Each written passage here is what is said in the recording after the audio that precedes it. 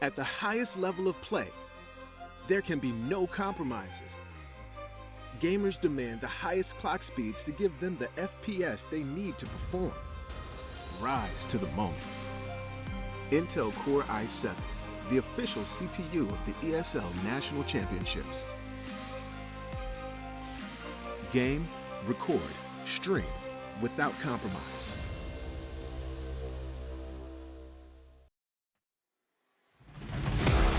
Often known as the second best team in the UK, today they take that away from Team Secret. And that's it! Navi, they know the secret, they take them down. Two-time Premiership champions.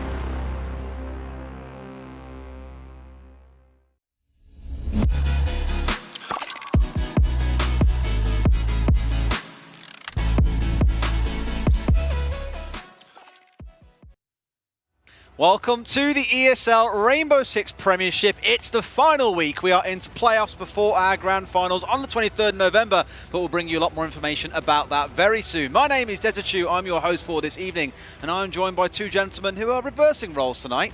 You're in a flowery shirt. Yep. He's not. What's going on? I just think I look better in them. All I can say is Slay him, Tim. Come on. Emulation's the highest form of flattery, isn't it? To be fair, I'm really surprised that you two have managed to get time off, because surely it's the run up to Christmas. Santa has to need you somewhere. I'd imagine so. At least we can get a job demo. That's all it comes down to. But before we get into tonight's proceedings, one team that is in the Premiership has a very historical achievement earlier on. Na'Vi, of course, were the winners in Japan. Na'Vi, as Matt Andrews probably just said there, walking away with the trophy. Brilliant run for those guys. No way you just did that live on stream. I had There's to. no way. Come on. I'm clipping it and sending it to Matt later. You know, you It's look, homage. you look at this. This is the ultimate Cinderella story. This literally shows from going from nothing to having it all. And that really sets a trademark whenever this team has won one of the biggest tournaments we've had in Siege so far, and they started off here, in this very tournament. It's unbelievable achievement. I really, as a caster, try not to have that sort of bias, but it's difficult Just not let to it get behind. consume you, bro. It's difficult not to get behind these boys, having watched them come all the way through. You know, meeting Gig when it was back in the M&M days before they'd even really got anywhere. Seeing them really develop, it's been absolutely unbelievable. I was up at 3 AM both days to watch all of them games. Absolutely could not look away from it. It was fantastic, and what an achievement for those. You know, huge congratulations to the boys. You know, really looking forward to seeing them in Manchester in a week or so, and it's going to be a lot of fun.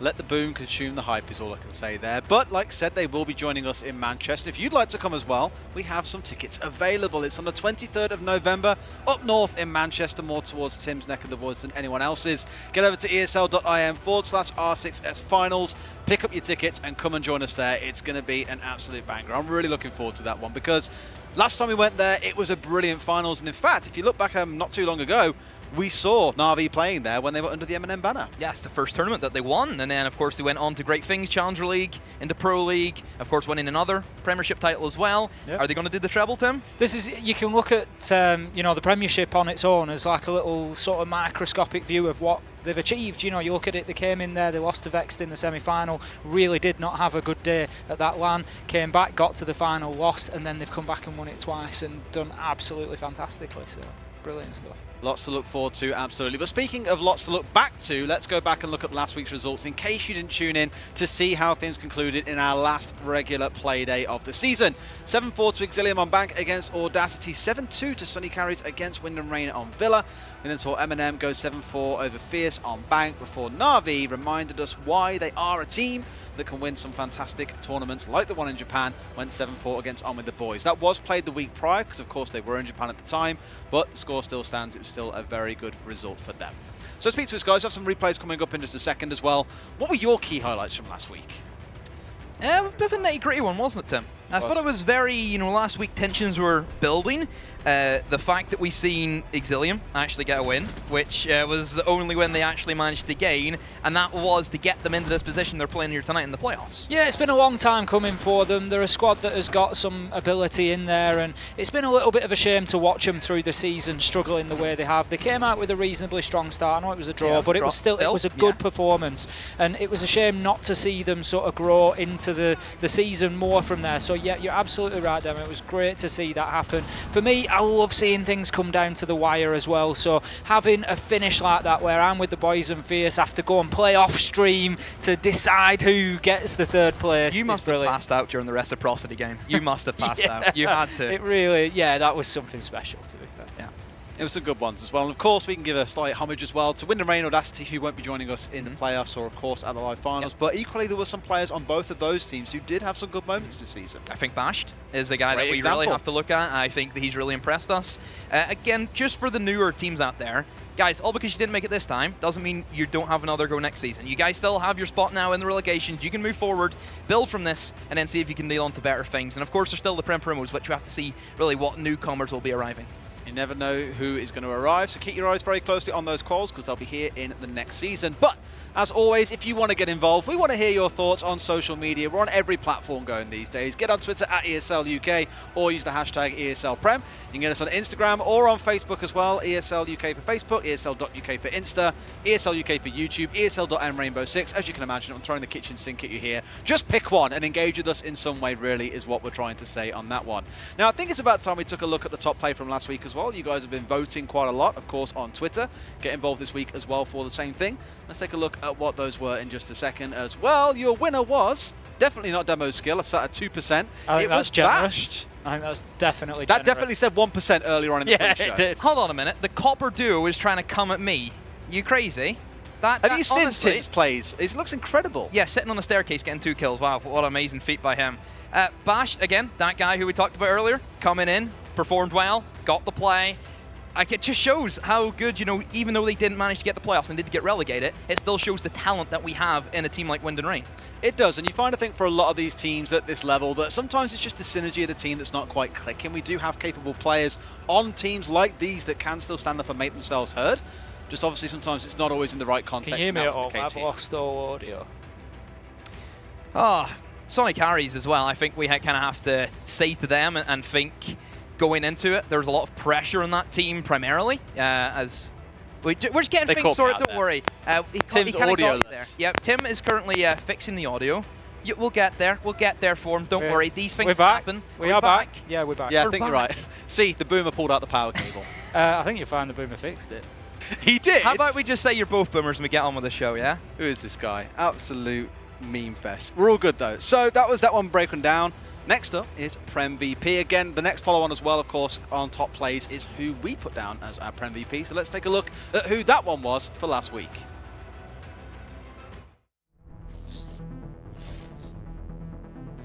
There was kills going in either direction there. I think, Exillium had a good idea of how they wanted to hold that upstairs. Sloth going to make this a 2 versus 1 and then close it out entirely for his team. Sloth seeing little pressure on the top floor with hatches open, ready to rotate back down onto site. You can see a great 2-piece there. I think he is aware of it at this moment in time. He's going to be slow peeking around the corner, but he's going to lose the gunfight out of ADS. Sloth is going to punish him for it. He's going to be in a really crucial point, just watching that rotation and watching that flank. Sloth, another one onto Sepronsa. It's going to have to be a window jump out if they're going to look to try and clutch this round out, and Satua knows that. He's getting ready for it. The defuse is going to start, but will it stick? It will! The kill comes through there from Sloth. I look at this Exillium defense, and I'm curious about it. Sloth obviously opens up the frag. Now Nord, he doesn't really have to peek this. Now, all they have to do is win this one firefight, and they have almost point control. But no, Boogie is winning it. He's really low health. 3-3. There's the cover around the back, and Sloth has rotated back round. They've found the drop downs. Which is quite common to see a rotation on in through tellers, which means that there's going to be players inside of archives as well. But what about that for a kill from Sloth? but is he going to get the shotgun out in time? He is. The ADS has been burnt, but he's going to aggressively push on. He misses his first shot. Can he hit one of these shotgun shots? He's going to try and use his Toxic Babe canister, but no, KX has just been allowed free reign into sight. Sloth, where were you looking? Kills traded in either direction as a 2 versus 1. It will now be the diffuser is not in hand. It is going to be down on the floor inside of Staff. Effectively 1 versus 1 as Fabia is down. It's now all on Sepron C, but no, Sloth with the huge clutch.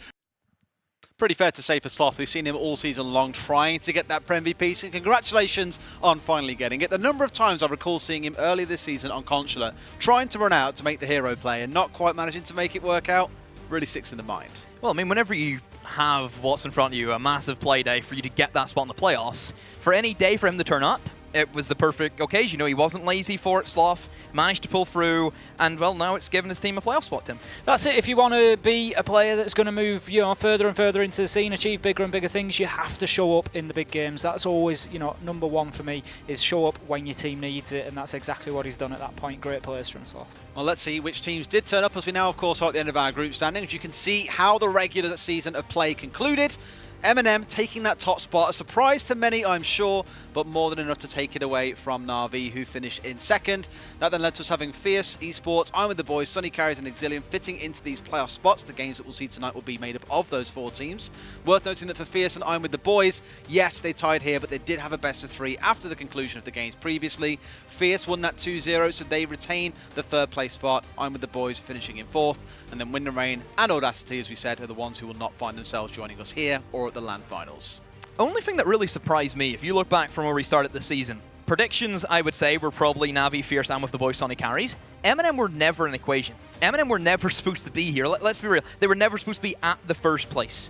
They were not supposed to be here. They showed up. They upset everybody. Upset Na'Vi, more importantly. Does this mean they're now champions of Pro League if they beat the champions of Pro League? If they got their victory after Japan, yes. Because it was before, no, doesn't count.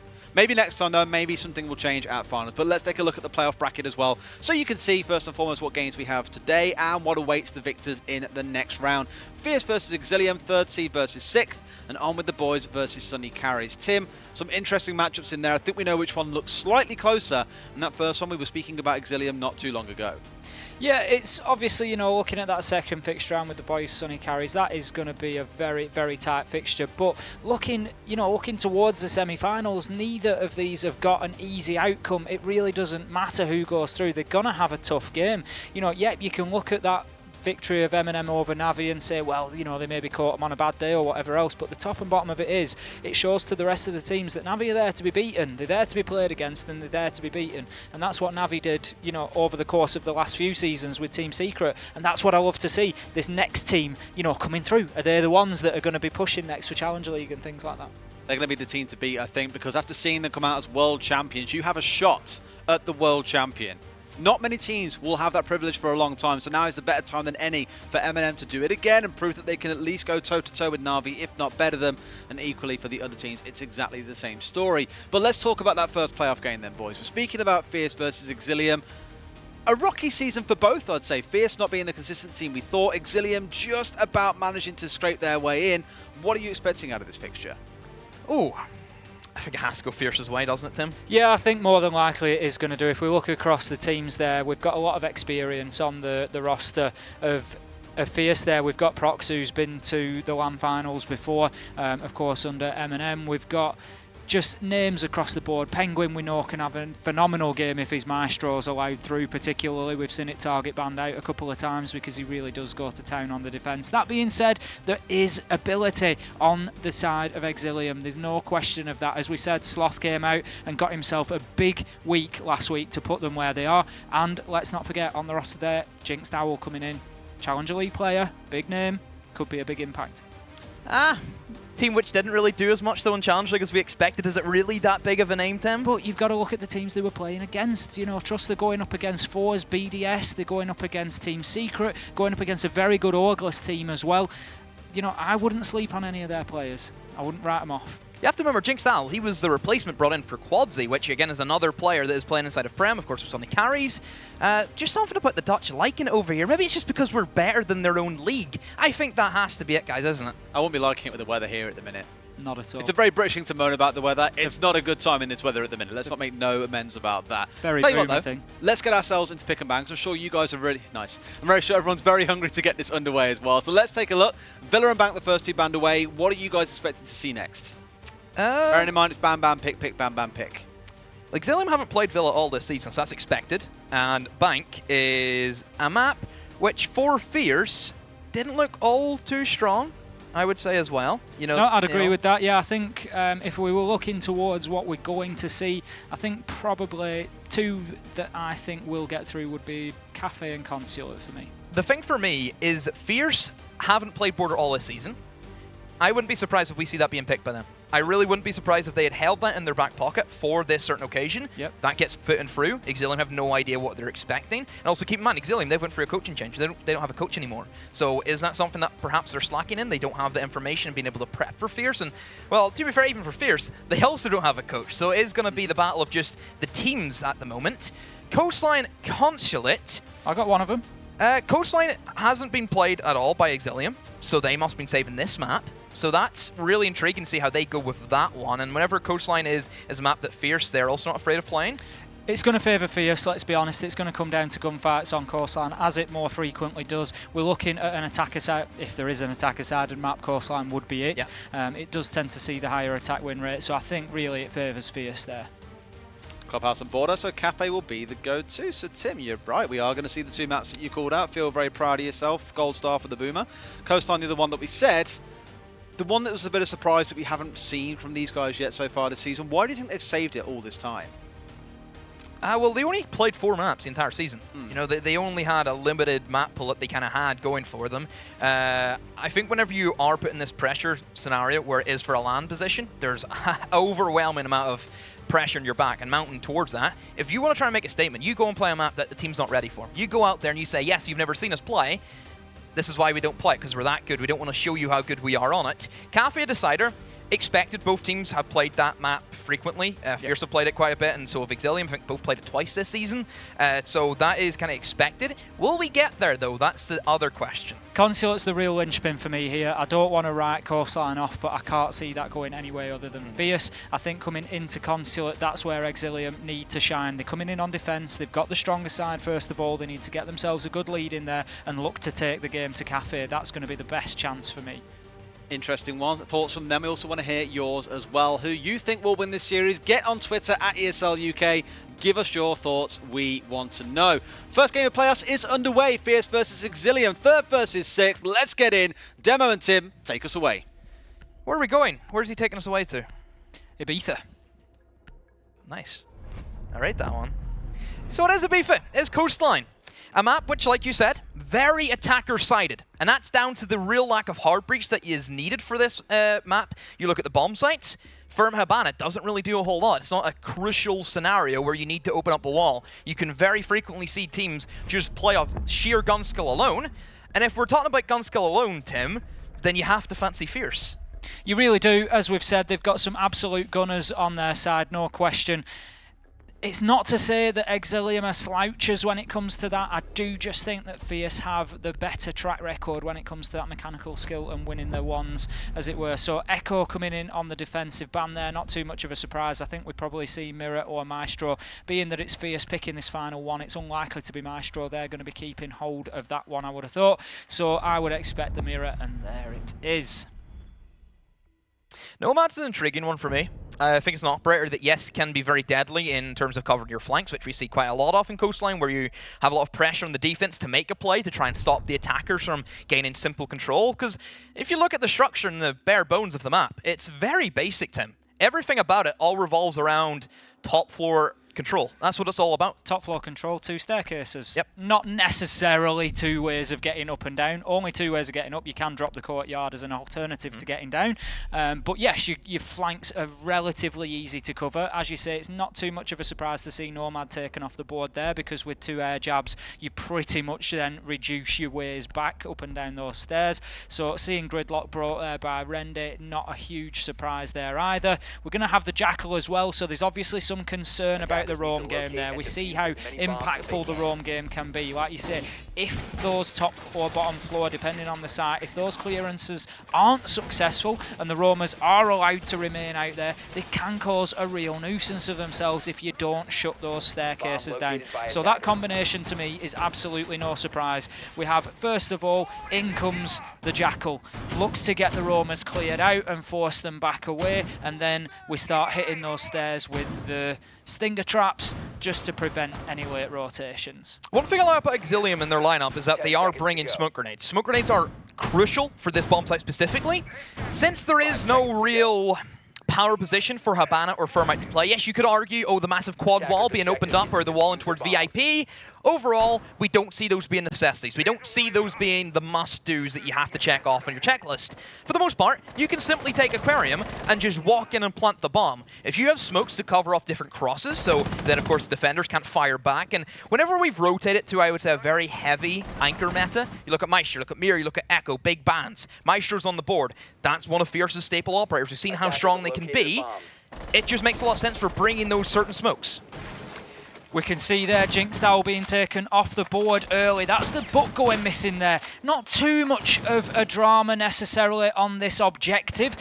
Book is very useful on coastline. A lot of the floor is destructible. That being said, when you're playing those top floors, the book not necessarily as impactful. Can still be useful, but not necessarily as much so as when you're downstairs, particularly on kitchen. I think for the most part, we see on coastline, attackers will bring the same 5 operators every single time because they work for every single bomb site. You bring the buck in case they do go kitchen, because you then have that vertical control you can use and abuse. And hey, a set of nades, it never really goes amiss. So at the moment for Exillium, they're down a man, they're down that buck, they're off Jinx Dow and Genesiet, which is a very strong gun, and there's an engagement from Boogie, and he wins that one against Proc. So Maestro gone, the big LMG off the table, and, well, Sloth got a little bit too ahead of himself. Tried to just walk on in, but Alfie isn't going to let that past him.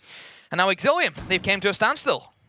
Yeah, I think maybe Exillium, as you say, just getting a little bit ahead of themselves there, Demo, just thinking, we've got 1 kill off the board, let's just get pushed into Hooker and take some control of that map area. But not really possible when you've still got the man in behind bar. Alfie playing a great game there with Smoke. We can see half health, and he's just going to hold that angle all day long as he's allowed to, at least. We've got Pulse out in the 90 corridor. Nathan just, again, holding time. And Fierce here in absolutely no rush. Keenan on the cool vibe stairs. And the point here is, until Exillium force them to move, these guys are going absolutely nowhere, but force them they will, as Rendy moves in with a big double kill on the gridlock. That's going to give some real site control, but the diffuser is in the wrong place at the moment. It's out on that Hooker deck, and that is where it can still be challenged. We can see now Boogie getting up onto the rappel. He's no doubt going to get himself in through that double window onto site, so they've got that diffuser where they need it. But look at this for a late roam. Penguin moving in. Meanwhile, Boogie is getting that diffuser down. It will almost certainly be successful. If he just pops up, he will see the man. He gets 1.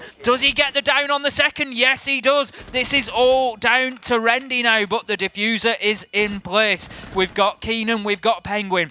They have got a job to do here, but all they need to do is they need to single out Rendy, they need to find where he is, and they need to challenge together and make sure that they get that trade. Rendy, meanwhile, just holding a tight angle as he comes through. He will get the kill onto Keenan and onto Penguin, and that will finish things off. First round in favour of Exillium. 4 kills for Rendy. Straight off the rip. A magnificent 1v2 clutch pretty much there, the Claymore being his best friend. And, well, Fierce, they just dropped the ball there for a minute. Actually, it was only a free K for Rendy. I swear he got more than that. Oh, maybe it was the Claymore from Boogie, was it? I think it was the Claymore from Boogie. So you look at Exillium now. They have that first lead on a very attacker-sided map. Expected, I would say. Hooker can go very defender-sided. You think about ACOGs. I think whenever you have a lot of those being at your capabilities, it just makes those long-range firefights. You think about them out of battles where you would see somebody right in the back of Hookah Lounge fighting somebody at Aquarium Door. Those exist. You think about the rooftop battles as well. We've seen people just peek in towards the courtyard for really no reason, and they lose it just because someone can sit there with an ACOG all day long. I'm curious that for Fierce, they went for a downstairs hold, you know, with C4s, which is very typical. You think of destructibility in this map. How come you're only playing the one guy by himself? Well, this is it. You've got Nathan on there, on the Pulse. the majority of that round spent in 90 corridor. You're not picking up a lot of heartbeats from 90 corridor. You're not picking up a lot of information. You're not really giving yourself a huge opportunity to impact on that round with the abilities that that operator has got. If you're going to play the Pulse, I'd expect to see him, you know, down to being one of the last two. I want him downstairs feeding information back in. Where, you know, why is Nathan playing statically on 90 corridor with Pulse? Get him down in office, get him with that heartbeat scanner out and having an impact on the round. We can see Prox just going for an early aggressive attempt there, and Fierce need to be careful with this. This is something I've commented for them before when they played against Navi. They tried that rush onto Garage and Nello just absolutely shut them down, and I'm not saying there's no place for aggression. There definitely is within Siege, but sometimes I think Fierce maybe just use it at the wrong times, and you know, that's a bit of a risk for me there. Maestro is such a powerful operator. If they lose him in the first 10 seconds to a Aquarium balcony run out, that is a big problem. Keenan though coming in with a big double kill. Sloth and Jinx Owl going off the board. Where is the drones? Where is your drones, Exillium? Why are you not trying to find this man out? Do you know Fierce played down here before? You should expect them to do so again. And Keenan, he's just punished your attack once more. Both fraggers gone, and its reliability is all down to your support players. You have your smokes, sure, still on the board, but if you can't push in and try and get the kills, does that really matter? No, of course it doesn't, and there's still C4s that, again, Penguin, he's below once more. They don't have the pulse, instead Nathan is going to be in the dock. Perhaps to provide them with some safety factors if they do get down to some awkward positions. That could be a great thing, and if you look at Alfie in the last engagement, whenever he fought in the last round, he was on very low HP. If they had a dock, he possibly could have done a little bit more in that round. I think it's worthwhile giving a little shout out to Keenan's skin on the Jaeger there as well. It's the 2019 Invitational skin that he's got on the carbine. It's a very nice one if you don't recognise that one. It's the black and gold. There we go, a nice little look at it for us. Thank you, Keenan. Very nice indeed. But we're going to be heading into... Fun facts with Tim. Fun facts with I want more this. fun facts, yeah? We want more fun facts. I'll bring the facts. I'll bring the facts all day, Demo. So we're going to be moving into the final minute now. 5 versus 3, 4 versus 3 as Boogie manages to get one onto Prox, taking the Maestro off the board, but Alfie will get one for Fierce, followed by another from Penguin, so that's now going to leave us in a 1 versus 4. Boogie has the only kill on this round for Exillium, but he's going to need to find another 4 if he can impact on things here. It looks like he's going to be heading down to try and challenge the Jaeger of Keenan down there in Sunrise, but I'm not too sure how much joy he's going to have. He doesn't know that he's out by a single window, and he'll just step round and get the headshot there. Great round from Fierce to fight back after that first round loss. Great round from Fierce, poor round from Exillium. I think we could probably bring that down to Exillium lack of drones. Big shot there. It's a massive roam map, is Coastline. We talk about the destructibility from below. You should always expect there to be some kind of lurker for hookah. Because we've seen teams before, if you don't have that downstairs control, you're not winning that. Then you allow way too much for the attackers, but can still utilize the vertical control from below, eliminate anchor positions, eliminate in towards the back of bar, a very dominant position for smoke to play. So Exillium, they dropped their first round, but still, it's attacker side. We're expecting them to bounce back. They don't have to go for hookah. Now they could get to go and attack the kitchen, which we expect should be a little bit more favored to them, because that's why they're always bringing the buck in case that bomb site is open. Yeah, as I said, you know, Buck and Sledge are much more powerful on bottom floor objectives here on Coastline. Get top floor control and then start opening that floor up and use that verticality to your advantage. That being said, Demo, Jinx Owl has actually gone off the board within the first 30 seconds of both rounds so far. So it's going to be really important. He was the first kill back in round number 1, and then he was the second of Keenan's double in the last round. So it's going to be really important that Jinx Owl keeps himself alive this time. If he's coming in too aggressive, not properly drawn in, not being properly drawn in, and he's losing his life that quickly, that is going to have a big impact on this round. So that's something for us to watch out for as this round develops. First and foremost, they need to get a good handle on who's upstairs and where. They then need to start using those jackal tracks particularly to start clearing people out. IQ, Boogie is going to have a lot of work to do here to make sure that those Mozzie drones get picked up as well, if any have been captured, so that they can be cleared out, because information is going to be key for that top floor roll. Do or die tonight for Fierce. Big statement, of course it is. It's for the LAN spot. Nobody wants to miss out on that opportunity to play at a LAN, and for a lot of these players in South Prem, yes, there is some LAN experience there. We've seen this team compete. Well, of course, it was 2 different rosters at the time, T4H and M&M alike. Now they're together, they have LAN experience, and I'm guessing they probably want a little bit more, Tim, don't they? Of course they do. Everybody does. It's one of the big prizes coming into this, is getting that experience of going to LAN. It's an absolutely fantastic day where you've got everybody there competing on the main stage. You know, you've got all the fans there. It was a pretty much a sellout in Manchester last time. If you remember the final last time in Manchester Demo, it was standing room only. The atmosphere was electric. Everybody was just really into the siege, and it was an absolutely brilliant day. So that translates to the players, and you get some big players coming out. So yeah, everybody wants to get there. We can see here Alfie just getting pinned back in the security room there by those gridlocks. He's just looking to have an impact on the office area here, but he is going to bail out and just head shots maybe not just on today, missing that drone a couple of times there. That could be an important factor coming into the late round if that information continues to flow. Penguin is going to take the rest of those Stinger tracks out, and he's just looking to push this angle onto office, but if he does, I think he'll come unstuck as there are two men watching it, and in comes the nade, which will do a significant amount of damage, and Mozzie's just going to relocate himself back up to the top floor.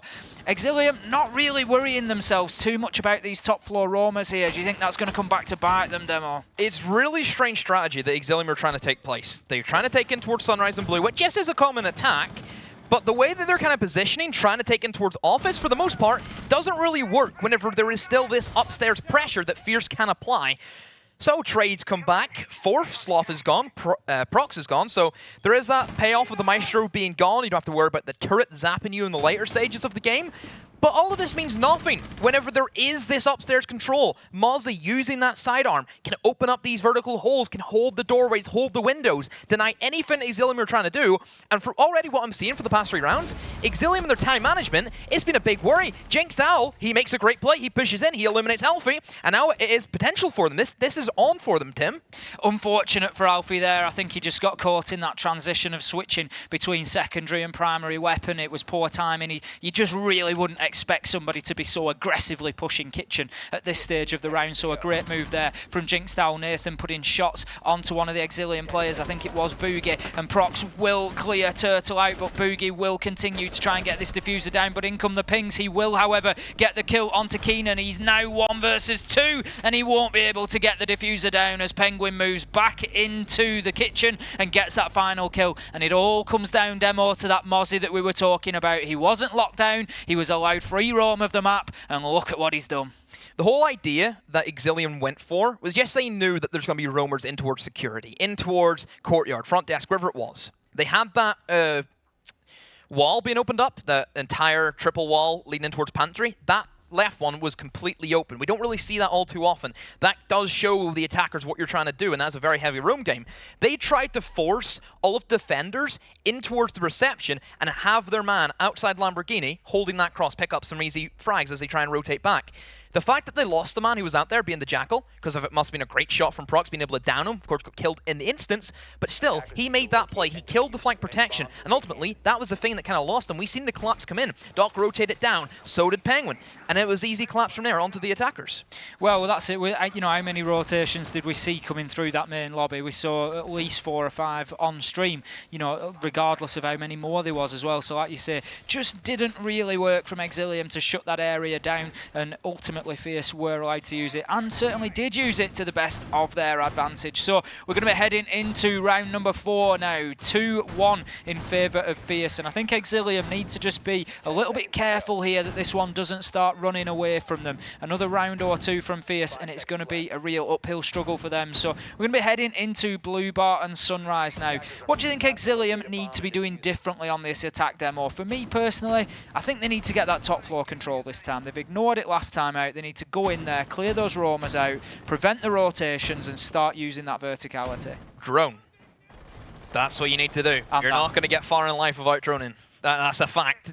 You know, great teams will utilize their capitalization on their great aggressive nature of their fraggers, accompanied with the great support and the intel they can gather from the drones. That's what makes a great team. You ever see Citizen go in without Kenny behind him? No, of course you don't.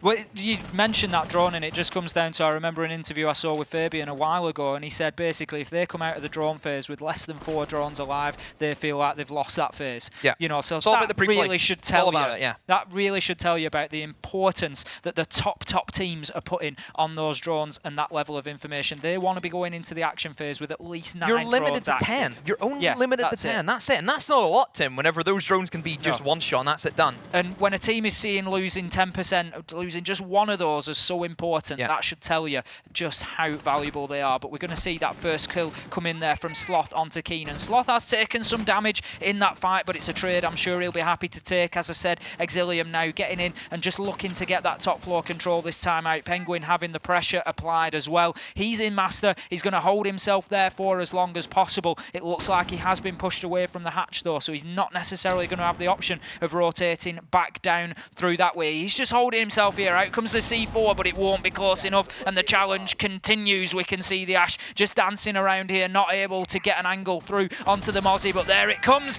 But then comes a quick double. Penguin and Nathan for Fierce. Jinx Soul goes off the board as well. Rendy will eventually clear Penguin out and hit Nathan as well on a quick double for him, now leaving us in a 3 versus 2, and the power in this round is just flip-flopping side to side very quickly here. Still, though, I don't think that's a good outcome for Exillium. They've lost their buck. Again, down to sloppy droning, if we have to be real here. They didn't drone the man out inside of Penthouse. That should have been an easy kill for them to collapse on, but they were not ready for it. And honestly, whenever you look at Alfie and Prox, who we know can really clutch up in these anchor roles, we just have to favor them. All Toxic Babes still available for smoke. Maestro turrets up and ready to go. Exillium, a lot of pressure on you to see how you can try and take this one back. First Toxic Babe is tossed out. Exillium still trying to put pressure in towards the top floor, but right now they need to be looking down towards the blue stairs, try and look for a pick if they can. Alfie tucked away right beside B-Bomb. Prox is holding the angle, constant pings come in, but Randy just barely gets away, but that doesn't show his head. The peak tried to come in. That's an easy lineup for Prox, but where's everybody else? Where's the rest of Exillium? They've dropped the hatch. For what reason? I have no idea. It should be a slaughterhouse, and yes, it will be. Alfie tears them away. I think the reason in their demo being that they were out of ideas. To be honest, they'd got themselves down to 10 seconds. They'd got the top floor control. But as you know, let's be honest, we always focus so much on the roamers about wasting time. And that is very, very important. But the roamers there carried out another important task, and they took a couple of people with them, which is also essential. So getting in there, getting those 2 kills, and as you said, the price that they paid for that top floor control was just too high. They lost the book as well as part of that. So even when they gained the top floor control, they didn't have the tools to do something with it, to really utilise it, and that ultimately left them to drop a hatch and just line up for Alfie to finish off. Great shot from Prox as well. I just want to mention that one as well. I know I commented earlier, you know, on his aggressive early run out, really using the powers of Maestro there, holding himself back, nice tight angle, great headshot from him. It's just the time management from Exillium which is really letting them down, and it is a shock. At this stage, you should not be struggling. You really shouldn't. There's the Observer, RR General, or Alex, as we more commonly know him as. Thank you, Alex. Keep doing what you're doing, which is some, I'd say, mediocre observing. Fair to middling. Yeah, I think that's fair. You'd probably say the same about our casting. He usually does. So say the same about Dez's hosting as well. Does that get that high? Does it reach the dizzy heights of fair to middling? I don't know. Heading into round number 5 then, we are 3-1 currently in favour of Fierce Esports, and let's not forget this is a playoff game, so as we've said already, let's not over-egg it, but there is a place available at the Live LAN final for the winners of this match, so it really is super important. There's going to be a lot of pressure being felt in these teams, and this is going to be a problem for Exillium now. They've found themselves 3-1 down. If this one doesn't go in their favour and they're 4-1 down, in comes the mind games, in comes that mental pressure. Whenever I look at the Fierce lineup and I look at the way they're set up, everything they're doing is like pretty basic, pretty run-of-the-mill stuff. There's not a whole lot that is intriguing to say, and that's a great pick from Prox. Really risky, but whenever you're down that man, you need to try and make a play to try and get it back for you. Either make the play, Tim, or the play makes you. And indeed, Prox did make the play that time, absolutely no question. Taking the head off Boogie there and just bringing his team right back into it. And how about that for a view from Alfie? Jinx Owl getting caught right out. The floorboards had been ripped up. He was just down there, looked like he was in his drone, and it was the freest kill that Alfie is ever going to get on this game. He's just holding that angle behind bar. We've seen him playing really well here so far. Turtle will, however, clear Prox out, and that will be the maestro off the board, so it's to be hoped those cams are pointing in a useful direction as they won't be moved now. We are 3 versus 3. Turtle on low health, and Sloth will move in and get the kill onto Keenan, but where have we seen this before, Demo? Fierce finding themselves at man disadvantage, 2 onto 3 at this point, but they're certainly not scared of playing from this position. Nathan makes the correct rotation. I was about to say he should look to try and cover this cross from Alfie. The call out is there that they know that Ash is trying to push down 90. Now a lot of pressure on the Doc, but he's not there for the cover. Where is he? Nathan with a P90 in hand. Oh, he loses that one. Exillium, they take round number 5 to a very lackluster Doc coverage. Essential round for Exillium to be winning there. I think it was still a bit scrappy. They never really seemed to be in too much control of things, but they took their opportunities when they were presented, and that's what's important. A couple of mistakes, I think, coming in from Fierce there, as you say, just missing a little bit of cover, missing a crossfire here and there, and just losing men to it. But that is not to sort of take anything away from Exillium. They were in the right place at the right time to take advantage of those situations, which is always important. So a good round for them, and an important one. I think getting themselves back to 3-2, as I mentioned, that mental game can start to play a big part in things, and just getting themselves around back there is going to have been an important one for them. I think it's this round right here is the most important. You look at it on paper, attacker-sided map, coastline. You look at the bans, there's no Echo, there's no Mira to really rely on, and there, of course, are massive operators. You think about the capabilities that Echo have in towards the kitchen, for example. How many times have we seen Echo clutch up in towards that delivery, stop at a plant? Too many to count. Mira makes that penthouse a little bit more defendable, of course. So there is options there if you do have those operators, but whenever you don't, you're relying into very basic strategies, I think, and that does then play heavily favored into the attackers. Because for me personally, I don't think Coastline has like a whole lot of funky stuff going for it. I think it is still very basic, bit like Border. Maybe not to the same level of Border, because Border is, you know, anybody, and even my dad could play Border at this stage, I think. Yeah, it's pretty, you know, it's pretty linear. We don't see, like you say, too much funky stuff. I think, you know, really the spice of Coastline is vertical play. That's about as far as it goes. Penthouse for me, I think, is always spicy as well to see the setups. Yeah, we really don't see too much Penthouse, and it is a little bit of a shame. Team to do it, though. It does take a good team, and I think, especially when the Mira's being banned out, she can be a really useful operator in there. She can really transform that site. So when we're not seeing Mira brought, you know, sometimes we don't see an awful lot of Penthouse, and it is a shame. But we're going to see an early start here. I'd like to see an opening kill from Fierce. Exillium have had the opening kill in 3 out of 5 rounds so far. Fierce have still been coming back and winning those rounds, but it's never easy to be playing from that early man disadvantage. So I'd like to see Fierce maybe just get themselves that opening kill this time and play it from, you know, a man in front instead. So this time, for Fierce, they are not sending anybody below. They have gave Exillium that capability to go down there and do whatever they want, but Exillium, they don't have the buck. That could have been the operator to utilize. Nobody's in blue barn sunrise. Nobody's around. The only person closest would be Penguin and Nathan, but even at that, they're quite a bit away from Jinx Dal, who looks to be making the quick aggressive play in towards blue, and nobody's on site apart from Alfie. Nobody's here. Jinx Dal, this is free real estate. He needs to start moving quickly. He needs to have the drones ahead of him, just pointing that out. Jinx Owl will move in and get the first kill onto Alfie. But my question again is something I questioned on this site last time. Where is the diffuser? Great kill from Jinx onto Prox there. That now leaves us in a 5 versus 3. Penguin will get a good headshot onto Sloth, but he will lose his life in a direct trade as Turtle steps out and gets the kill out on the run out. Keenan will trade that one straight back out with a kill onto Turtle, going backwards and forwards here. But that is cool vibes. Cleared out by Rendy now, and Boogie will be in position to start getting this diffuser down. Nathan is all alone. We've seen this before, and he managed to only get one of the kills that he needs. Will he be able to improve on that effort this time? He looks round, top of Cool Vibe stairs, gets the first onto Rendy. Will he get the second onto Jinx Owl? Yes, he will. Almost looking a bit... This is starting... I was going to say it's starting to look a bit like Nello in Japan here. Same position, different operator, but not quite as smooth. But he has done what his team needs. Can he get the third? No! Boogie will finish things off for Exillium there, and that one was close. Nathan very, very nearly getting the 3 that he needed. This man was about to pre-fire an enemy with a stim pistol. I mean, I didn't really. I was trying to avoid that for him. He just whipped it out. No care in the world. That was a good joke. But now, Fierce, you've dropped another round to just a crouch walking Twitch. Typically we say crouch walking Ash, but F2, it's kind of a thing. It's a pretty big gun in the world of Siege, and that kind of proves it with a high fire rate, minimal recoil, damage output, incredible gun. Still low for Fierce. I think they're in a good position. Really good position. They have the attack, they have the free split. If we're going off statistics, we do expect then like typically a 4-2 split for attackers for the most part. One thing that was kind of lacking, I think, from Fierce was information. They had the Maestro, that was it. Valkyrie's available. That's a massive operator for Coastline. You think about the positions, you can throw one out. It's similar to like the way we talk about Consulate. You know, it's a quadrilateral. You know, of course, rectangle for Consulate, square shape for Coastline. You still throw one camera out, that covers 2 sides of the building.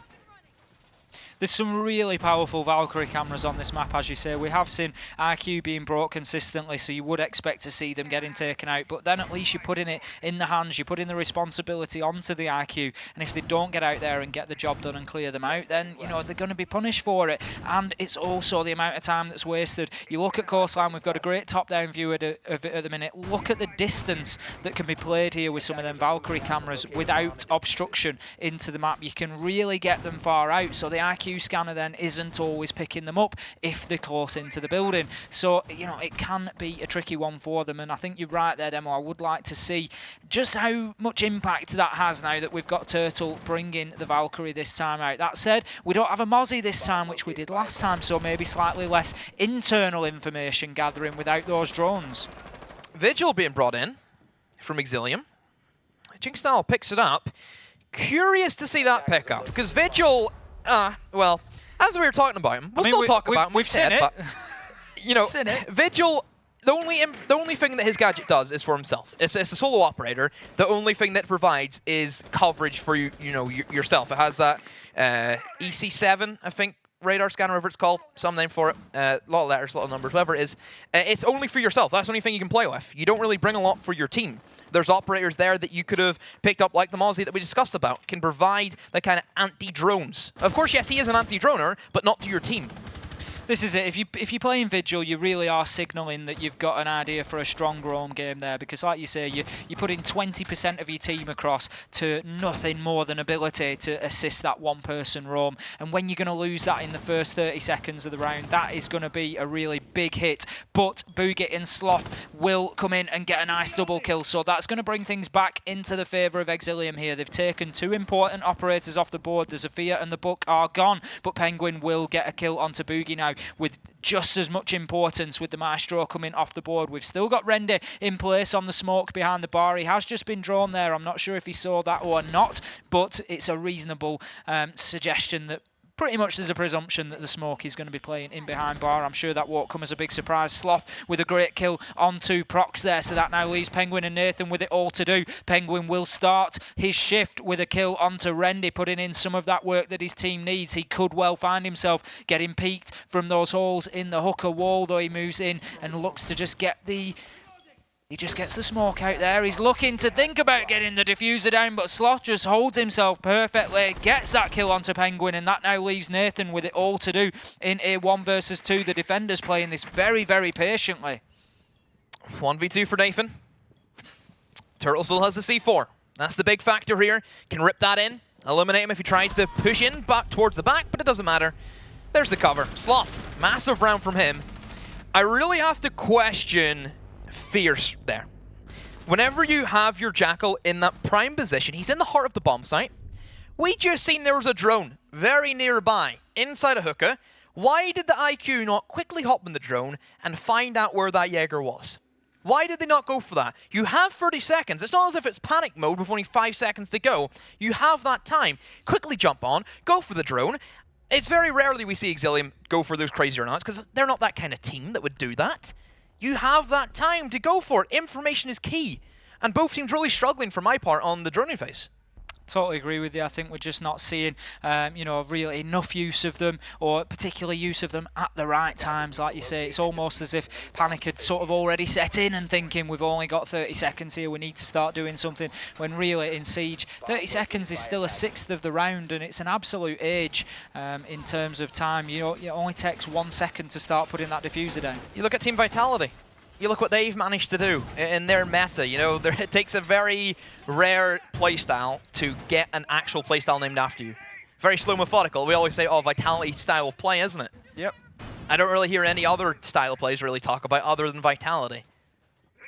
Empire. 10 seconds to insertion. Force. Just the consistent, just consistent. Is it Empire playstyle or Force playstyle? That's the question. Well. Who knows at this point? We'll find out. Rolling, won't we? We'll find out. It's one and the same. That's going to be a really interesting matchup. There's going to be some absolute belters across Pro League. If you look at EU, it's absolutely stacked now at this point. Wow, we're surprised. We're surprised. We've been here for so long. EU Challenger League builds the best teams, and well, we've shown that. You look at Challenger League Season 8 champions, went on to become Pro League Season 9 champions. Challenger League Season 9 champions went on to become Pro League Season 10 champions. Absolutely. So we're going to see BDS win Season 11? You think? Who knows? Very, very strong. That much we know. Jinxstyle just missed an opportunity on a little peek. He was watching outside there, and he did see the head of one of the attackers, but Sloth will make up for that with the first kill onto Prox. So that's Exillium coming out with the opening kill again. They are certainly winning the entry stakes as it stands. Fierce struggling to get themselves those early footholds, and Dockerby going off the cards there. That is an important operator to lose early in the board. If you're going to bring her, you really need to be able to utilise those phone calls at least and time them in with your pushers. Sloth just running riot.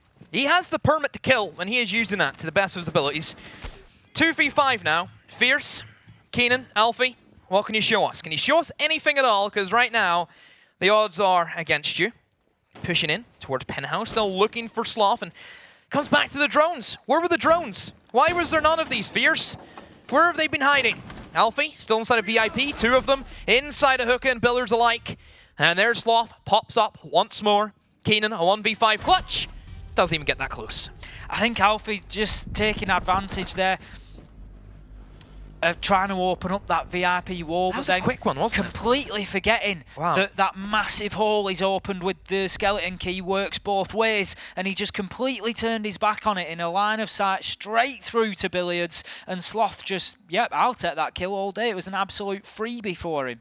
I just don't know what's happening with Fierce right now. You've seen the vote. 88% of people said they would win this matchup. I would probably say 88% would expect a 2-0 win from them as well. That's not really a crazy scenario. Right now, Exillium are really giving them a run for the money. I tell you what, if Exillium can get the win here on Coastline, I start worrying if I'm Fierce, because they're going to Consulate next. Fierce, I feel for myself, mentality problems could set in.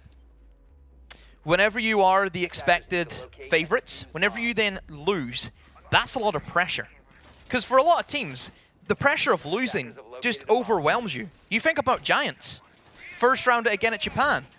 That fear of getting first round it came in to set in, and it hurt them. Even whenever you listen to the interviews that Citizen and Kendry had, they said their match against Wildcard. They were scared about losing. They were terrified of losing, and that's why they nearly did lose. Then they just stopped caring. They just said, we're not going to lose. We're here to win. What's the point? And then they just went and played their Siege. That is exactly the same for me in Ranked. That is exactly the same. The fear of losing just kicks in. And that's obviously what's happening. Just a death stack you come up against. That is obviously what's happening to me. So, heading into round number 9 then, we are 5-3 in favour of Exillium. And as you've commented already, Demo, there's a lot of people out there that would not have expected us to be at this point. Exillium playing very well. Sloth with a big opener onto Alfie with the headshot there. And that's the sledge off the board. Could we have a more important operator going out of things in the first 10 seconds for a Blue Bar Sunrise attack? Oh, it's a big player. Alfie as well. Brings the nades. Well, of course, Dokeby does as well. But Sledge is the more known fragging operator. Prox, he is solo pushing by himself in Kitchen. Why? Why is nobody else with him? He whiffs the shots as well with a C75. This is why I don't like this gun. This gun is not a good gun. Dokeby, she's very hindered by the selection she gets, and Boogie just barely dodges past the DMR. I just don't get the playstyle that Fierce are going for. We could have easily seen Prox lose that gunfight as well. They are playing as if they don't care. Why?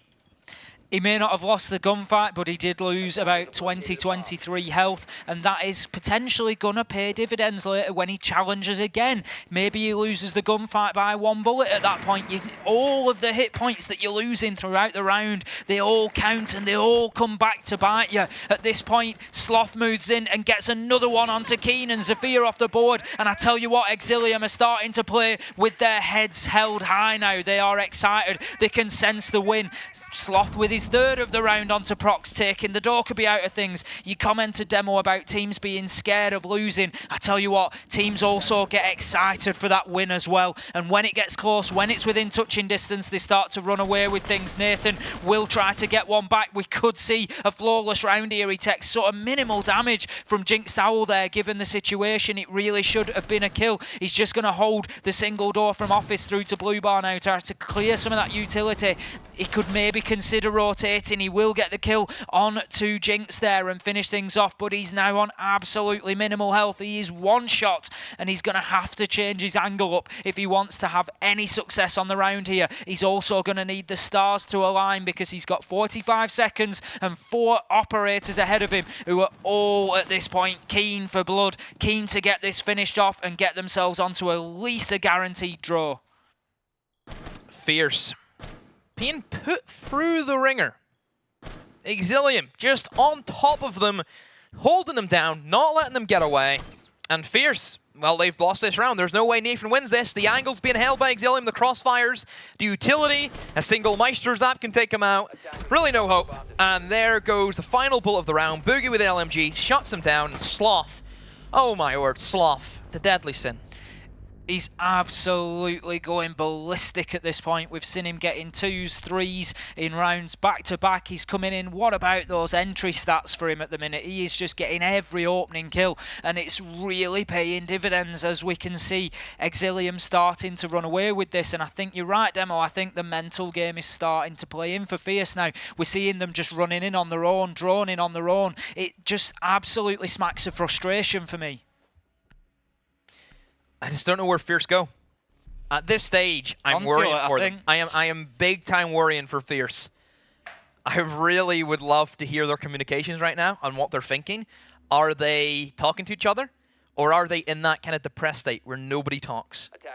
I think everybody's been there in their gaming career, where there's points where you're just getting absolutely hammered and everybody sits there in silence, just waiting for the match to be finished. Just becomes mechanical. Just let's get this one finished and get it off the board. Really, I'm not saying that Fierce need to write this one off. That's the last thing they should do. They need to play. But they need to clear the mentality. But they need to clear the mentality and start. They need to now treat this as a throwaway. In their mind, this one's lost. Let's play it and just play a bit more freely and go out, and yeah, you might just get the win. Great if you just take the shackles off a little bit and play a bit more freely. Mentally, you need to start focusing towards Consulate now and thinking, right, that's the reset for Consulate, and that's what they need to be doing here. So Hookah now for Exillium. Can they finish off with a very clean 7-3 scoreline? Perhaps this is why they held it. They had something special. They feel as if they can play this map brilliantly. And they've shown that. They have been on top of the game. Their opening picks for me, winning those opening engagements really sets the bar on their attack and on their defense. Hasn't really made a change. Just for Fierce, they need to try and find a way to stop Sloth. He's the main guy right now who's just running rampant. Talking about the entry, 6 out of the last 7 rounds have gone in favour of Exillium. So 6 out of the last 7 rounds, Exillium have been playing with a man advantage. And especially on the defence, all you then need to do is get kill for kill. Trade it out and you're going to win the round. No question about it. So that's all they're doing at this point, Nathan. Just being careful, approaching cautiously. They're obviously picking up on the fact, Fierce, that they're losing those early engagements and they just want to get a little bit further into the round, and that is a perfect example of what we're seeing. Now they're starting to get the tails up. They're starting to be willing to try those cheeky run-outs. They know that they're hitting shots, and this is when teams become dangerous. This is when teams really do start to hurt you, when they're willing to just take those big run-outs. Boogie has taken some damage from somewhere. We're not too sure where. Nathan will get the kill onto the Valkyrie of Turtle. That's a nice headshot there.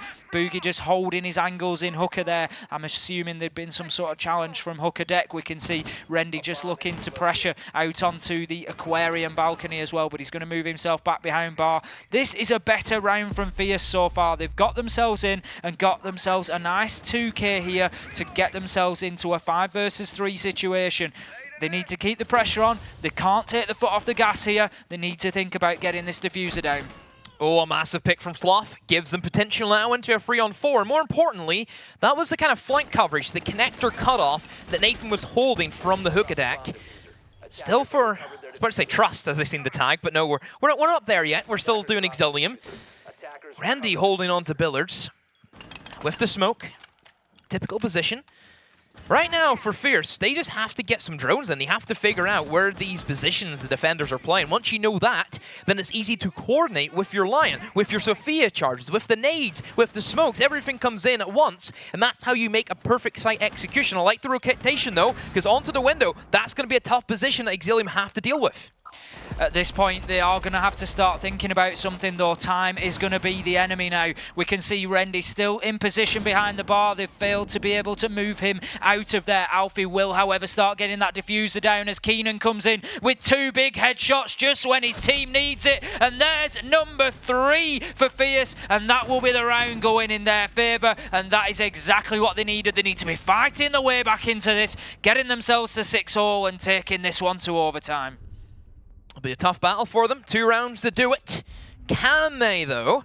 So that Lion being brought in, it had to have been that big change. That Lion being able to utilize to keep the defenders at bay, then for the easy site executions. That's why we see this attack also be very rampant in the attacker favor, because there is operators like Lion, like Dokkaebi, who we know have that universal charge that can affect anybody and everybody at once.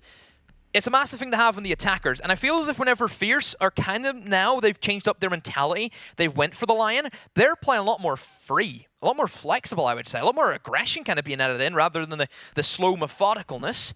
They're just really trying to pile on in, take like a 1v5 pretty much, aren't they? Yeah, and I think, like I said, I think that's almost what's needed for this for Fierce. They just need to write this one off, say, like, let's just go and take gunfights, let's just get in there, let's play aggressive, let's surprise them, let's do the unexpected, and really Consulate's the one that we're looking towards. And they might just find by doing that they just sort of take the heads out of the game a little bit for the remainder of this map and actually get themselves back into it rather than beating themselves up over those previous mistakes. So we're going to be looking towards round number 11 now. We will still, of course, be on match point for Exillium. They will get 2 more bites at the cherry here, and they will be trying to finish things off before they have to go into any sort of overtime situation.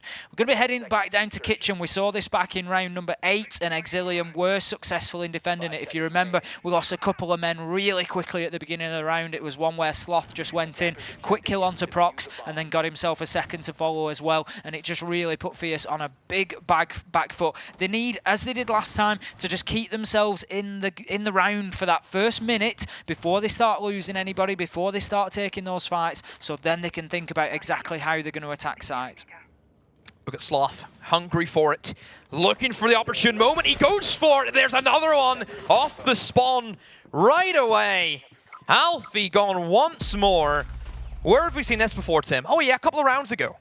A couple of rounds ago indeed. Alfie, you know, just struggling there on the opening. Sloth doing exactly what his team needs. I mean, you know, what a risk there, getting himself up onto the couches to get the angle down onto the rappel, but the rappelling rope just giving that location away, and it's very, very difficult. You've got to be careful when taking those rappels on, and it just didn't look like Alfie was prepared for the possibility that somebody would be up there above him. We can see now Keenan just moving himself in with Prox onto the balcony and getting themselves into the Hall of Fame. They're going to start to take a little bit of the map over there. They are above Rendy and Turtle, but they are now limited with the sledge being off the board. They do have the destructive capabilities of Zofia at the hands of Keenan that they can work with in VIP, but it's not a huge amount. Penguin, however, will trade Sloth back, and if you're going to get anybody off the board at this point in the round, Sloth is a great man to do it, because he is absolutely winning his ones so far tonight, and he's really dominating things in terms of the pace of this game. Sloth's really setting those early engagements and setting his team up for the rest of the round. Jinx just unable to finish Nathan off there. If he hits the headshot, that could have been huge for his team. I just don't understand where the drones are tonight. How are you like peeking in towards main corridor and not droning it. I don't understand. Both teams have been really lackluster in their droning phase. Kanan swings back favor towards Fierce, but two of them are heavily damaged. Kanan and Nathan could be very prone to a quick Toxic Babe or even a Maestro turret could finish them off. 50 seconds though. Exillium, they can try and hold this in. How many times have we seen the Smoke Maestro combo be the massive thing that changed the outcome? You have the LMG that can rain down so many bullets, and just the Toxic Babes to give themselves a bit more breathing room. Not so much breathing room, of course, for the attackers, but on the other foot, defenders, it gives them that time to recoup and regather and think about where they want to go. Smoke is, of course, the only operator who's enjoying any breathing space from those toxic grenades, but we'll have a quick flurry of kills that brings us to a 2 versus 2. Coming to the last 20 seconds, I have to say that things really do favour Exillium here. Maestro just using those cams to gather the information, feed it back. Rendy gets the Toxic Babe kill onto Keenan, now in a 1 versus 2. Nathan does not have the diffuser in hand, and the task is huge, but Rendy will go even bigger for his team than that. With the headshot, Exillium take the first map, and what an upset we have on the cards here. Oh, well, now we know why they were saving Coastline, because they're pretty darn good at it. So that does leave us with first map going in favor of Exillium. We never really expected this one. No, we really wouldn't have done coming into this. As I said before, and I expected Coastline to go in Fierce's favour, and that Consulate was going to be Exillium's opportunity, if anything. Does that leave us in a situation whereby Exillium now have a real chance of winning this? It looks very similar to sort of Navi's games through the Pro League finals to me, where everybody's map pick was sort of going in the opposite direction. It seems to have continued through to Prem. You got to look back at the first 3 rounds and of that second half, I think. Sloth, 4K. Sloth, 3K. Sloth, 3K. Yep. You can see why he got such a prestigious award for last week. That was genuinely incredible, and what really swung that game back in their favour. And he's woken up again. Like we talked about last week was a very important week for them. That's your chance to get in the playoffs. Now they follow it through, and they're showing up again, where it really does matter. Yeah, Exillium coming through, you know, you could say that they've been capable of this throughout the season, and they've sort of left it until now.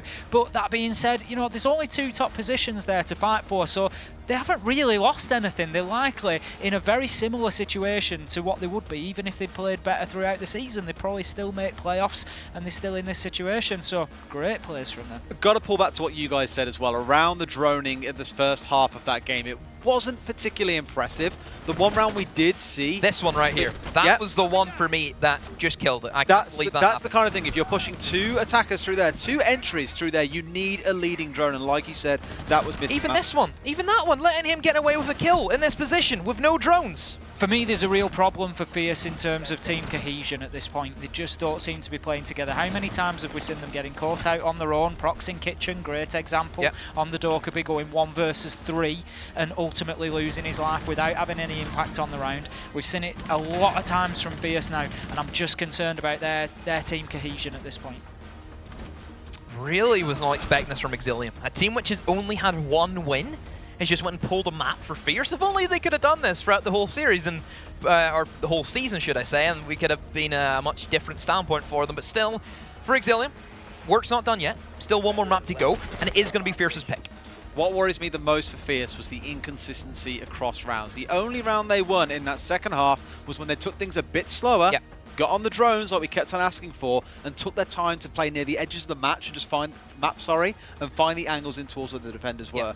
Every other round they pushed in a bit too deep and gave Sloth far too much agency to just run them down. And that is why Sloth was so important, because he dictated the pace of that game. And as much as Fierce recognised that they needed to slow it down, and that's the rounds that they were successful on, Sloth didn't let them. Look at running out on VIP balcony, up on the couches, over, you know, how aggressive can you get? That's really just chasing down those kills, and Sloth's done an absolute number for his team there. He has done a bloody good job, and if you think you can do a better job, then you should get yourself involved in the calls. Great segues there, absolutely love them. We are in number 3 at the minute, but of course there is 4 to go through, so if you fancy yourself a few games, jump in, pick up a squad, maybe not quite in that order, get yourself involved and have a bit of fun, and maybe we could see you here in Prem next season. Head over to esl.im/PS Cup 3 to get yourself registered and get involved. I think you've played in a few of those before, haven't you, Demo? Yeah, I'm not allowed to do that anymore. No surprises there, you were terrible. Either way, we're going to a very short break before we get into map number 2. Stick with us. Back with you very soon.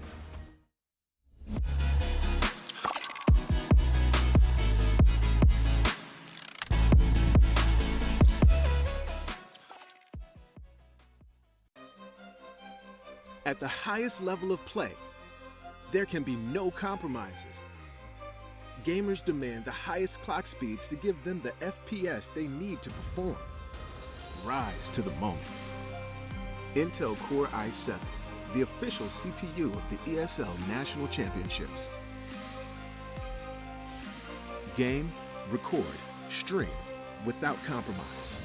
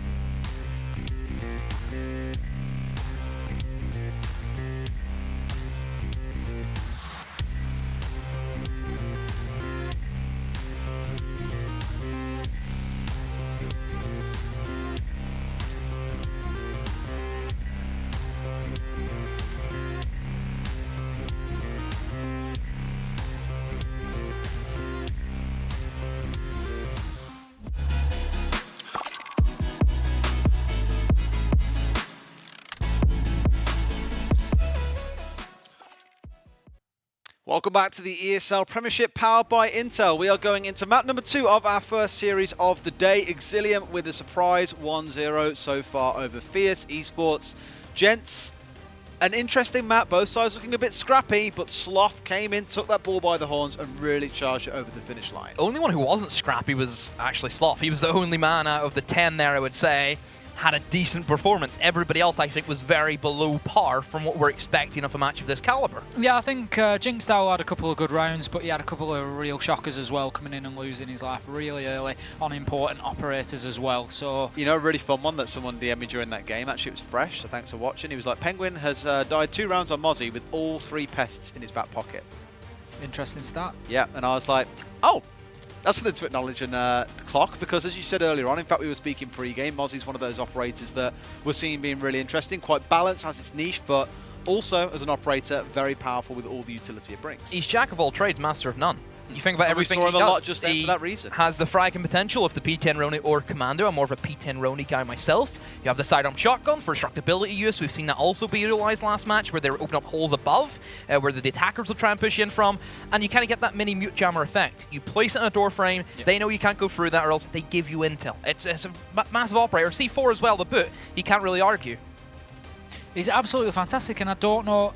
He's not overpowered, and I'm not trying to start calls for him, but we see operators come in who can do so many things so well. For example. And straight away they're overpowered, but he's come in so well and fit into the competitive scene. I just think that whole season was great. Gridlock's done the same thing, fit in really well to the meta, just change things up and just help adapt the roam game and the flank watch and everything else. I think they're 2 great operators, great season for new content, that one. So quick thoughts around Consulate then. We've just seen how Coastline played out. As we know, quite an attacker-favoured map, and while Sloth's showing that even on the defensive side you can work absolute wonders. What are your thoughts going into Consulate though, Tim? For me, as I said before coming into it, I think it favours Exillium if either of the 2. They've come out on the defence first. They're now 1 map up to boot. It's the biggest loss that Fierce suffered through the season. So I really do fancy Exillium for it. Now that they're a map ahead, does it start getting difficult to clinch it out potentially? We do see that happen. You know, let's see. What do you think, Demo? Bans, for me. Bans everything. We've seen crazy attacker bans, we've seen crazy defender bans. That's what it comes down to for me personally. So, of course, we'll see that as we hop into the game. Yes, we are. Have fun, gentlemen. Take it away. Heading into round number 2, or match number 2 rather, map number 2 between Exillium and Fierce. Exillium coming in and taking a surprise first map really by getting the coastline on the board. Didn't expect it. They came out very strong, got themselves up to 6-3 at one point, and then managed to finish that off 7-4, taking the first map away from Fierce. We saw some early round aggression being very important. Sloth was an absolute linchpin for his team. He really stepped up when they needed him to and brought that aggression to the table. Pretty standard bans coming in so far, Demo? Capital, yes. Habana, that's a curveball and a half. That's a strange one. Habana on Consulate does see play. Hard Breacher in general isn't like the most necessary for this map. Garage is like the big thing where you 100% need a Hard Breach, so teams always bring it anyway, just in case Garage is a possibility. But for top 4, We very rarely get to see a Thermite be used. We very rarely, in some cases, see Hibana being used.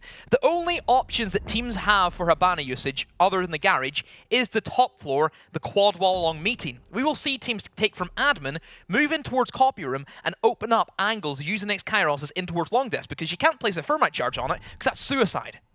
It is. You're going to get hit from yellow stairs, you're going to get hit from console office, you're going to get hit from bathroom, admin, all over the place. So yeah, you're absolutely right that Hibana does come into great value there, but we will see how that pans out straight away, because we're going to be heading up to top floor for round number 1. Exillium on the defence. We do see the Mozzie brought, we do see the Maestro brought, so plenty of utility that's going to gain information for the team. Again, not too much of a surprise to see them in the absence of Valkyrie. We speak so frequently about the ability of Valkyrie to see so much of the external of this map, and I think this map, more so than any others, those Valkyrie cams are a real nightmare to find.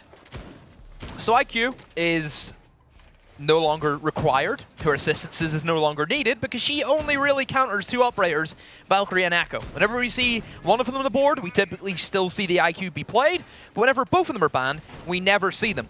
So this does leave Maestro and Mira available.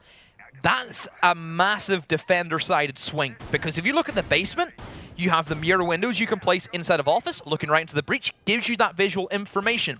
Mira and Garage isn't used for the killing potential. It's used for the visual information. It's used for that intel. You look at the Maestro turrets you can place down in Garage. You can physically place them underneath Black Car and White Van, and you can kill people outside on the ramp.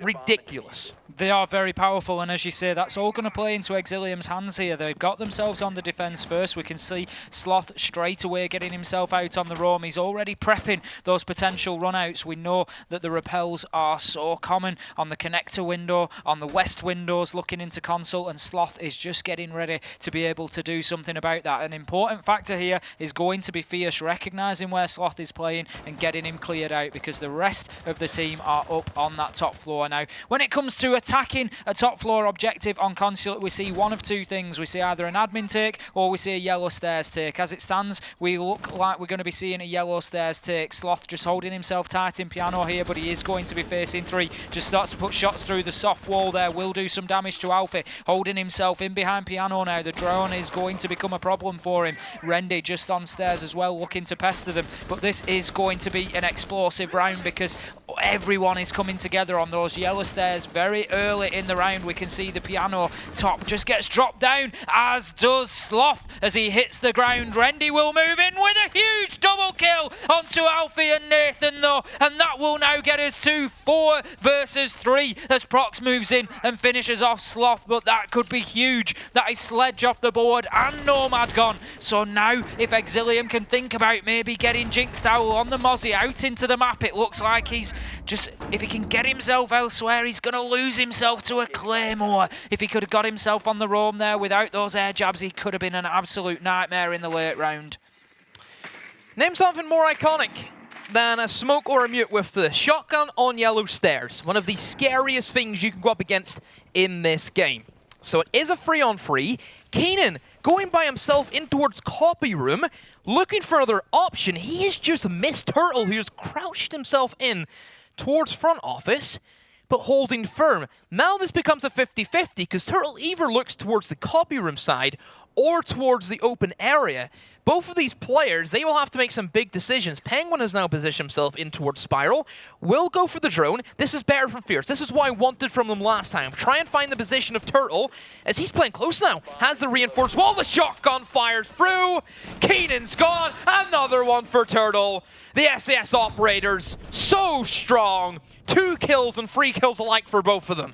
Not just the SAS operators coming out strong there, Demo, but Exillium themselves having a great round on the defence, showing how to really rebuff that yellow stairs push. There was early aggression from Fierce moving in there. We saw within the first 20 to 30 seconds of the round, 3 operators stacked up on and around yellow stairs, all being held by 1 man in piano. Sloth managed to just keep them in place for the next 30 to 40 seconds until Rendy could move down and just have a field day with them. Now Sloth did lose his life in that engagement, but he did everything thing he needed to, and that was to position, not just position those operators at the bottom of yellow stairs, but also to divert their attention away from Rende moving down above them. And it was a great double kill from him to fire Exillium into that first round. And I tell you what, these boys are getting to a point where they're going to be very difficult to beat here because confidence is high. Downstairs, this is going to be a tough one. Of course, they're fierce to try and move their way through. They're only limited to the Thermite, Habana being gone off the table. Kaid also makes an appearance. And no Thatcher on the side of Fierce. That's a strange one, because generally whenever it is going to be a basement, Thatcher is comboed with the Thermite. Bandit trick is a common thing, of course. Perhaps Fierce are expecting to go for the mid-floor route, and that's going towards Piano, sledge above, whatever they need to do, eliminate the Bandit from there. It's a much more common playstyle. I think Piano still is the strongest room in the entire map for every bomb site. Piano revolves around that. Everything about it is Piano. Piano's very similar. It reminds me of early days Oregon Kitchen on early days Oregon. You know, the same way the whole map rotated around that central point. Whoever held Kitchen generally was successful on Oregon. And it's very much the same here with Piano, as you say. If you can keep control of that, the rest of the map revolves around it. Whether it's above, whether it's below, it doesn't matter. RIP Oregon, gone and definitely forgotten. Skyscraper next. That's gone out of rank. Oh boy. Remember that used to be in ESL? Last time we seen Skyscraper in ESL, Rogue actually was winning things.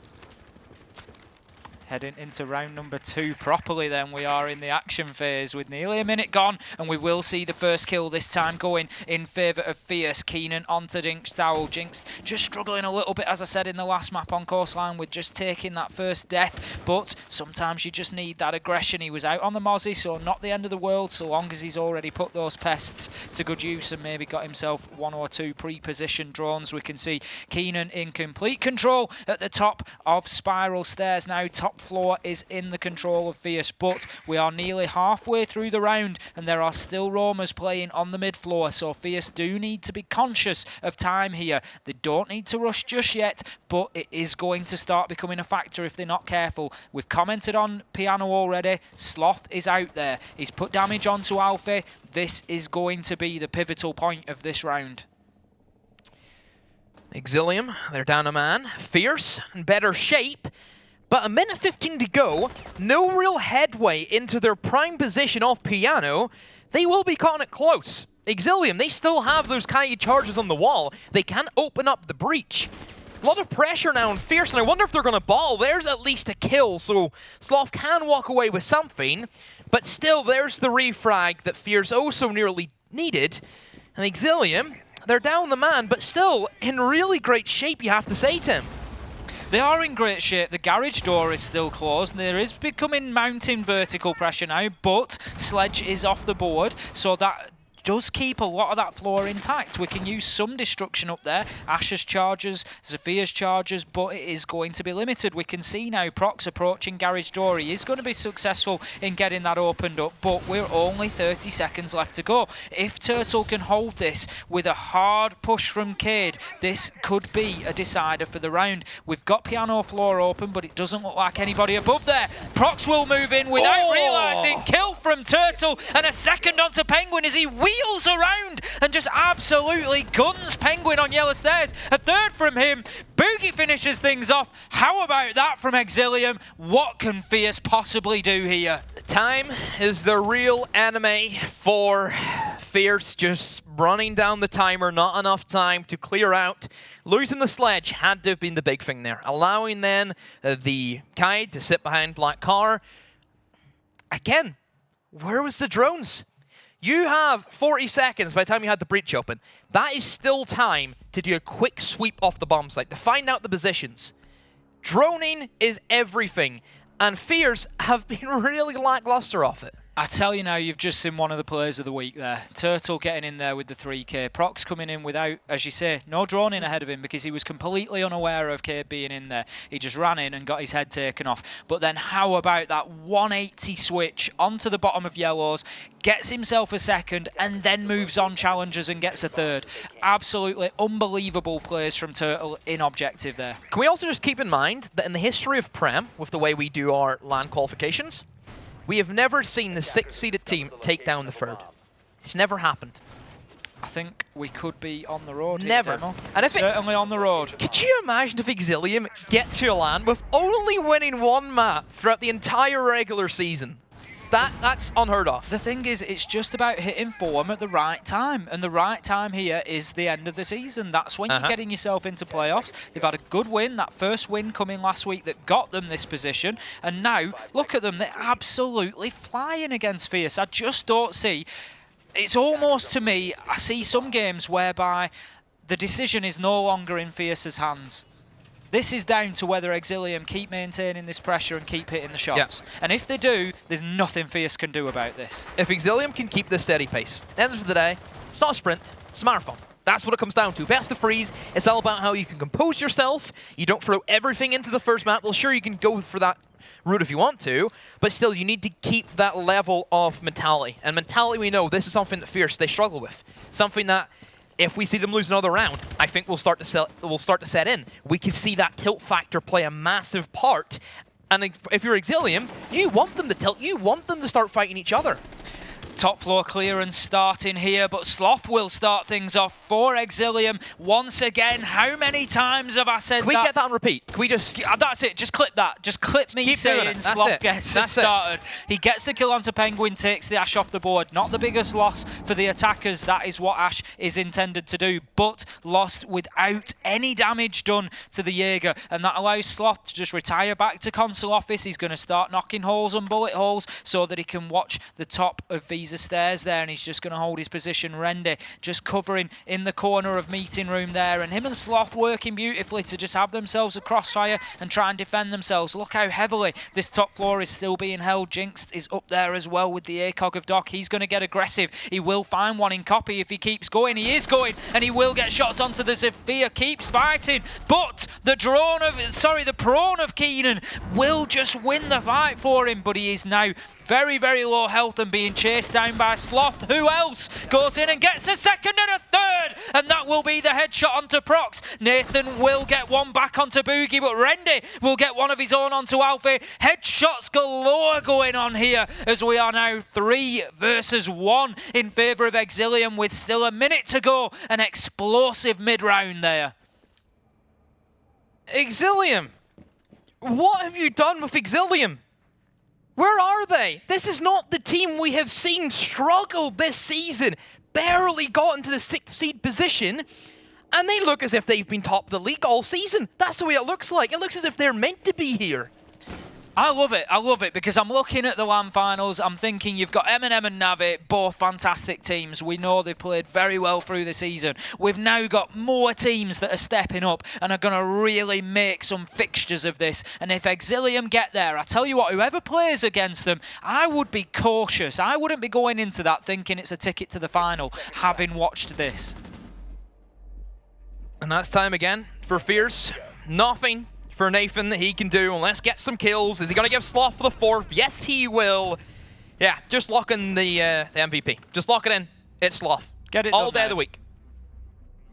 So that's round 3 in the books for Exillium. 3-0 here. And as I suggested coming into this one, Exillium having the momentum and starting defence on Consulate was massive. Always going to be a big advantage for them. And it is absolutely paying dividends here. Now, it's not to say that we don't see Fierce switch it around at the half and come back with a whole bunch of aggression themselves. But if Exillium can get themselves out of this 5-1, imagine.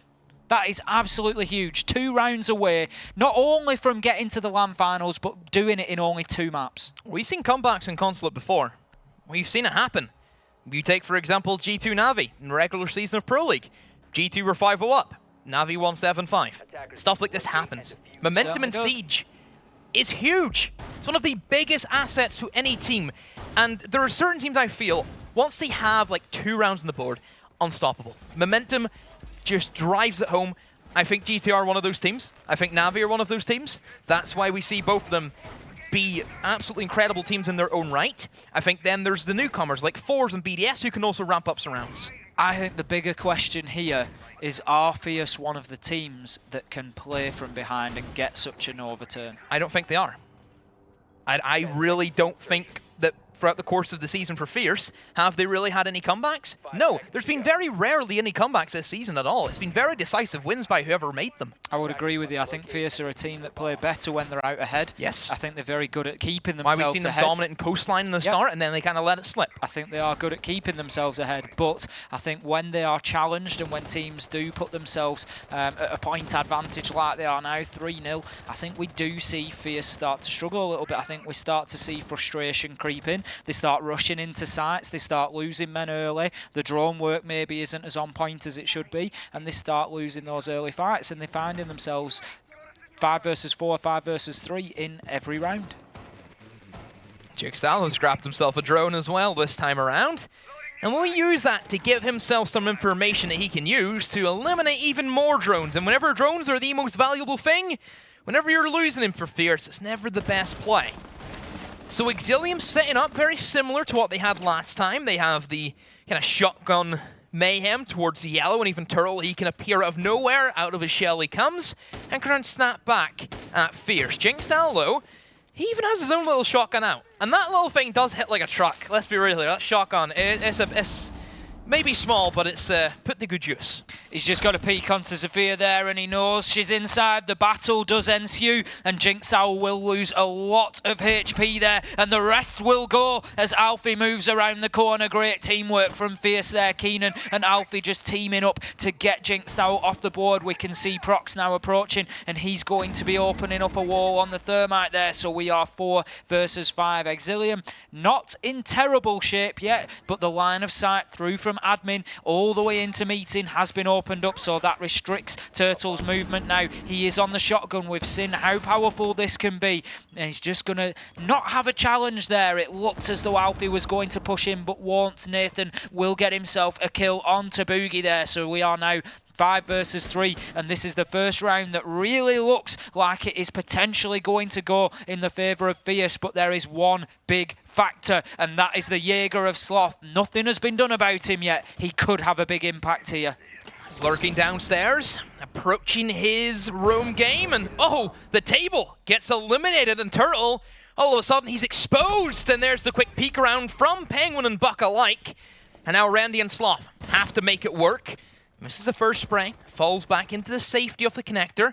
Sloth creeps around in towards Spiral. There should be cover for Fierce, and for the first time it looks as if they're ready, but that's Diffuser cold on the floor, but Keenan picks up the pieces, and Nathan as well fires on through. Fierce finally get themselves onto the board, and well, that's one that they oh so dearly needed.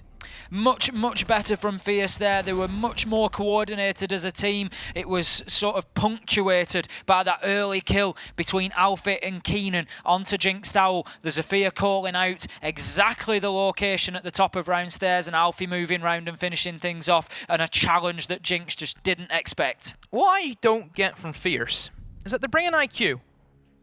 What does IQ do in that lineup? Especially with the Valkyrie off the board. What does she do? You look at those 5 operators on the defense. What she sees in ADS can shoot her through the floor. Typically, ADSs from defenders are not placed in a position where they can get floor bind. You look at Mozzie. Well, you're going to look for drones, because it's not even guaranteed that he's going to find drones in the first place. You can't shoot the Maestro turrets. Perhaps looking for Maestro turrets, but you can do that with drones anyway. It does very little, where you could bring an operator in there which provides something else. The Lion was working for them, why not bring that again? Twitch is there as well for the F2 potential that you can bring. There is other options beside the IQ. If he's playing it just for the gun, I don't know why he's playing it just for the gun, because GA1, yes, it's an LMG, got a little bit of a buff with its magazine capacity, but still doesn't really do that much compared to other guns. Yeah, you're right. There's a lot of different options for utility that could go into that slot. You could bring the Jackal, try and chase down Sloth. You've seen that he's getting out on the roam again. Just try and prevent him doing that. It would help with the mid-floor hold that Exillium are setting up. Certainly would. What I'm shocked about, teams, whenever they go for like a mid-floor hold, because, you know, we've seen Jaeger in there lurking. If you're going to commit to that, why don't you just go for the Leon Gid strategy, where you play one man, the Mira, inside a bathroom, has 2 Mira windows, and just hold that for all his life. Have the hatch open. It's just there to waste time and get some kills, and well, whenever we see what Leon can do with it, it's a very strong strategy. It is indeed. I mean, just it's not always necessarily fair to pick up on somebody like Leon and say this is what he can do in that situation, because he is, you know. He's not that good. Come on, anybody can do what he does. Are you kidding me? Leon no, Kids is not that good. So moving in, we're going to have Penguin getting a first kill onto Sloth, and that could be a big one. We've seen Sloth really powering Exillium into these rounds and dictating the pace of this game, but he's going to be taken off the board early there. He's at 6-4, and if he can just take a couple of early deaths, Fierce might just be able to start to temper that pace a little bit and get things going to the beat of their drum rather than his. But how about that for a headshot from Boogie? That is absolutely disgusting through onto Nathan at the half wall there, and that will bring us back to 4 versus 4. And this is something that Fierce need to control. They can't get in and get that early kill and then allow Exillium to get themselves back into the round, because now Exillium are thinking, right, that's okay, we've lost the man, but we've got one back. We've got it at an even keel again. So we are 4 versus 4, but let's not forget, last time we were down here on Garage, it did come down to that big 3k from Turtle on the Cade. They can't rely on that every single time, so they really need to get a few more of these fierce esports operators off the board. But now for Fierce, though, minute 20. Still not a lot of time to play with in terms of how much they still have to do. They have to start opening up the wall. They have to start using the destructibility that Buck brings. And at the moment, he's putting a flank drone up. They're limited to a minute to try and make this happen. So they have to speed run this round, see if they can make it happen. Because last time, whenever they were down on time, things didn't play out as well as what they would. But they do have the soft destruction. Alfie has not been picked off. And, well, for Fierce, I think at this stage, they can now start setting up, start prepping. You look at 45 seconds, you're using the destructibility, using the Buck.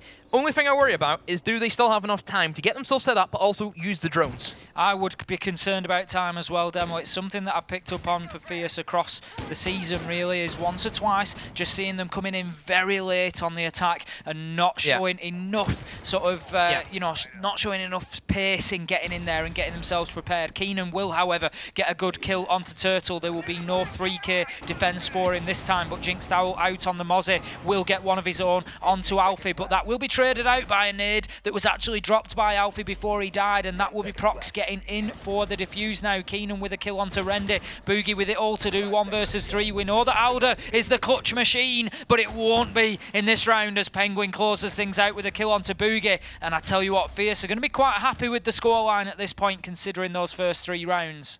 That's a lot better. They really picked the pace up. I'm surprised that Exillium didn't try and eliminate the Buck from below using C4s. That's another thing that we see very common, was if you do give attackers control of piano, you can use a pulse, for example, to gain the information and then, of course, supply it to other C4 operators. They're bringing the Kaid, they're bringing the Mozzie. Utilize that. Pulse, one of the strongest operators in my eyes, for this map specifically. You know, yeah, he's absolutely great. So good. Get him down in the archives. We shave your head, you're pretty much Pulse. You know, you like him. I mean, have you ever seen me, Matt Andrews, and Pulse in the same room? I have. That's all I'm going to say. Yeah, I definitely have. Demo's very, very privileged to have done so. It's like Pulse is the full-sized Pulse, and then you're like the chibi. That's what you are. I'm going to give you just a smaller version. No, I'm going to give you that one. Moving into round number 6 then, Exillium still with a slight advantage here, 3-2. They have done well in the defensive phase so far, but if they don't come away with this round, they are, I'm sure, going to see that as a negative. They came out so strongly, and Fierce have done great things in the last couple of attacking rounds to get themselves back into this just about Demo ever since we suggested they weren't the sort of team to play well from behind. Yeah, well... Caster's curse, I'm afraid. I think that does happen. But still, though, for Exillium, they're still on for the 4-2. They get this upstairs, which they have won once and also lost once. Lobby was also open for them. Everything was open. Not going for the lobby again, though, which honestly was very dominant. They had, I think, a lot better for time in lobby than, for example, Garage. I think lobby was a lot more cleaner from them. The upstairs aggression. Fierce were left in a 1v5 at stage. Yeah, Fierce didn't get anywhere near lobby. No. You're exactly right. Like you say, the top floor clearance was completely ineffective, and they lost 2 or 3 men very quickly upstairs. So, yeah, would have been interesting to see them go back to lobby. They're going to have to do something different here to how they held this last time, because, again, Fierce just got the number. And I think that's something that we have seen from Exillium, is a little bit of a lack of sort of depth in strategy. They've got something, and they work with it, but maybe they just need a few more options. Okay, now this stage for Sloth, we've kind of bigged him up. We said he's pretty good at the moment. Now he's getting carried away. Now he's starting to play stupid. Challenging double door, that's pretty dumb. It's not ideal, that's fair to say. We can see a minute has gone off the clock already though, and not too much map progression from Fierce here. We've still got 5 defenders on the board, albeit Sloth with low health. We can see Boogie playing in and around the bathroom area, just using that Alder in behind the deployable shield, those new shields. How about that for a nade? Turtle just getting caught out, playing far too close to that door there, and Alfie will just hit it off the frame. Nice Corby there as it comes in and gets the kill. Alfie.Fierce, Alfie.Phase more like it with those trick shots he's been pulling out. So that's Turtle gone. That's the mute. That was also a potential C4 that could have wrapped downstairs below. And talking about C4s below, Jinxdale doesn't have one. He doesn't have his. He's wasted his. And now we'll creep up in towards Spiral. Once again for Fierce, admin take is theirs. Rotate down from Penguin up to once again towards the double windows. Randy has taken up the position of his fallen comrade, and again, just careful of those double windows that we know are very potent that Fierce like to try and use and abuse. Oh, Sloth, if he makes this play, that'll be a great one. Oh, but the debate! He's baited him into procs. It really is as if Fierce have switched on here in the last couple of rounds. They're really starting to knuckle down. A couple of quick kills. Rendy will get one back onto Alfie, but he's still in a 1 versus 4. His position is known, and this is a huge ask, and too much of an ask as Keenan will get in and get that finished off. How about that from Prox? He was just absolutely stood waiting for that run out. All right. 6-6 now. Fierce. They have a little bit of grip behind them. They're trying to just stick through this, try and get themselves back up over the wall. And Exillium, they now switch onto the attacks. Exillium struggled a lot on coastline with their droning phase. I hope that they have fixed those issues and now we'll realize that, hey, droning these guys out might be a pretty good idea whenever we know they have very top-notch fraggers who can appear anywhere and any moment. We look at players like Nathan, who, I think is probably, in my eyes, the best player in that Fierce lineup. I think that he has the most potential for growth. The raw gun skill that he has, along with the quick thinking that we've seen some massive plays from him before, it's very indomitable.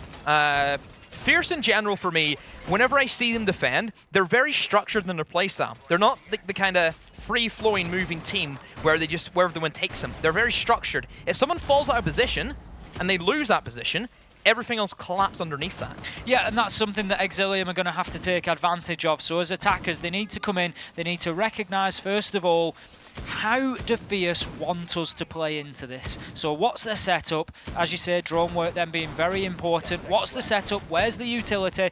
Where are they expecting the push?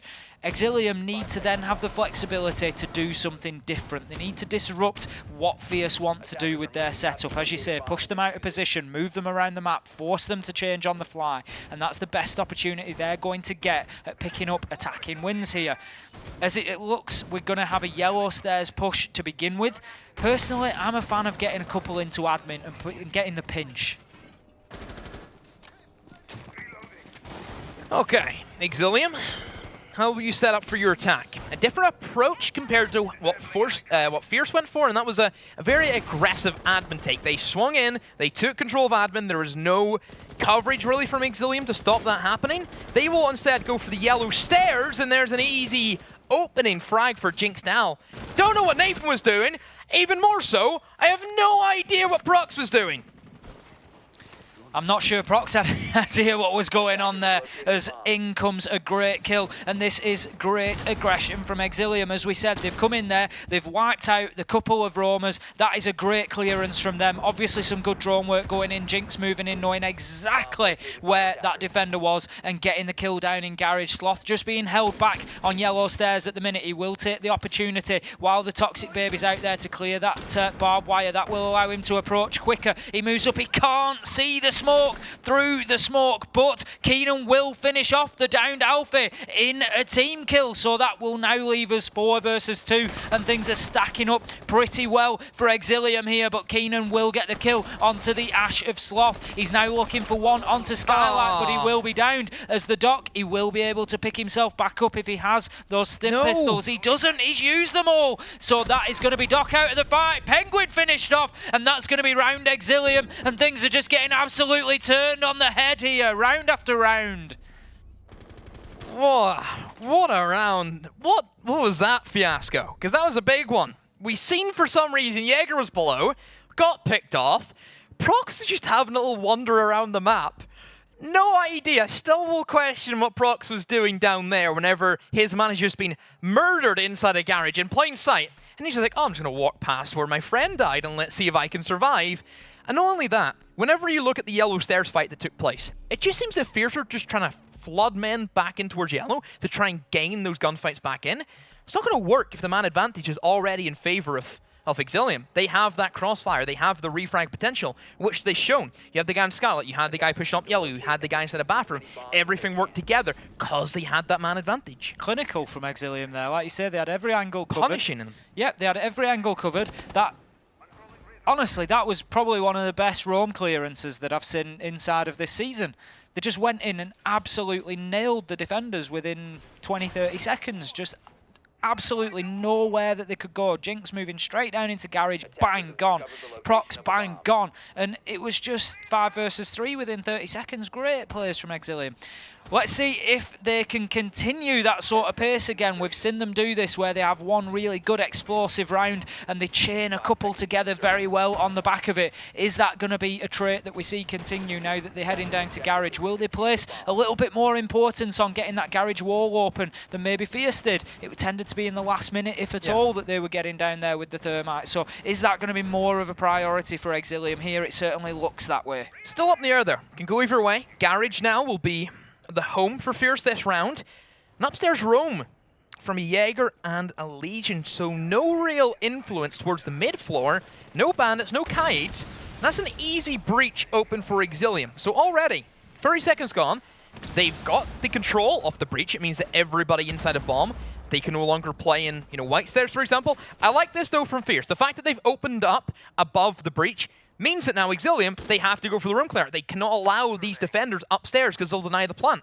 That's it for anybody who doesn't know. That hatch that's been opened in the console office actually looks down. I think Alex might be able to get a view onto it. Not quite, but you can see it. Get an angle there. You lie down, you can see it. Yeah, you can get an angle there onto that hole that's been opened in Piano, and it allows you to defend all the way into the plant spot. It's a really great idea because, as you said, Demo, it's going to force that top floor roam clear. Not only that, but Sloth will be taken off the board as well. So that is the Ash gone, and that is advantage Fierce at this stage. We've got a heavy roam presence. Nothing much is being done about that. There is a drone going in, but it is going to be a big ask for Jinx Owl here. He's already low on HP, and he's not just facing one here. He's also got a defender out on Yellow Stairs if he's still in that position. I think he might have actually rotated round and be coming up the spiral stairs instead. He's going to hit another goo mine there, and that's going to be more damage done. Yes, Nathan has moved himself over, relocated, and got himself onto the spiral stairs. How about that from Jinx Owl? Absolutely great headshot there. Not sure if there was a hole in that soft wall or if he was getting some information fed back to him. He will now open up. It looks like there's some good information being fed in here because he's aware that there's a player in or around spiral stairs. So we are down now to the final minute. 4 versus 3, 3 versus 3 as Turtle gets a kill onto Alfie, and now Prox just feeding that information in. As you said, you like Demo there. Pulse being used to maximum advantage here. Nathan can very easily deny the run-in from Exillium. He's in Yellow Stairs. Nobody's pressuring that. Jinxdal probably loses this gunfight and somehow dodges away from the bullets. And Nathan is still a threat. Turtle looking for the rotate. Prox will finish off Jinxdal with a quick rotation up spiral. And Boogie has to make this work. Pushes on in, tries to take the 1v1 against Maestro, sees him scurry away in behind the white van. Goes for the prone, and there's the crossfire. The cover from Prox. 1v3 Turtle. How can you show up? There's one great flick, but Fierce still in the end, they lock it out. 4-4, Tim. Boogie just unfortunate on the thermite there, flashed himself, did what he needed to do in moving the man from behind White Van, but that flash just made him hold back for a second, which just put him in the wrong position at the wrong time so that Prox could move in and get a kill. Great rotation, great double rotation from Prox there, doing exactly what a Pulse needs to do and moving himself around that bottom floor very fluidly, getting himself up spiral, quick kill, getting back down into double door, quick kill. Great plays from him on the Pulse, a bit of a masterclass there. So we're going to be heading into round number 9 and we're going to be heading to lobby and press. This is going to be all about the top floor game. Exillium need to show that same aggression again. They did have a great start to that round. They just didn't manage to see it through. They need to get themselves into admin really, take top floor across and then move down towards side. That's going to be imperative for this one. Okay. Now we head into the lobby. So Fierce staying away from the top floor. They realized that they lost that pretty heavily. It was a great attack from Exillium, great roam clear out, great execution on yellow stairs, and Fierce, they don't want none of that. So now they head for lobby. Looking at Fierce's lineup, very similar to what we've seen in Coastline. Not a lot has really changed. Smoke not being there would be the only one which we see a big operator. And it's not only that Smoke, yes, we know can deny certain areas. For this bomb site specifically in lobby, I wouldn't say that Smoke is like essential for denying things because there's like multiple entrances in towards this bomb site specifically. You think of the both double doors in towards Circle Desk. You think of the windows and piano, and of course the back door for piano. I still like having Smoke the inside of Meeting because he has that shotgun that can hold it so stiff. He really does, like you say, gets himself wedged into that northeast corner, and on the shotgun it's just the absolute perfect range when people move in through that single door to pick the kill up. We can see Alpha here. I always like to see a man played out in admin. Don't give admin up too easily. It's not necessarily worth losing your life over. That is the Twitch drone, so that's some valuable utility gone as well. But if Alfie can just hold himself here for a minute or so and just keep them from just walking into admin, it could be a really big play for his team. We can see that the Twitch is very aware. We'll move on to the second window there and then just duck back because, again, this is exactly what I'm saying. There's now 2 players held up there trying to draw out the location of Alpha here, and they will do that, and in come the shots, but he still lives to fight another day. Keeps himself held back. He's now on 1 HP. Where's the Twitch drone? But with a minute and a half on the clock, he gets more goo mines out, and he's going to waste almost half the round before Sloth can take him out, and it's only now can the clearance from admins really start. That's fine. Admin, you don't really need a whole lot of setup. All you need is literally admin, and it's a quick push in towards the A bomb site. Or sorry, it should be a quick push in towards the meeting room if you're going for this, because generally, it's as if you are attacking top floor. It's the exact same principles. We've seen defenders, they hold upstairs, they have a guy in meeting, they have a guy in bathroom holding long angles. Very similar to what we see from the top floor anyway. And well, if you look at it in that circumstance, Fierce didn't hold the top floor well. Why should this be any different if it's the exact same way you have to push it? Indeed, we can see Prox there just using that nitro, but he's not going to get any joy with it. The heartbeat scanner just showing somebody moving in, but they just managed to run over the top and away before it was detonated. We can see Sloth now making good progress on the Twitch there, heading through meeting room. The drones are absolutely going wild ahead of him, feeding that information back in, although I think one of them does belong to Penguin, so he will know that the push is coming. There's a Maestro cam there as well. He will get the first kill onto Jinx Towel. I'm not sure if he's aware of the Mozzie's presence. He will take shots from console and be finished off by Penguin on the Mozzie on stairs. He's going to move in, try to get a second, but won't have any joy. But Nathan will trade that straight back out with a kill onto Boogie, and that now leaves us 3 versus 2. This really is anybody's round, but I think the heavy favourites have to be Fierce as Prox gets a kill onto Turtle, and Nathan finishes things off for round number 9 and puts Fierce in the lead for the first time on this map. I don't understand why Exillium are pushing against the Maestro turret in the middle of the room. They can see everything you go for. Surely if you see that, you're not walking towards that, because that's constant information that can be fed by a dead player. There's Thatcher on the board. There's Twitch in the board. There's frag grenades from Buck on the board. Use them. You cannot let a Maestro turret just sit there and feed that constant information. And another thing, lack of drones as well for me. Once more for Exillium, not knowing the positions of the Mozzie on yellow or the guy inside of console office, So strange. I think Exillium might just be getting caught up in the fixture a little bit here. They've come out, they've taken the first map, they've been doing very well, and it's difficult to keep things like that land spot off your mind. And I think maybe just getting caught up in the fixture, as you say, not really thinking through the fact that they've got all that utility that could deal with the Maestro cam, just allowing it to sit in place and become a big problem for them. Fierce, meanwhile, taking great advantage of that fact, using that information. As I say, I like the interruption that they had out there in the admin area, not just allowing them straight in, really playing that hard with Alfie in there and just making it very, very difficult and uncomfortable for them to even begin to get inside the map. We can see now, round number 10, we're going to be heading back up to the top floor now. This could be pivotal for Fierce. They really struggled here last time out. It was a great attack from Exillium. They came in and cleared 2 roamers out very, very quickly. Obviously, good drone work, good teamwork, good communication, and they used all that information very well to have 2 kills on the board within the first 40 seconds or so.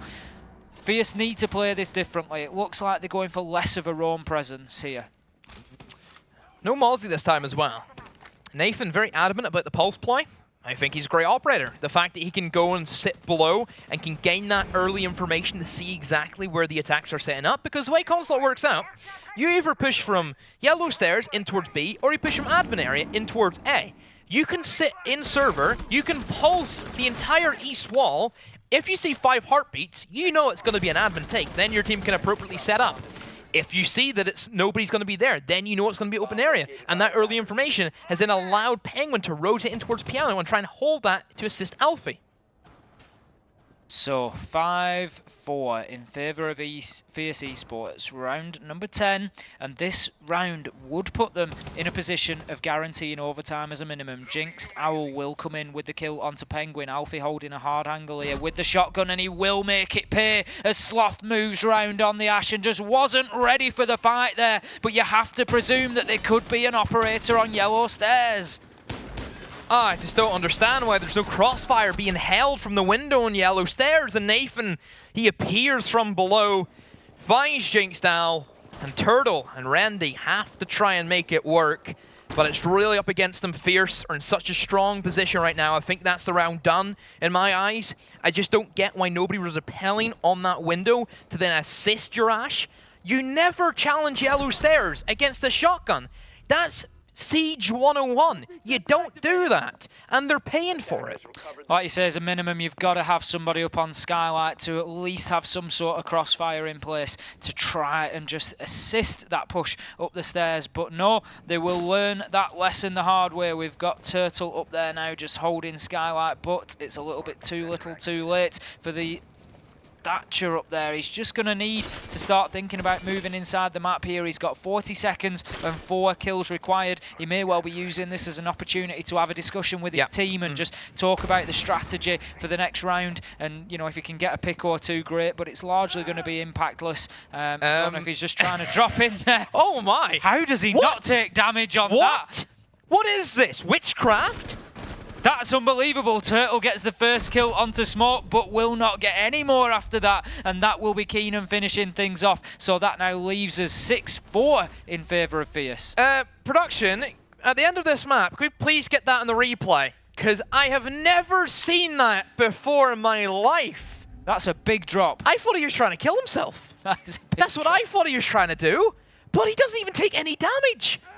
Look. We can see here he goes all the way downstairs. What? That doesn't happen. Thatcher is Spider-Man confirmed. That's unbelievable. You take more damage dropping down on Cafe from new bulk down to pillars. You take more damage. I've gone off ledges in Siege and taken more damage. I can't believe that. Unbelievable. So, heading into round number 11, then we're going to have 2 bites at the cherry for Fierce here, coming in on the match point. If they get this, it's going to take us all the way to the 3rd map, and we're going to see Cafe played out between these 2. Let's not forget, Exillium taking the 1st map on Coastline, and the winner here tonight will be heading to the Premiership LAN final in Manchester, which will be held, of course, on the 23rd of November.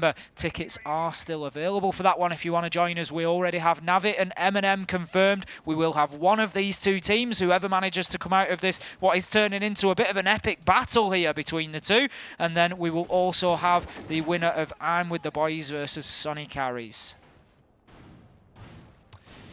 So Garage for Fierce is where they will take up the mantle.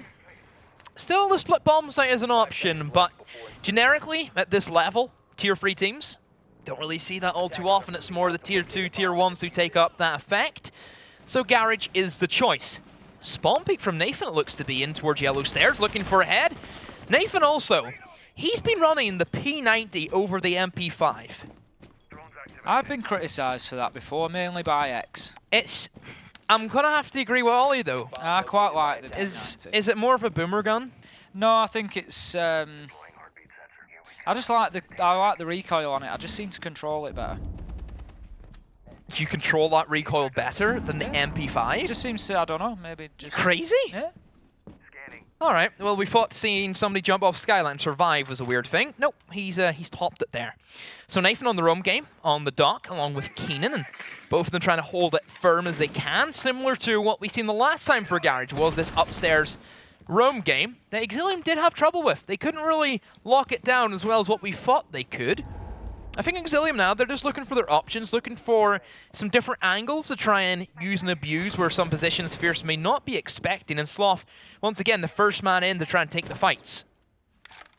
So we're nearly halfway through the round here, and a great defence coming out from Fierce. We've, as you say, wasted half of the round nearly so far, and we've got Sloth still there up at long desk, not able to make any real meaningful progress against these two top floor roamers. We can see the drone going in ahead of him there, just feeding that information back. He knows now that there's somebody in console, but does he know there's one at the top of Yellow Stairs? He does not, as Nathan will take him down with the P90, putting it to use. Jinxed Owl will trade that one back out though. Just don't get it. Where's the drones? Like, why is the drone coming in at this stage?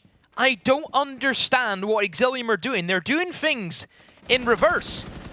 Even more so, Keenan trying to challenge in towards bench. Why has he went for that play? Surely you should have just took what you got, and that was a kill, and fall back downstairs, because now Exillium, a minute to go, they have the lead. They still have their hard breacher. They have their soft destruction. They have time to make this work. So a lot of pressure onto the anchors, a lot of pressure on Alfie, has the toxic babes, and of course Penguin can still use those evil eyes to try and eliminate players outside of the breach.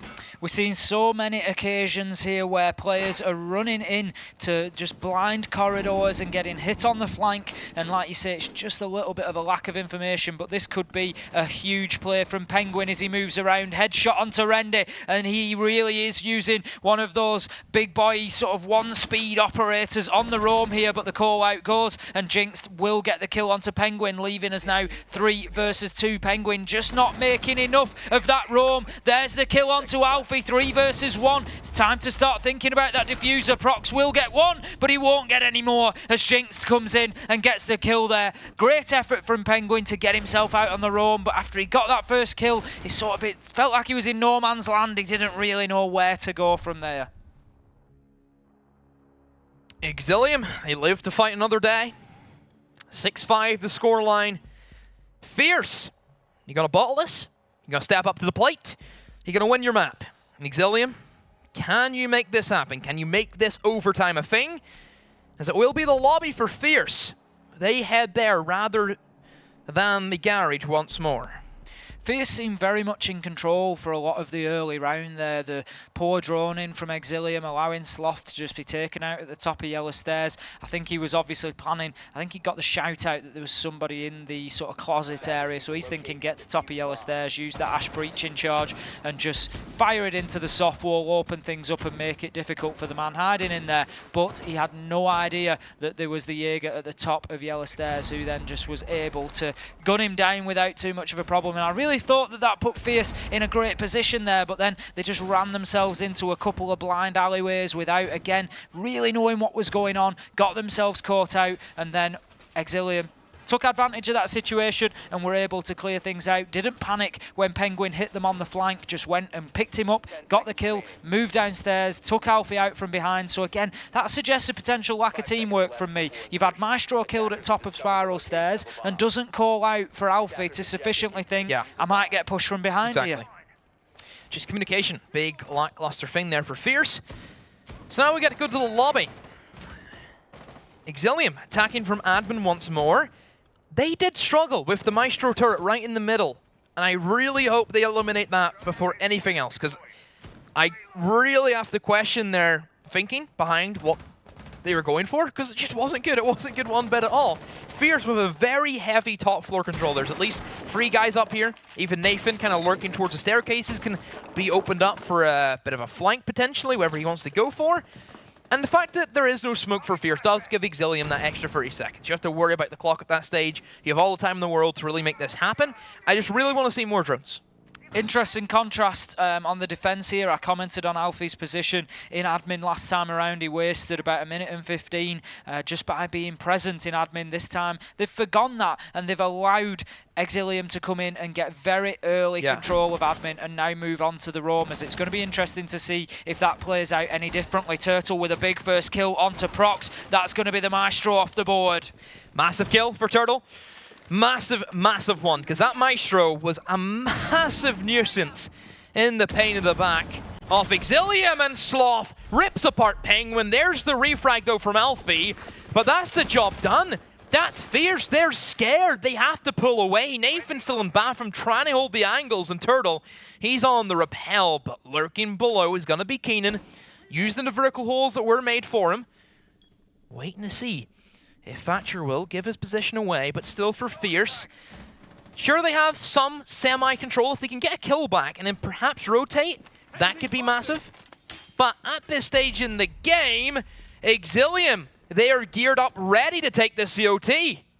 Alfie just looking to challenge a very long, tight angle there, and you really can't do that when you're up against the ACOGs of the attackers. They're always going to come out on top, or at least 9 times out of 10, and Rendy will do exactly that. We've got Nathan now just rotating to the top of Yellow Stairs. We've got Keenan down in Piano, and they are the final 2 defenders. They are the last hope here for Fierce. They need to take this round to take the map without going to overtime. If Exillium can get in, get the diffuser down, or get these 2 final kills, it will give them the opportunity. And if they can hit that defense first, who knows, they get a big advantage then. Shots will go out from Keenan. He will land a few, but will then lose his head with a great shot from Boogie there. We have the diffuser down successfully. It's all down to Nathan. He gets the first of 4. It is still 1 versus 3, and this is going to be very difficult because at least one of those attackers is going to retire a long way out to the main gate and just try to hold things with an ACOG. But that is the one thing Nathan's got going in his favour here. He does have an ACOG and is able to challenge it. We can see Boogie is the one nominated to drop himself right back. Being on low HP, that's not too much of a surprise. We can see Nathan, he's juiced up with the overboost from the stim pistol. He drops down. He's going to look to make any challenge he can here, but he's not going to be able to see anybody. There's one tight inside the door. He gets the kill onto Turtle, but will be downed and finished by Boogie. It is on the Thermite, holding the long angle, and that will be the round and bringing things back level for Exillium. They made it work. Fierce slipping up the final hurdle, and now it's gave Exillium the open door to try and walk in and take this OT. Exillium get the attack first though. Is that a good thing? You can look at it 2 ways. You would suggest that Consulate is generally benefits the defenders. Now that they're able to go to any site they want, it is giving Fierce the opportunity. Strangely, they've gone straight back to lobby and press, which they've just been absolutely ousted from without too much of an effort. The one positive I would say to Exillium being straight onto the attack is they just get to continue that momentum. Exactly, yeah. They've had 3 consecutive rounds there, not just consecutive rounds, but against match point as well. So they've gone through that, and they now just get to continue that same momentum, same operators, same guns, and it might just benefit them. So the fact that Nathan has picked up the pulse rather than the dock leads me to believe that Fierce were struggling with information. That must have been a thing, because why else would they make that change? I imagine that Nathan will be below, giving out their early information in towards server. You can see if they're going to go for once again another admin area take. What's to stop him rotating in towards Visa? C4 and somebody idle. There's nothing stopping him at all from doing that. And that could really give Fierce that big jump, a big boost. Generally on their defense for Fierce, very structured. If one player falls, it just collapses. Yep, I mean, I'd like to see Alfie playing out in admin or somebody else playing in admin again. We saw the difference in the 2 rounds. once admin control had been gained in the first 20 seconds, the push came through the top floor and we lost 2 men for Fierce very, very quickly, and then the third followed after that, and then it was pretty much downhill from there. So I think Exillium can't be allowed to have that sort of early control over admin. You need to contest that. You need to stop them being able to just walk in there. If they're coming in there with only a minute 40, a minute 45 left on the clock, it's a bit of a different situation to if they're coming in there with 2 minutes 15, 2 minutes 20. So Exillium, once again, admin take for them. They're playing Turtle over towards the double windows, towards CEO, but nobody's going to be stationed there. Turtle, he catches procs, I think, from a run out that was attempted, but then there's the refrag. Keenan also going for another run out. Very Liquid-esque. That's what we see the Brazilians do whenever they play this map. So we have got the drones going in now. Are they going to be put back to better use? One will be captured by a Pest. Penguin will get a big C4 kill onto Sloth there, so that leaves us 4 versus 3. Advantage Fierce. But we have seen Exillium take rounds from this position before. They're certainly not scared to play from a man disadvantage, and they're going to keep fighting right down to the last one. Shots could be put through that soft wall, but Keenan just not wanting to give away his position yet. I'm not sure he's 100% confident that there's somebody on the other side of there. Just playing from vending machine, things really slowing down for Exillium here. Sitting tight. Good positions though from Fierce. I like that drop. I don't know if it was accidental, but I think that's the correct decision nonetheless. It puts Penguin in a power position to stop a creep in. Oh, but what a gunfight being won by Randy. That has gave them the leadway. Boogie also on to Alfie. Now it's a 2v3. Keenan and Nathan in the hot seat.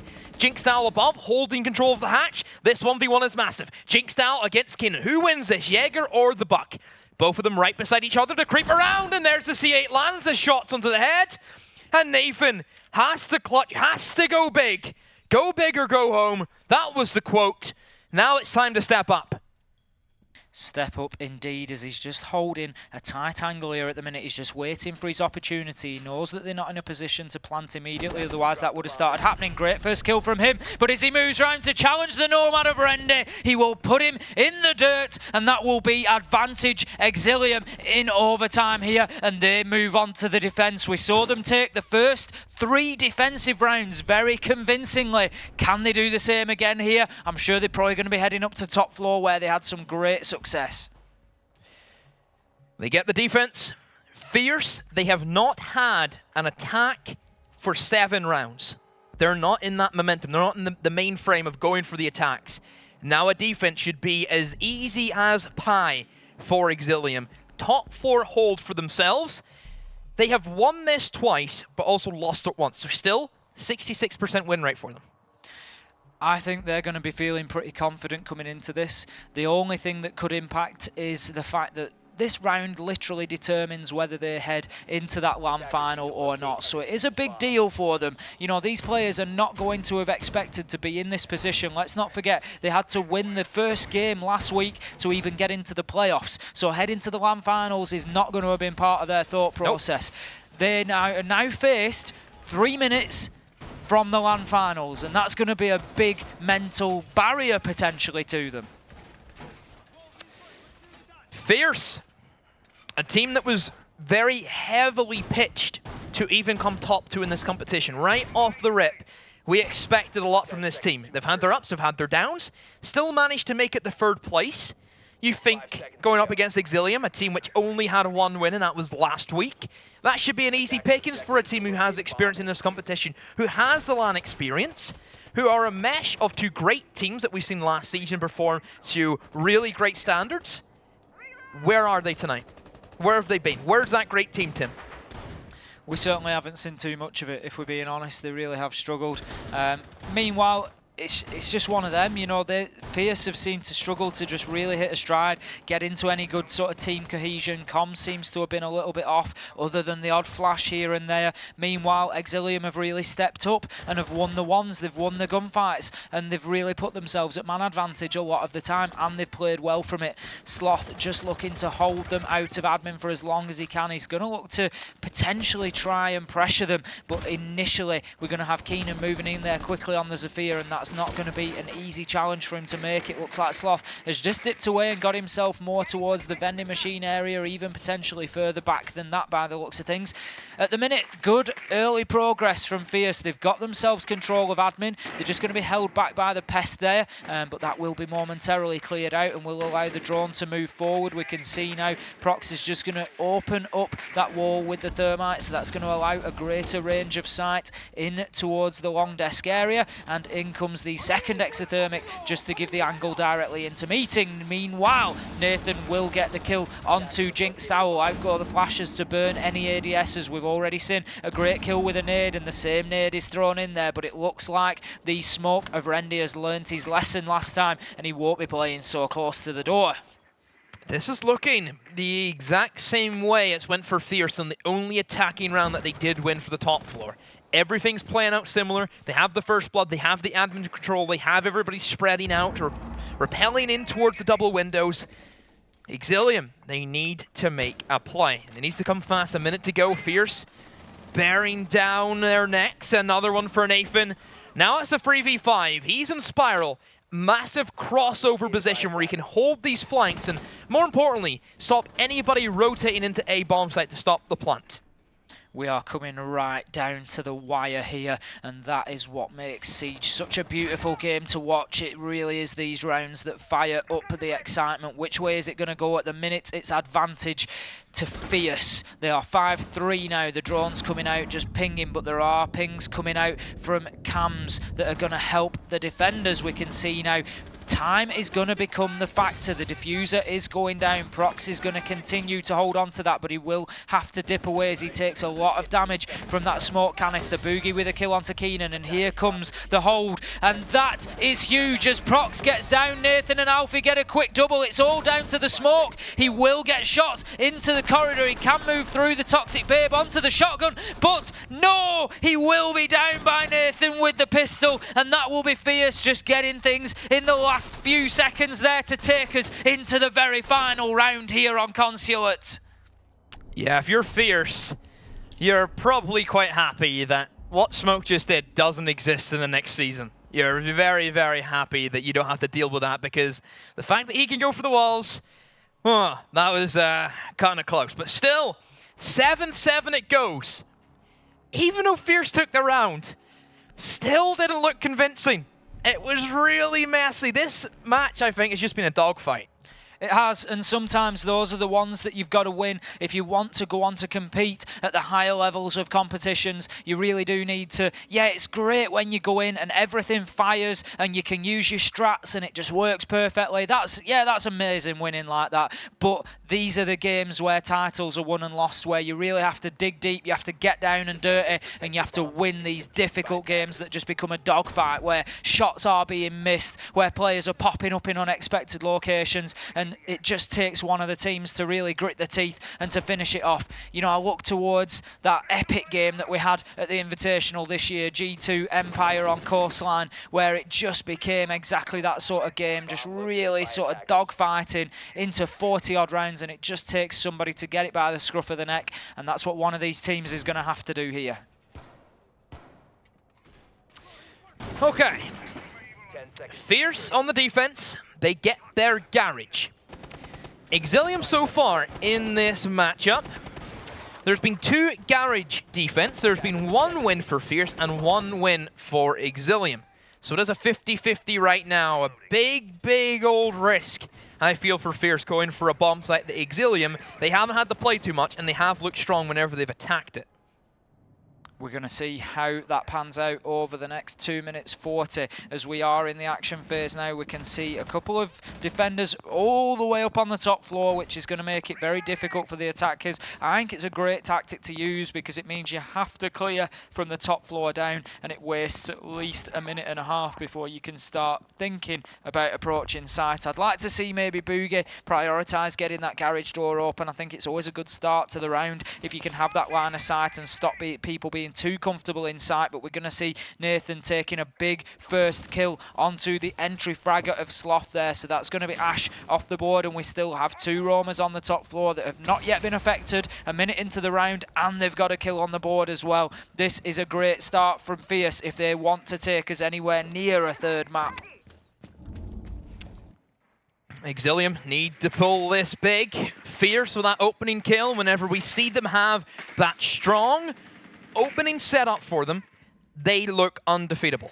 I really, really doubt they're going to let this one slip. We will have to see some voodoo from Exillium to try and make Fierce break. Upstairs, Jinxal looking for someone between picks. He knows there's going to be roamers. We'll be hunting one in towards the front desk, but there's that cover from the Jaeger in towards yellow. And Jinxal very smartly knows not to push it whenever he doesn't have a teammate by his side. And their drone gets sent on in. Just waiting for it. Gets rid of the default cams. And there's Turtle. Great rotation. Eliminates Kanan. Still 1 though. It's going to be Penguin. Zach Nathan, should I say, sorry. Rotates away and downstairs in towards bench he goes. But still for Exillium, a minute to go. No breach being open. Well, there it goes. It has been opened, but no soft destruction being done though. I like to see this from Exillium. Lessons have been learnt there. We saw them push that roam before and just head straight into yellow while Jaeger was still up there, and they lost the man to it and lost the round ultimately. So I do like to see that. What are you doing? What is Nathan doing? Just blindly walking across the open breach there, and that is a free kill for Boogie to bring things into the favour of Exillium. That is exactly what Fierce did not need at this stage, but with 30 seconds left to go, Boogie is low health and has the diffuser in hand. They're going to have to think about getting into sight and putting this down before too long, but we can see that Prox is still all the way back in archives, so that leaves us now with a 2-man situation. Boogie very wisely is going to drop that diffuser because 1 Toxic Babe canister would be enough to finish him off at this point. It's all about the plant. It's all about whether they can successfully make this stick. Turtle moves in. Cover is in place. Alfie gets the first kill onto Render. The plant will be successful. That is huge, and that could be the map for Exillium, but Alfie moves in. He has something to say about it. Kill onto Turtle. 3 versus 2 now. Man advantage in place. Alfie with a second. Going huge for Fierce. He's going to take the Claymore out. Can he challenge the operator that's outside? He doesn't know exactly where he is. He will get a glimpse. He knows now. Can somebody move in? He will be downed, and that will give Fierce enough time to get onto the diffuser. How about that? Fierce with an absolute last gasp retake of Garage. How often do we see that site retaken with the diffuser down? Just the single kills. It was a 3-on-3. The single kills that were won, the smoke getting 2 of those was so big. And, well, Fierce, it was a hard-fought victory, but they still take their map nonetheless. Just, that was really up in there. That could have went either way. It really could. I couldn't call that right up to the end. Big games there. Look at Nathan, 17 and 10. Keenan, 13 and 10. You look at the Exillium team and maybe 1 or 2 just lacking a little bit there. 4 and nines. I think that's ultimately probably what's just come through in the end. They've just lost a couple too many gunfights there. Probably one of the scrappiest maps I think we've seen in the Prem all season. It's pretty far to say. The predictability and consistency between rounds, it didn't exist. It was just way back and forth. That first opening pick coming in from the players of Fierce. You kind of thought, oh, 4v5, Fierce have everything in control. No, swung right back into the favor. We've seen some kills happen. Don't know what Nathan was doing. Never will know what Nathan was doing. I'm just going to leave it at that. He's got away with it. Ultimately, he's got to be sitting there breathing a sigh of relief. You know, we've all been there. You make that stupid rotate, you make that silly move, you lose your life, and then you're just very grateful that your team come in, mop things up, and get the win for you. So I'm sure ultimately there won't be too much sort of looked into with that. You know, it's happened, but they've got the round. Alfie, he's been a little bit quiet on and off, but went absolutely huge there for his team. That 2K was big. It just allowed them then to focus on the one outside and get that diffuse. It feels like we may well have played through 2 maps there with the length of that one, because the first half of the match was pretty scrappy. Fierce looked utterly rocked for the first opening 3 rounds. Again, the same thing we saw on Coastline, multiple kills coming across the members of Exillium. The next 3, it was like a different team had taken their seats and were playing the game all together. And I think this is the issue I'm seeing with Fierce in this series, is consistency. Between rounds, there is no way of predicting you will see the same thing. But credit to both teams, we have seen the droning improve a lot, especially in the second half of that map. Still glimmers though, still holes in the droning, still like droning one room and not the other. Still don't know why teams are so aggressively single-man pushing. If I'm calling call somebody out, it has to be Sloth. Sure, he's played phenomenal. He's still getting carried away. He needs to learn that patience. We see that a lot from players who don't have that much experience inside of competitive. Sure, he may be playing for a long time, but not high-level competitive experience. We see that a lot from, I think, players from Sonny carries. Blur is one I'll call out and say he does get carried away whenever he has that momentum.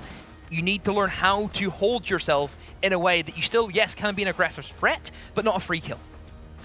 I think it's fair to say, you know, we've got to hold our hands up there. We did question Fierce at 3-0 down as well, whether they were sort of team that had the mentality to come back into that. They've really scrapped there. That's been fantastic from them, and that's what we wanted to see. If if we needed to see another element from Fierce, we've seen that they're a good team technically. We know that they've got gun skill. We know they've got the strats. We know that they can play when they're ahead. We needed to see them win a map like that, and that's what they've come out and done. Now it's over to Cafe, and can they continue it? Yeah.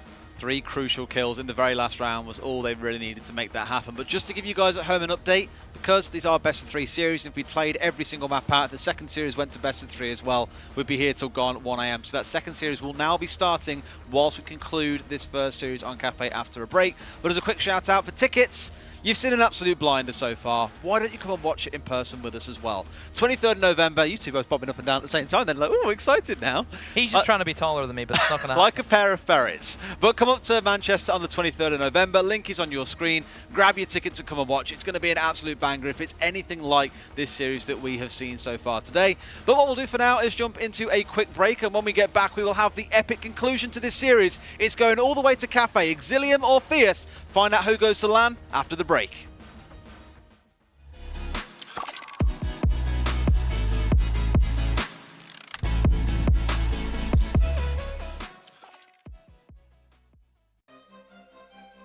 At the highest level of play, there can be no compromises. Gamers demand the highest clock speeds to give them the FPS they need to perform. Rise to the moment. Intel Core i7, the official CPU of the ESL National Championships. Game, record, stream without compromise.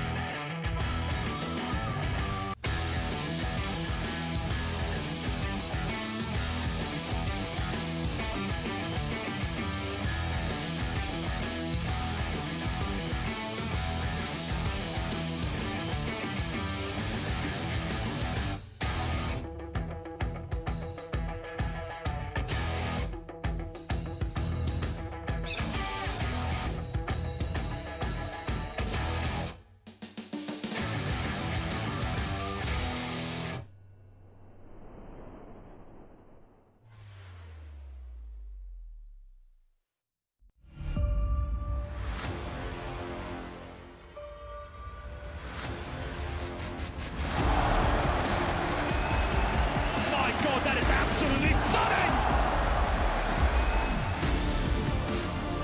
They are the champions!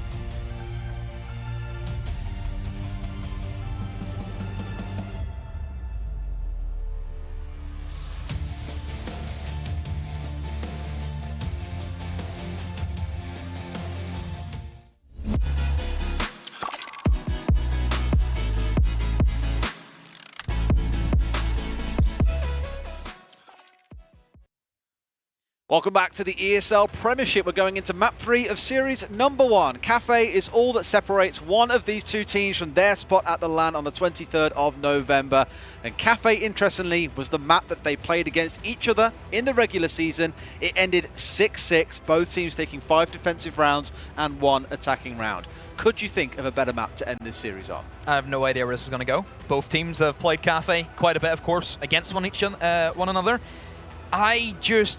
There's something about my gut feeling, though, that still says fierce. Yeah, I think when it comes to this point, I think this is where experience starts to show through. You know, these boys on Fierce have been here before. As you say, absolutely nothing to be gleaned from the stats. They've played each other on this map and there's nothing to separate them. I think the only thing that we can say for certain is we're going to have a good fixture. We absolutely are. And Cafe, of course, being one of the newer maps as well. Like you guys say, it comes down to the experience. Sometimes it comes down to the time you've invested in, the times that you've gone into scrimming. Let's not forget, we've said it a few times, Exillium have had a couple of roster moves around in the last month or so. That might play against them a lot more here than it would against someone like Fierce, who have been pretty consistent in terms of roster throughout. Yeah, overall, whenever you're bringing in new people to the roster, you always have to adapt. We never really see a new player just come in and take control. Only on very rare occasions. There's 2 accounts that I can remember. Maybe 3 accounts. That would be Kanto whenever he first joined Pentasports. Yep. It would be Feral whenever they joined Secret, and Dan whenever they joined Empire. That would be the main 3 for me.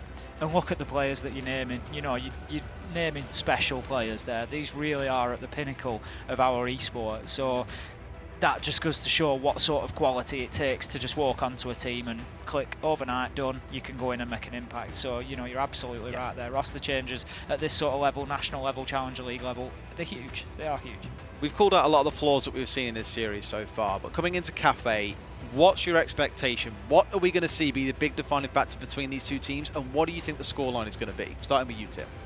I think top floor is going to be the defining factor between the two of them, who can attack it more successfully and defend it more successfully. I honestly think top floor is where it's going to be won and lost. I think Kitchen, I would expect the defenders to probably pick those up because it can be quite a difficult attack down there. I really think it comes down to top floor, and I think that's where Fierce are going to win out, because I just think they're going to have that better defensive setup up there. It's all about the attacks. So also always has been for Cafe. The attacks on paper look very, very basic, but they're not that easy to really confirm them. You know, there is a lot of things that defenders have going for them. Bandroy is a big thing to see who's going to be allowed through. Overall, I think for Fierce, the way they've kind of set up themselves in the past 2 maps with their defense, they look as if they should be the more solid out of the 2. And based on how things have gone so far, again, looking across both teams, we've called out a number of the mistakes. Like I said earlier, the droning, the trading was a pretty big one in the last map that we didn't really see. Teams not really moving together as pairings. Do you think really with Cafe that's the sort of thing that needs to be changing around? Because droning is a big one. It's a very large map to begin with.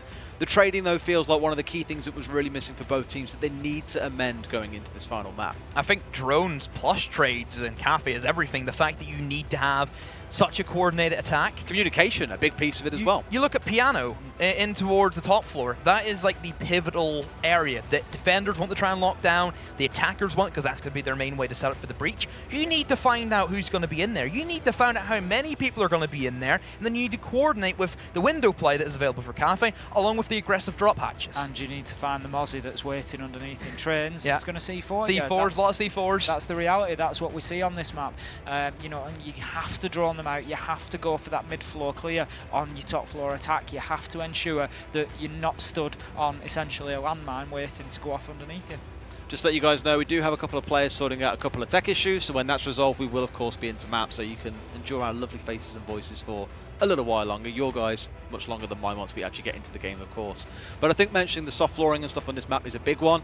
Let's hark back to way back on Coastline, the number of times that we saw a sledge be the opening death for Fierce because Sloth was constantly in the face of Alfie. That's where we're going to see a lot of threat here. If Sloth can be the disruptor, I think, that's where Fierce are going to feel the pain. That's the guy for me. If Sloth turns up again and he can put on a big performance, that could be the big game changer for Exillium. On his attack, though, on Consulate, my eyes, very sloppy. I feel as if he was getting out. No, let's not do those. So I kind of feel as if he was getting carried away with things. Running in, trying to take 1v1s with no information, no nothing. He needs to get that fixed. It's always a tough one. So I think we are pretty much ready to go into games. So map number 3, like said, to determine who goes to LAN. It all falls down to one game of Cafe and whether or not they get a trip up to Manchester. Let's jump into this game with your boys. It's going to be Ace, it's going to be Demo. Take us away, guys. One big thing that you've got to remember with that potential trip to Manchester is anybody that does join us, tickets still available. You can, of course, always get a photograph with Des as well. So that has got to be... Does he have to come? It's got to be a major selling point. Does surely. he have to come? Like, does he have to? And it's, I believe, there may be a small celebration. It's for his him birthday. He's going to get a cake in the face. And he's going to get lots of photographs with you lovely lots. So we're heading into the final map here. This is going to be huge. We're actually coming back to us. I just get news that we're going to be doing a quick rehost. So you get to see that lovely face of me and Demo, and what we're going to see. We're going to be heading into the map soon. Obviously, we've just got a technical issue that's brought us back out to a rehost. We're going to be heading in, as I was saying, Exillium against Fierce. We've had one map apiece. We were talking about Sloth. I would add to that I think the natural progression of how things have gone tonight probably support him in having a good game on this map. The reason that I say that is he's come out big on coastline, absolutely dominated the pace of that game and really done what his team needed. He's got overconfident. He's got overconfident on Concealer, as you've said. He's not controlled himself. He's got too aggressive and he's lost his life a number of times. And I think the natural flow of that is that slows him down and brings him back to that dangerous position potentially for Cafe. Cafe is a very interesting map. I kind of feel as if every single team, whenever it was added in, just took to it like duck on water. It was so simple for teams to pick it back up and really look at the, the core mechanics that's still there from old Cafe that everybody knows how to play anyway. So it was very easy for everybody to pick it up and say, hey, we've pretty much played this before. It's just a couple little things being tweaked. More importantly, that kitchen was like the main thing that has been the big overwhelming change. I think bans determine for Cafe how well kitchen goes down, because we've seen Thatcher bans before on Cafe. Whenever Thatcher's banned, that kitchen, it's Fort Knox. You can't get through that. It really relies on your vertical control, which we come back to with Cafe. It is. Kitchen was changed up absolutely dramatically. We don't see top floor held much differently. We've got the new northeast balcony, but that doesn't tend to be... It's drop hatch up in a wall. Exactly. It doesn't tend to... Northeast balcony doesn't tend to be used too heavily because it's quite easily cleared from the window, the single window that's on there, so long as you can cover the runouts. I think when you look at kitchen, that was just changed dramatically because the bomb site was moved back from bakery inside. You previously had, what was it? I think it was 1, 2, 3, 4, 5 windows and a double door that you could attack in through. So you could literally attack that site without ever entering the map. You could just do it all externally with ACOG, just picking angles. The big double window on the bakery prep as well. And that as well, that was huge. That just makes that bakery prep is like a really strong position for anchors. You know, we've seen before like Smokes just peek that all day of the week. If you can get that open with your thermite, that wall, it really does start opening that site up. But again, it's so difficult because you place somebody in behind bakery counter. Maestro in there. You take a Hibana ban so that you can't necessarily clear the small wall off that allows the player to stay in behind bakery counter, then all of a sudden you've got, like you say, Fort Knox starts developing very quickly. Yeah, I look at a team like Secret, and that is one of their best maps that we've seen them perform on. They have that Maestro playing inside a bakery prep behind the display unit. Funkers primarily has a shield, has a turret, has 2 ADSs.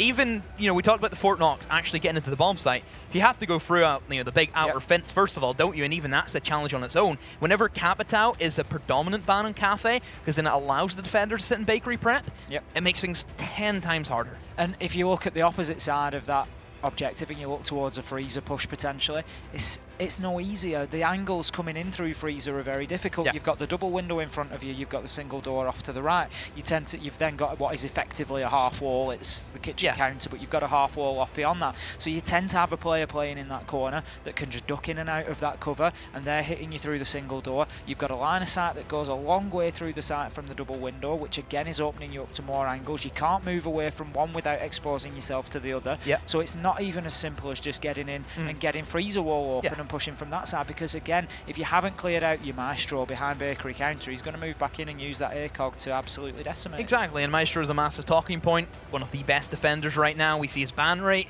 kind of skyrocket along with Mira and Echo. I still think though in EU, Maestro isn't banned nearly as much as I think he should be. Because in NA, he is banned very frequently. We see Mira be left open quite a lot from that, even Echo to some extent. Valkyrie's another operator that could be in conjunction for a ban. She provides a lot. She provides the information. You can throw cameras outside, gives you that early information. The C4s from below are always going to be dominant. How many times have we seen a Valkyrie drop down a hatch? Oh, there's a C4, camera, information, bang, that's you done. Yeah, absolutely. Maestro is an interesting talking point. I think the big question at the minute is Evil Eyes so a nerf? Which I think, I'm not sure if it was maybe too powerful a nerf, you know, with like quite easily dealt with now with Twitch or Thatcher. My question's got to be on the Alder. You know, does the nerf come in for the Alder? That 81 Take the ACOG away, man. That would be for me. Insane as a weapon. I know when it first came out, if you remember, you had the hipfire, the Alder hipfire. Oh, boy, you just across the map.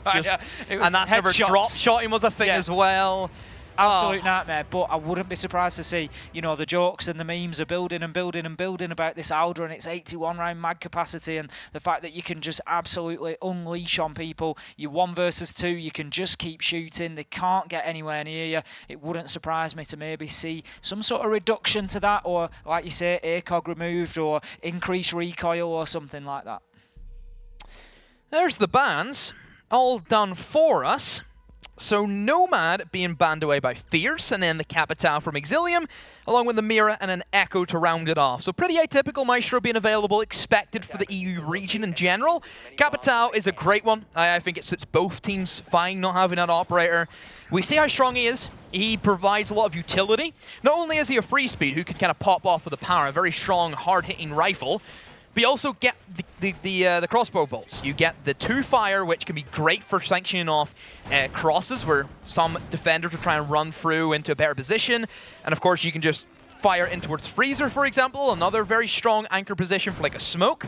And you also gain the smoke bolts, which is more important, I feel, for the top floor, because you need to try and cover off some sight of these ACOGs. I think the new operator that we're seeing coming in this season, Wamai, I think is going to be a big thing for the defenders to actually be able to interrupt Capitao. At the minute, there's nothing that you can do against those crossbow bolts, and that's why we see him with such a heavy ban rate. And I think once we get Wamai in there and there is an option to actually do something about them, I mean, let's not forget, from early footage, you can actually turn them against the attackers. You know, imagine border west wall just very quickly. If you've got that open, you're 20 seconds left to go, and you deploy a Wamai above that wall, and then Capitao thinks, right, I'm going to get an asphyxiating bolt in behind half wall. All of a sudden, it's going to get caught in that and actually deploy on west wall, and you've just closed off 15 seconds of the round. So I think that could be a huge change that will see Capitao coming back into the meta a bit. Reason why Capitao's so good?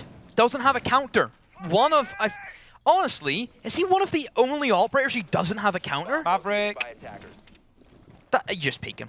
Just peek Maverick. You just peek him, because remember, in the words of the famous Devin Enzo Becker, holes work both ways. They certainly do. Capitao doesn't work both ways, does it, Tim? No, it doesn't. I would like to see a counter for Maverick. This is something that I've discussed as well. I don't like the idea that in Siege, it's all about that counterplay, and there's nothing you can do to physically disrupt what Maverick wants to do. So I would like to see that coming in future, and I'm sure it's probably something that we will.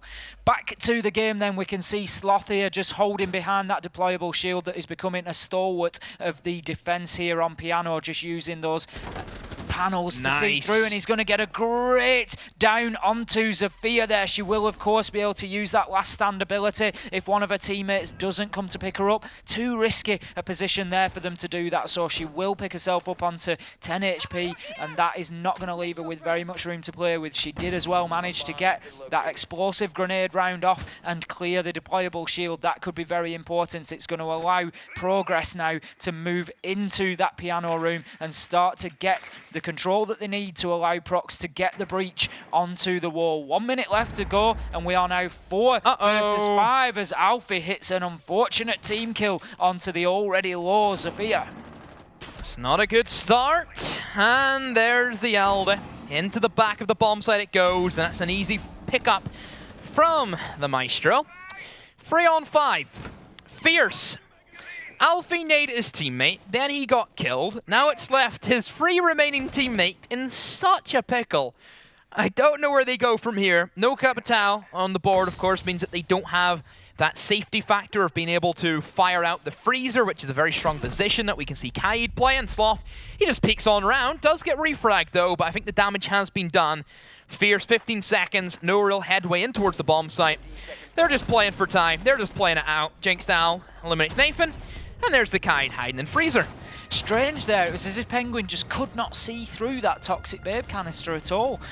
You know, we could see from the silhouette that there was obviously movement behind there, and then the shots came back through in reverse, so obviously the defender could see through there. Sloth managing to get an angle onto Penguin, but he was a bit unfortunate there. As you say, I think not the best round of Alfie's career there. I think that's probably fair to say. I don't want to get on Alfie's back, but like you say, the team kill followed by losing his own life 10 seconds later really did not put his team into the pole position there to win that round. So Exillium going to be coming in with the first successful defence.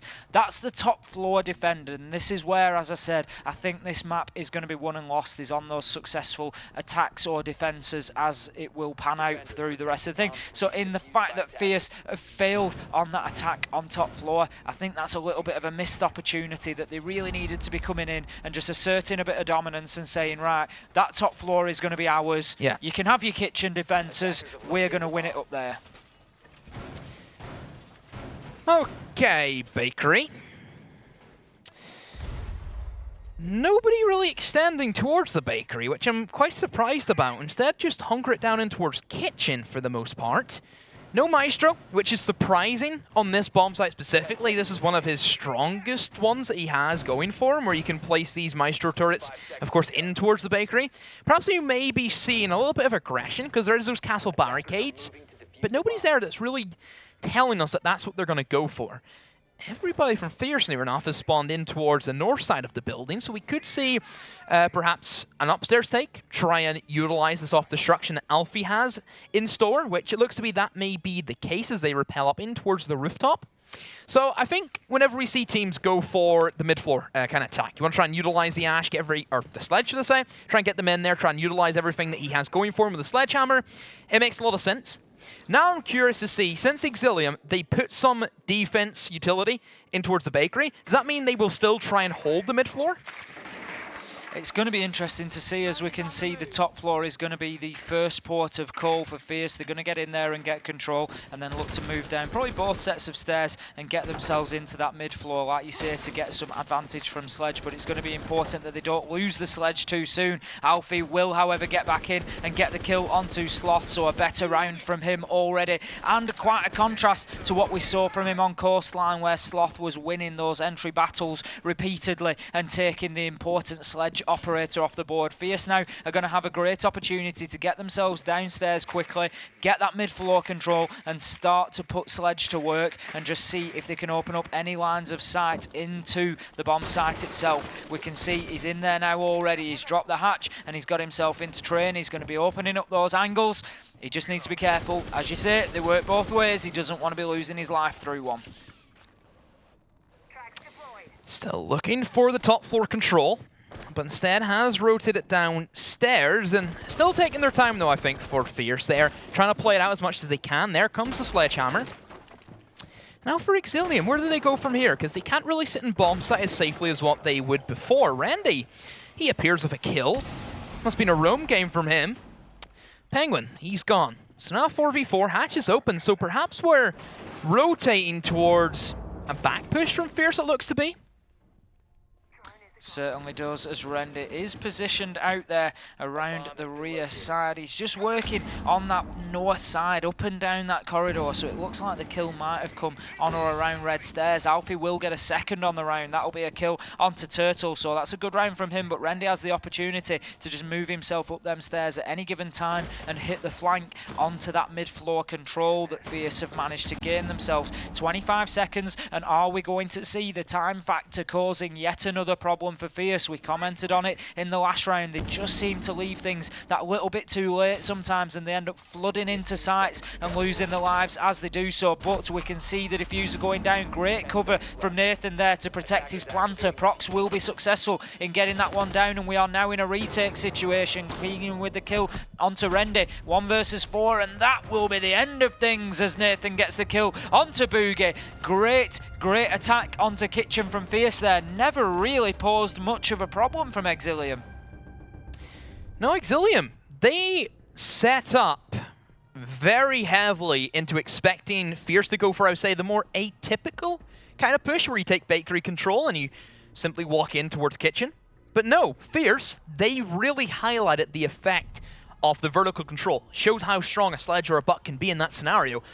Nobody on the defense could sit anywhere. They had to maneuver away. They were in really bad positions to stop a drop from in towards the meat freezer, and then finally out in towards the back of the cooker. couldn't really do anything against it, which is fair. I think that's kind of way Kitchen sometimes does play up. If you give the attack what they want, there is no resistance. There was nowhere near enough resistance there. We saw Sloth taken out very early on the first kill by Alfie, and that really just opened things up. We saw the dock rotating back to site very, very quickly, and it was sort of one-way traffic from there on in. As you say, they had the utility, they had everything they needed to just open things up and to just get exactly the angles that they needed, keep the defenders moving round in sight. But not only were they keeping the defenders moving round, they had lines of sight into the areas that they were going to be moving into. So it was then very easy for them to start picking them up on the crossfire as they move through those locations. We can see we're going to be heading down to Kitchen again. Sloth is on the Jaeger and will no doubt be heading out on the roam. He's just getting his setup done. That is one thing that limits Jaeger a little bit, and I think it's quite important because he's used so frequently for roaming that he has those 2 reinforcers, 3 ADSs and usually 2 barbed wires as well to get out. It just keeps him on or around site to generally into the beginning of the action phase, so it just allows him not to be sort of too powerful. He is very powerful roamer, but I think if he didn't have all that setup to do and that important utility, he'd probably be out there a lot quicker. First kill for Exillium this time around. As Fierce, they have opted for the bakery rather than the upstairs control that seemed to be really strong for them. Don't really get why they would try and change up their strategies. Stick with what was working for you, because really Exillium, they had nothing ready for the attack you went for. Now that they've realized saying, you know what, maybe we should just try and go for the sledgehammer. Let's listen to Demo for a change. I think I speak some pretty good lingo.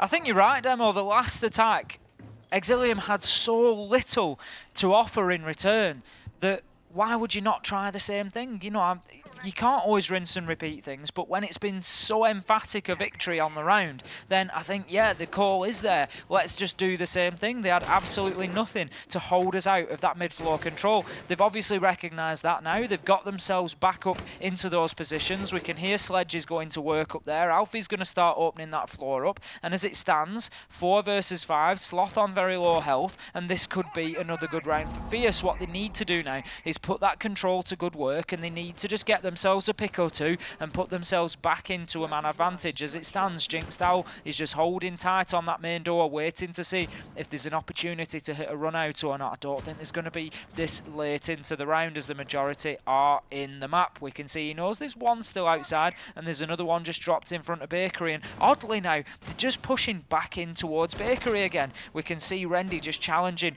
into the small side room there. He will get a second on the round with a kill onto Penguin. Can he get himself a third? No, and in come a couple of quick kills from Fierce, leaving us now in a 3 versus 3 with 50 seconds left to go. Sledge just starting to destroy that utility, open up the lines of sight for his team and allowing them to move freely around site. Keenan has taken quite a lot of damage in those melees moving into the Bakery, and that will be a great kill from Boogie. He comes out looking for another, but the range will be too great on the shotgun, but Jinxed Owl does rotate back down the red stairs, and a great flank onto Alfie gets the kill, and that now leaves Nathan with it all to do. 20 seconds left on the round and 1 versus 3.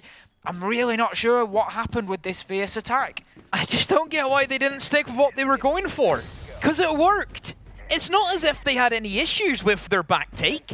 Everything they did last time, it was pretty damn good. There's nothing that stopped any of them. Now they tried to change things up. Now they tried to take the Bakery route. What's the point of attacking an area that you know Exillium wants you to attack? What's the point? You see them set up with the castle barricades, all the utility being applied in there. There's nothing towards the back end. There's nothing stopping you from taking that vertical control. I'm bewildered. I think the thing is, if you're going to try that take, you have to have the Hibana with you, because you need to get to that single window and you need to be opening up the wall that allows the line of sight back onto Bakery. So you need the Hibana with you to do that. If you're going to take a Bakery push, take the Hibana, open that wall up as absolute step 1, and then you can clear out behind Bakery counter. They lost 2 men to Rendy in behind Bakery counter because they couldn't clear him out, and that ultimately just dictated the pace of the round. Fierce, very, very strange. Come in for a Bakery kill, lose a man.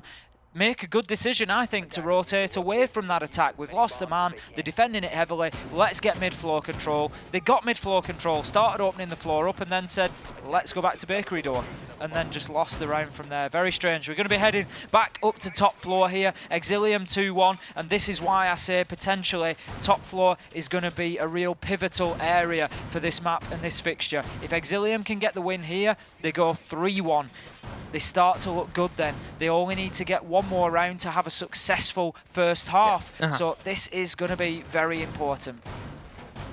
It is. It's a very pivotal kind of matchup. You look at everything that revolves around both of these teams. We expect highly of Fierce. You look at Exillium. Oh, do we really expect that much? No. We are never, ever expecting Exillium to win this series. We don't put that pressure on them.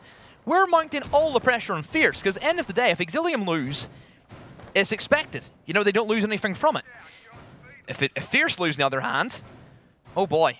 That's the beauty of being an underdog sometimes, is you just don't Nothing have to that play same for, sort of nothing to pressure. lose, exactly. Exactly. You know, like you say, if they do get there, they get a big pat on the back and everybody says what a fantastic performance from them. If they don't, then so exactly. Then M&M saying, thanks guys for coming, thank you for the grand final. Absolutely. If you're, well, of course, I'm guessing that's what M&M are thinking right now whenever they're watching. Of course, the better Nathan, as he calls himself, I'm sure is probably watching the other Nathan on Fierce. More than likely. So Sloth's just going to be holding this deployable shield again with those new glass panels that have been put in there, so it just aids them in being able to watch those windows and see what's going on. Jinx Tower is just looking for a potential run out here. We've already seen it from him on main door, just watching those external angles. He is going to run round. He's not going to see the man at bakery window, and he will lose his life to Prox, who comes around and saves Alfie on the rappel, and that could have been some big utility loss there. If Jinx Tower gets that kill, it's some nades off the board, and it's a big start for Exillium, but we can see things falling apart very, very quickly here. Alfie, as protected by Prox, will then move in and get a kill, making that even more worthwhile. 5 versus 2 now in favour of Fierce. Unfortunate for Al, and because of that, Exillium tried to put a little bit more gas onto Fierce, and they've lost those 1v1s, and it's left them in a 2v5, which is really unwinnable at this stage. I don't think it's going to happen for them. Unless Turtle can appear out of nowhere, using the sniper shotgun, still lurking. He has the smoke right beside him, but I think for Fierce, they have the manpower, they have the refrag potential, and everybody just falls for Exillium. Easy, flawless round for Fierce. This is absolutely nothing less than I would have expected from this final map between these two teams. We are now 2 apiece. They are trading blow for blow. There's players on both sides trying to come out with big plays. Jinx Owl just looking to move out there, and he's just unfortunate on the timing. I know all about that timing. I suffer to that sort of stuff repeatedly in ranked. I'm sure you do. I do. I'm sure you do. You move out. It's a great idea, except for that guy that's just running around that corner and just picks up a cheap kill onto you. So unfortunate for Jinx Owl there. You know, sometimes it does take those big moves to just, you know, fire your team up. If Prox isn't there, then that's a huge move for Exillium, but unfortunately not today. So 2 apiece. We're going to be moving into round 5, and we're going to be trying up at Bar and Cocktail again. And this is why I say top floor is going to be so important here. If Fierce can get another attacking win on top floor, I feel like Exillium will try it for a 3rd time. Fierce, if they get this one, they've set them up nicely, because that's a 3-3 split on a defender-sided map. And we've already kind of pitched that Fierce would have a very strong defense, regardless anyway of like bans, whoever it was. We just expect Fierce to be better on their defensive half. Exillium it still could be a 4-2. It could still be in their favor.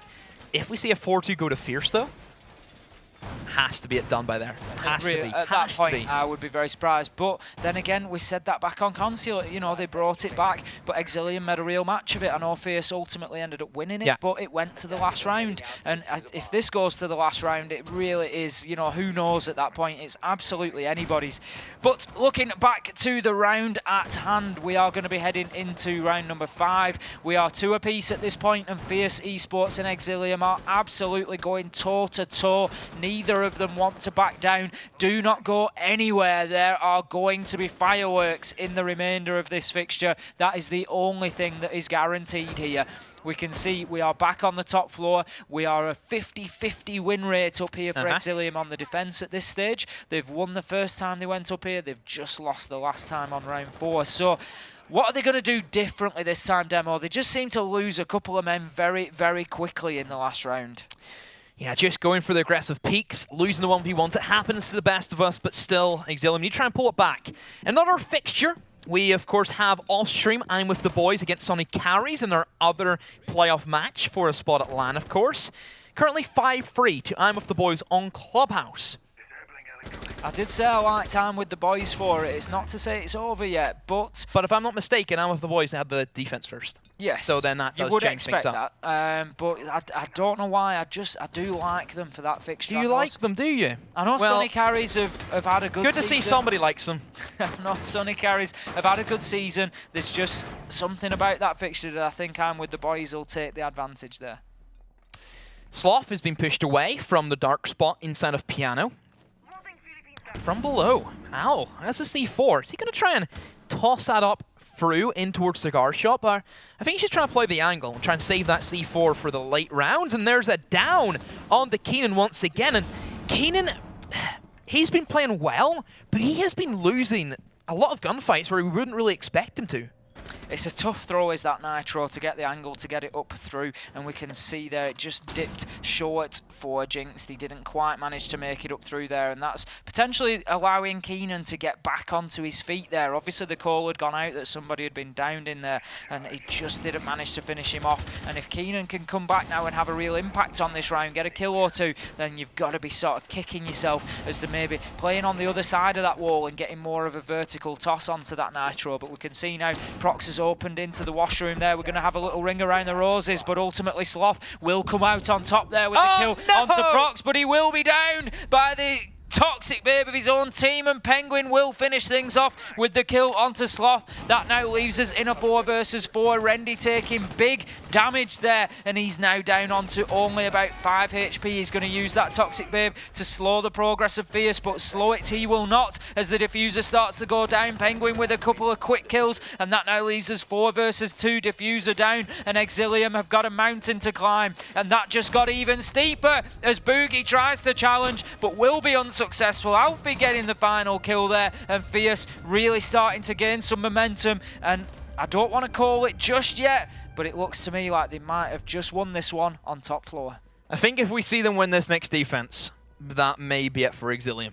A great dream run could be shattered in an instant.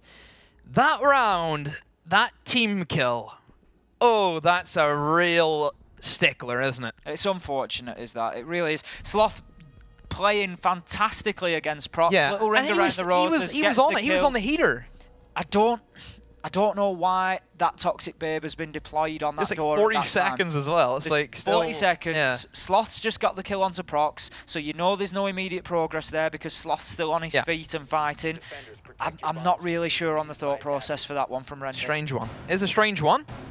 It's heat of the moment. You know, 2020 hindsight, obviously. It's heat of the moment. It's a big game. You're 2-2. You really still have a possibility of winning this. And, you know, things happen. I completely understand that. But I'm just not sure where the immediate threat was that needed slowing down from the smoke. And we can start saying 2020 hindsight, can't we, next year as well? Absolutely. New decade. Yep. What did you do this decade? Lose your hair? It's not lost. This is a choice, Demo. You'll be laughing one day. What? You say I'm going to lose my hair? I can see it coming already. Oh no. That hairline's going further and further back, Demo. It's like the tide. It's on its way out. Chat, I don't have a receding hairline, do I? I think the chat are saying... I don't think I should have asked that one. No. I regret that already. I think they know that you do. We can see Penguin coming in with the first kill there. Headshot onto Jinx Dowell, and that's going to be the Mozzie off the board. Exillium now starting to really lose these entry battles. That was something that they really excelled at on Coastline. They were getting that early aggression, getting those first kills, and really benefiting from it. But in this one, and in the last one, to be fair, Fierce managed to just really up their entry game. So once again, Exillium on the back foot. And you always want to be on the front foot. You want to get your first foot in the door and try and make sure it isn't on the curb. So, Fierce looks to be you're going to go for the kind of similar strategy that did win you your last kitchen attack, and that was play it very slow, take the mid floor, use the sledgehammer, make sure nobody can sit freely in the bomb site. Couple of drones also being used from Fierce. That's a lot better, spotting 2 people out. And Exillium now, they have to run downstairs with their tail between their legs. And honestly, for Exillium, since they've done this, they are applying no pressure whatsoever, and they are falling into the hands where Fierce want them to be. Where Fierce want them to be, indeed. They really do feel like they're in control of this fixture. We can see that mid-floor control is completely theirs. Rendy is about the closest to being able to challenge that out on red stairs, but interestingly, we just saw a little yellow pink marker off to the side there, and that's just denoting to the gridlock of Nathan that Rendy is playing around those red stairs. Obviously, somebody's heard him, and out goes the Stinger tracks to prevent that flank up, and Rendy's going to have no option but to dip back to the little anti-chamber off to the side of Bakery there and just hold his position. At this minute, Exillium have no choice in what is happening here. This is all down to Fierce. They're opening the floor up. They're using thermites to blow huge holes in the floor there, and they are just looking to move those defenders round in sight, and that is what starts happening. Nathan, first kill onto Sloth. One of the big fraggers there gone for Exillium. We are now in a 5 versus 3, 50 seconds. The only thing that Fierce need not do is leave this too late. How about that for poor timing? That's Boogie getting the kill on to Keenan, but he will be downed and surely finished off there. Prox getting that final kill, and that will be Boogie off the board. We are now in a 4 versus 2. Rendy will, however, manage to make the flank around the gridlocks. He gets 2 for himself. This is huge. Can he get the 3rd? He goes in with the pistol. He gets the down. Don't chase the kill. He gets 1. Will it be 4? No! And Fierce lose the round despite heroics from Rendy there. Ah! Exillium! So close, yet so far. Rendy went huge then. That's one that you're probably thinking, I should have had that. I really thought he'd got the down. I thought he had the down. I with the thought sledge, he had the or down. whoever it was, Sledge or Thatch, whoever it was, drop shot it. I was about to scream, don't chase the kill, but no, he jumped back up. That was wild. So, do you think that movement possibly even is what lost Rendy that fight? Because I think maybe he thought that he was down. That prone was just at the right time. I think yes. Yeah. And whenever he killed Furman, it's like, oh, the round hasn't ended. What's happened? And then he was like, oh, and exactly. he had to change back, and that's when he lost the gunfight. Still, though, again, Fierce. Sloppy again. Even though Fierce are winning, they still have not looked like a team who can go up against M&M and Navi. They don't look as if they're that team. If they go up against Navi in the state they are right now, Navi will tear them limb from limb. There's going to be a lot of work for them to do in the next week if they are successful here. Coming out 4-2, I would expect that they probably would. Exillium are looking for a coach, so DM Sloth if you're interested. That's the message up on screen there. You know, they are a team that have got some ability. We've seen that. They've improved throughout the Premiership, getting the first win towards the end. We've seen great Guaranteed work for next season. Today. I'd maybe have a look at drones. You know, that's something to mention. Have a look at that. Should I just coach them, do you think? I can see everything wrong. What's the rules on that? I know that you're banned from playing in the Prem promo, but what's the rules on your coaching? You think I have the attention span to coach a team, let alone this? Tell me I've got to coach this. Yeah, I think they're already far ahead of what you could bring to the table. What? So, moving into round number 7, we are 4-2 in favour of Fierce. That will be the half done, and Fierce will now move out onto the defence. What do you think about that Vigil pick on Nathan there? He's been hitting his shots so far. That could be pivotal here. He really needs to be closed down quickly. Well, for Exillium, they don't drone anyway, so does that really matter? Probably not. But every operator's vigiled through Exillium. If you want to play it, sure, you can go ahead and play it. Only really provide yourself. But if they're playing Nathan, who has had a thrilling series so far, the kills he's been racking up, if he wants to try and play as that solo hero role, has the gun skill to back it up, K1A is a really hard-hitting SMG. SMG-12, we already know in the close-range combats. Nobody will ever win against that gun. Very strange plays from Nathan on the Vigil there. He didn't really take any advantage of his abilities. He didn't get out on the roam. He played right next to Red Hatch.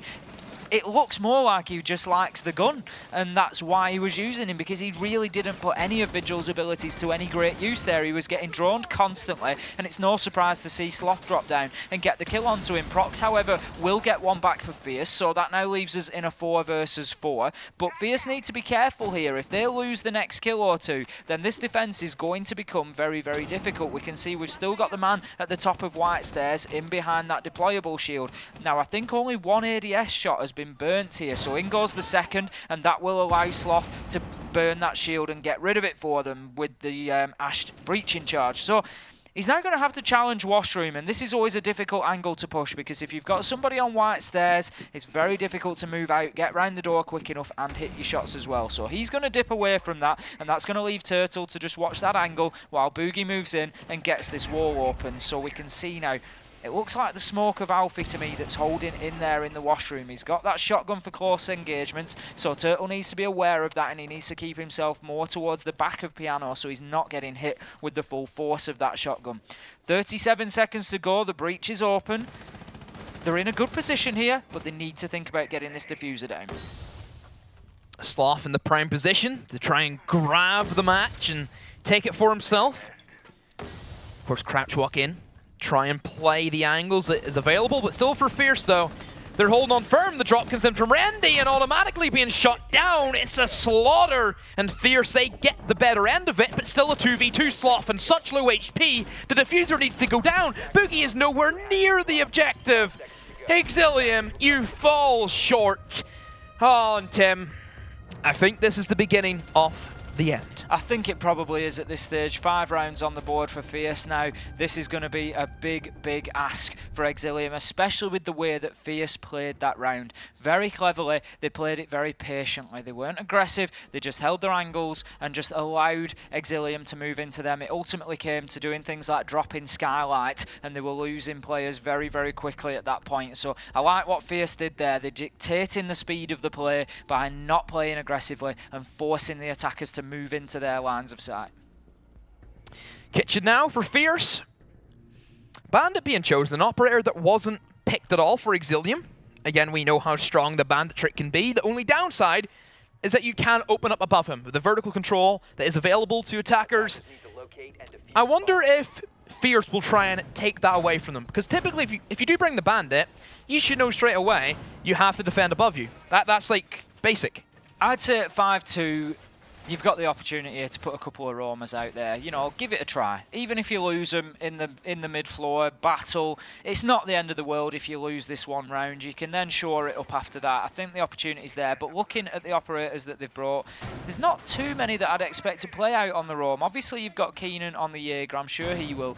Nathan, you've got to be very careful with the Legion, because obviously he's more and more powerful as the round continues with those goo mines generating over time, so he's not going to play on too hard a roam. Yeah. If he is out on the roam, it's probably going to be a semi-roam, and as soon as he gets challenged, he's going to be looking to move back to site, because you want that utility in the late round. He's all the way up on the top floor at the minute. He's probably going to try and waste maybe a minute or so as he drops back down through the maps, a bit like a game of Kaplunk or something, as he just drops down slowly as the attackers push through, because he's not going to want to challenge it too hard.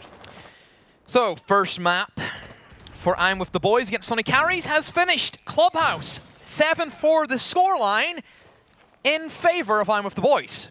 It had to be that, because she told us they were on 5 previously, Demo.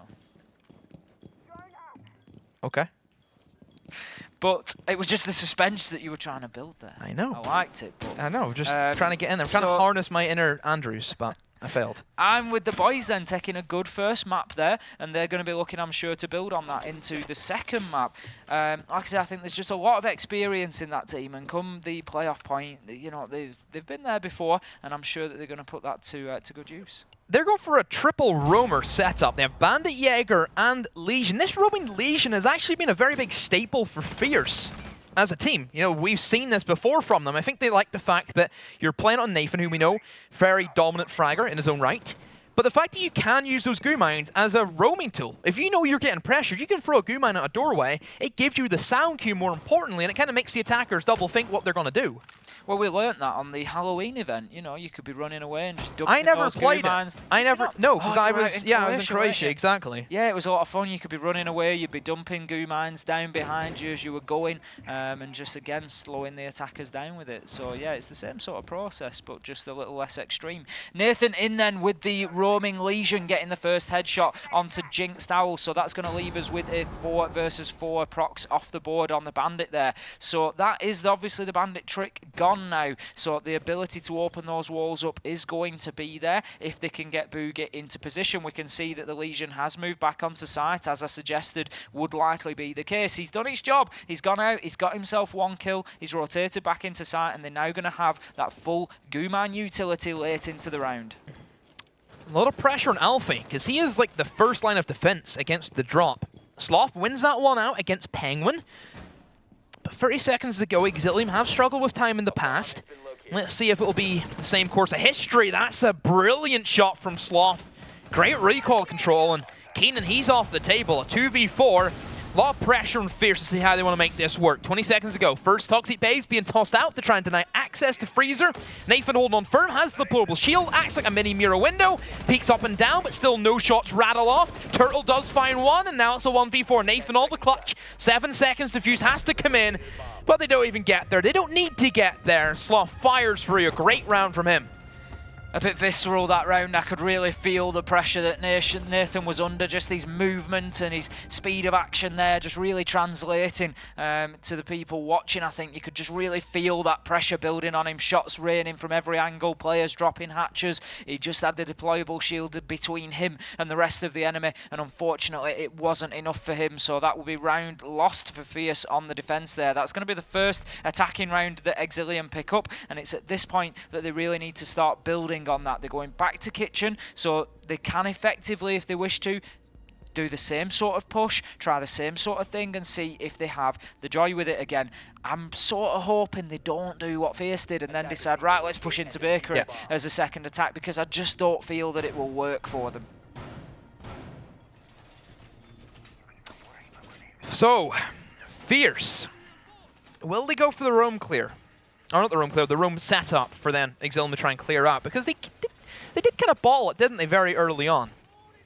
They did slip up. They lost procs, Nathan got himself a kill, and then it was basically, right, everybody back to site, and let's just hold up here. And they just gave Exillium too long to attack site. It's never good slipping up, never good being a bottle job, is it? 10 seconds left before insertion. Absolutely not. There's only one person who can feel like a bottle job. 5 seconds to Who's go. that then? It's Dez. Dez? Yeah. Big bottler? Yeah. Big time bottler? Yeah. Attackers are moving Yeah. out to locate a bomb and defuse it. What's he bottled? Casting. He's hacked it in, he's hosting now, you know?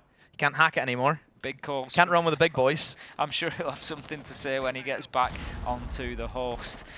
Sorry, he's only allowed to ask questions now. He's not allowed to answer. No any. response. Yep, no reply. Exactly. Absolutely. 5-3 then, round 9 in favour of Fierce Esports. They are going to definitely be wanting to get this one in the bag. They don't want to allow Exillium to get in here and get themselves back within 1 round. That could be catastrophic if you just give them that sniff. It could really change how they start to play here, and they just start to get that momentum that we saw them so successful with on Coastline. But as it stands, 5 versus 5, a minute into the round, we can see some good early progress here from Exillium getting that top floor clearance. They're going to move down. It looks like they are trying a very similar take to what they did last time. They're not going to be pressuring Bakery, and I think that's positive for them. Sloth gets a great kill from up there on the northeast balcony. That's going to be the first one, and that is procs off the board. He went first last time as well. His team at this point really need him to be stepping up and not taking those opening deaths. He's just got caught out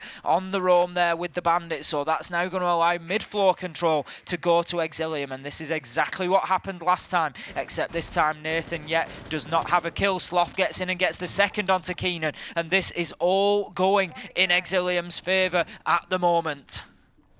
Great structure from Exillium in that early attack. Sloth doing again all the heavy lifting, and he has got a lot better on the attack on Cafe than what he did on the attack for Consulate. Still 1 or 2 roamers upstairs, and the drones are trying to be fired on in. But do they know where they're looking at? They have no idea. There's a drone right beside the Legion, and he still loses that. But there's Sloth. No, he loses that also. Nathan, 1 HP in a dream. Oh my word, someone stop this man. Nathan and Alfie have probably just won this round for Fierce there. As you say, once again just droning, letting down Exillium a little bit. They didn't have a proper location on Nathan in the corner of train, and he's got a 3k whilst barely moving his feet with that kill onto Boogie. He will finally be finished off by Turtle, but that now leaves us in a 1 versus 2 with his position known and men closing in. He's not aware of the prone off to his right, and he will hit shots on him though, and he will get the kill onto Alfie. Great reactions there from Turtle. Whether he heard some movement or something, I'm not sure. Maybe a bit of information from a drone, but he definitely knew there was somebody in the region. He just didn't know they were prone, but reacted well to it. Penguin is going to fall back onto site now, and with 12 seconds left to go, Turtle does have the diffuser in hand, but getting a plant down is very unlikely here as the Valkyrie is watching, and as he moves in, they will pick up the kill. Great finish from Penguin there. Good decision making not to push the challenge when Alfie was killed, but to move back to site to a favourable challenge for herself, and then gets that final kill. Map point, series point, LAN point. For Fierce, 1 more round, and they go to Manchester after a very scrappy matchup, and they get the bar back. So you would expect now at this stage, they have the most favourable bomb site. It has to be Fierce. It has to be. It surely does, and this, as I don't want to keep coming back to it, but I said at the beginning, was going to be decided up here on the top floor, and I think that is what we've seen. Fierce came out and got a very good couple of attack rounds, one up there, and that really swung the defensive half for Exillium, unfortunately, out of their favour. Fierce now have the opportunity to come and show them how it's done on the top floor and get a solid defence up here to finish things off, and as you rightly say, take themselves to that LAN event in Manchester on the 23rd of November. Tickets still available, Demo. Fierce love information being brought. They have the Maestro, they have the Valkyrie. No IQ from Exillium, so that may be a bit of a worry. But we also see the Warden. All right, Tim, I'm going to reel with you.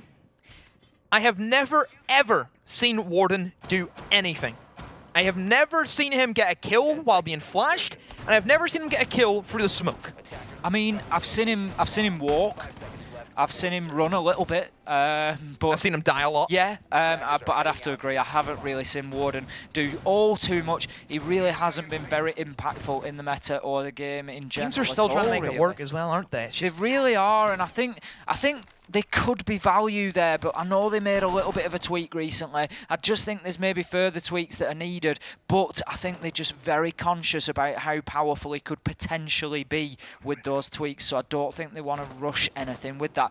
It was something that I was calling for a while. When Glaz was able to see through smoke, I said, really, we do need a defensive operator that has that ability to counter it. It's just not working. He was brought in at the wrong meta. You know, you bring him in 2 seasons ago, oh my word, the man, he's in Cloud9. Yeah, when Glaz was having those field days of entry with, you know, just dropping smokes in there. Monty, yeah, Jackal, absolutely, he'd have been perfect everything at that point. But like you say, maybe he just didn't get him working in time. Or, exactly. you know, we've heard about the fridge where operators get put in to cool off, and maybe he was just in there for a little bit too long. Let's bring back the Glaz Ying meta and see if it really does make a change, shall we?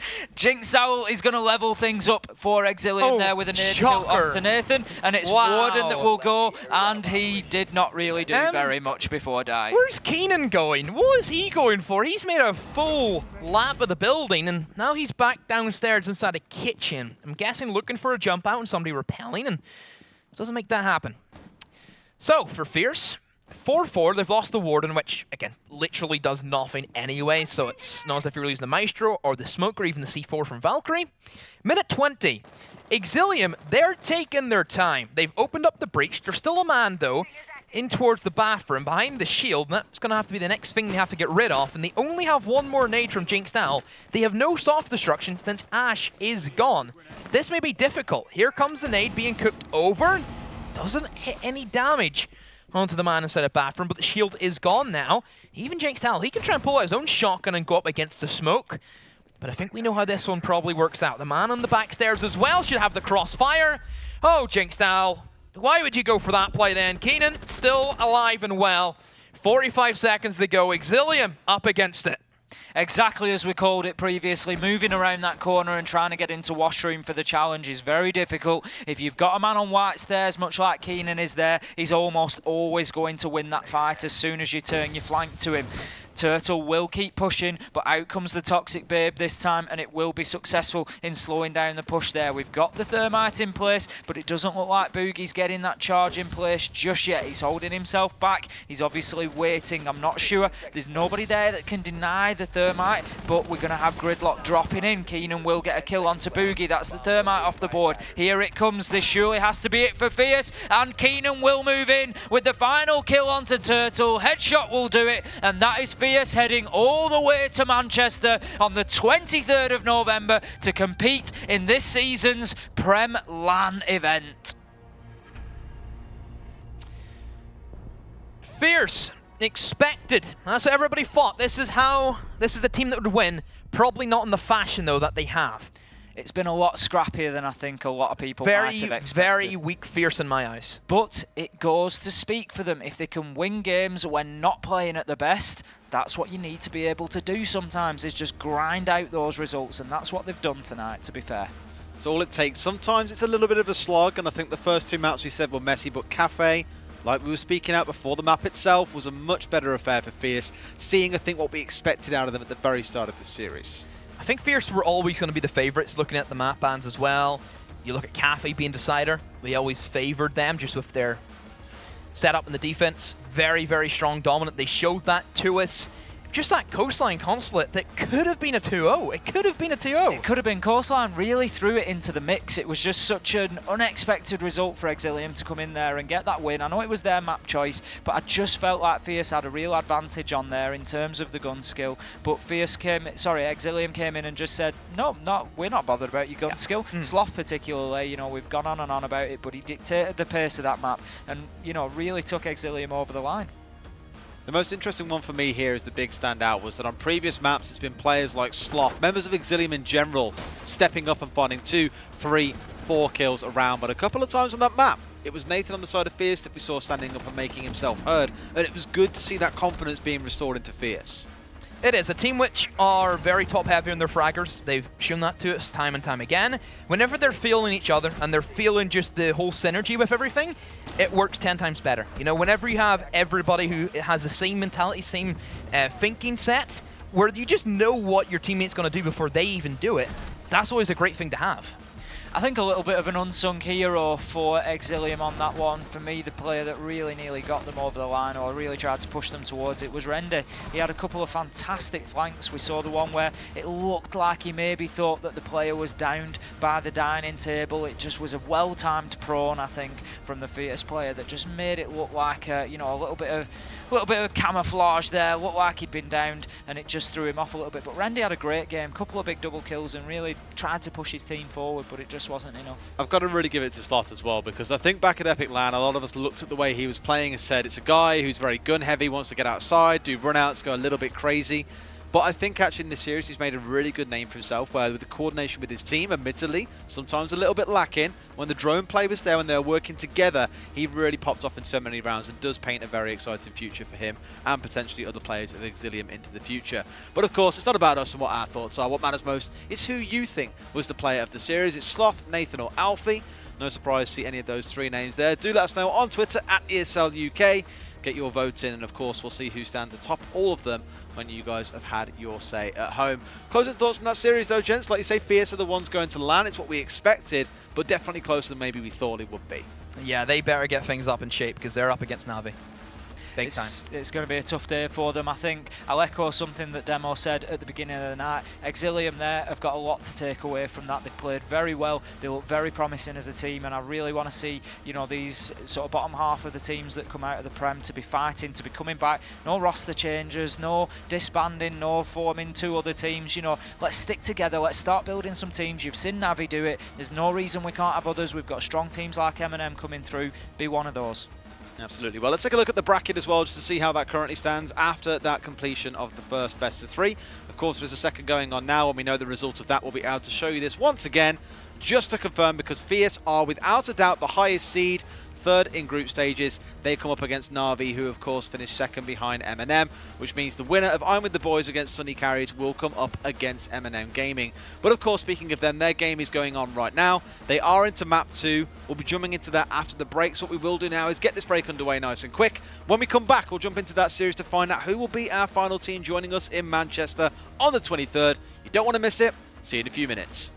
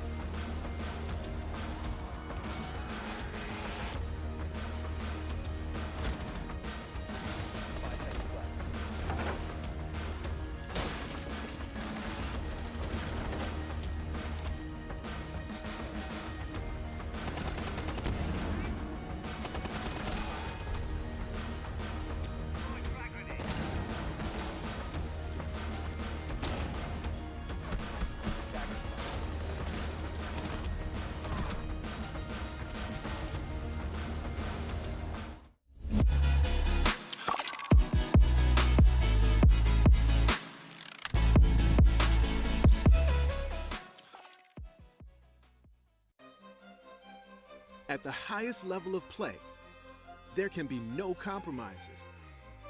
Gamers demand the highest clock speeds to give them the FPS they need to perform. Rise to the moment. Intel Core i7, the official CPU of the ESL National Championships. Game, record, stream without compromise.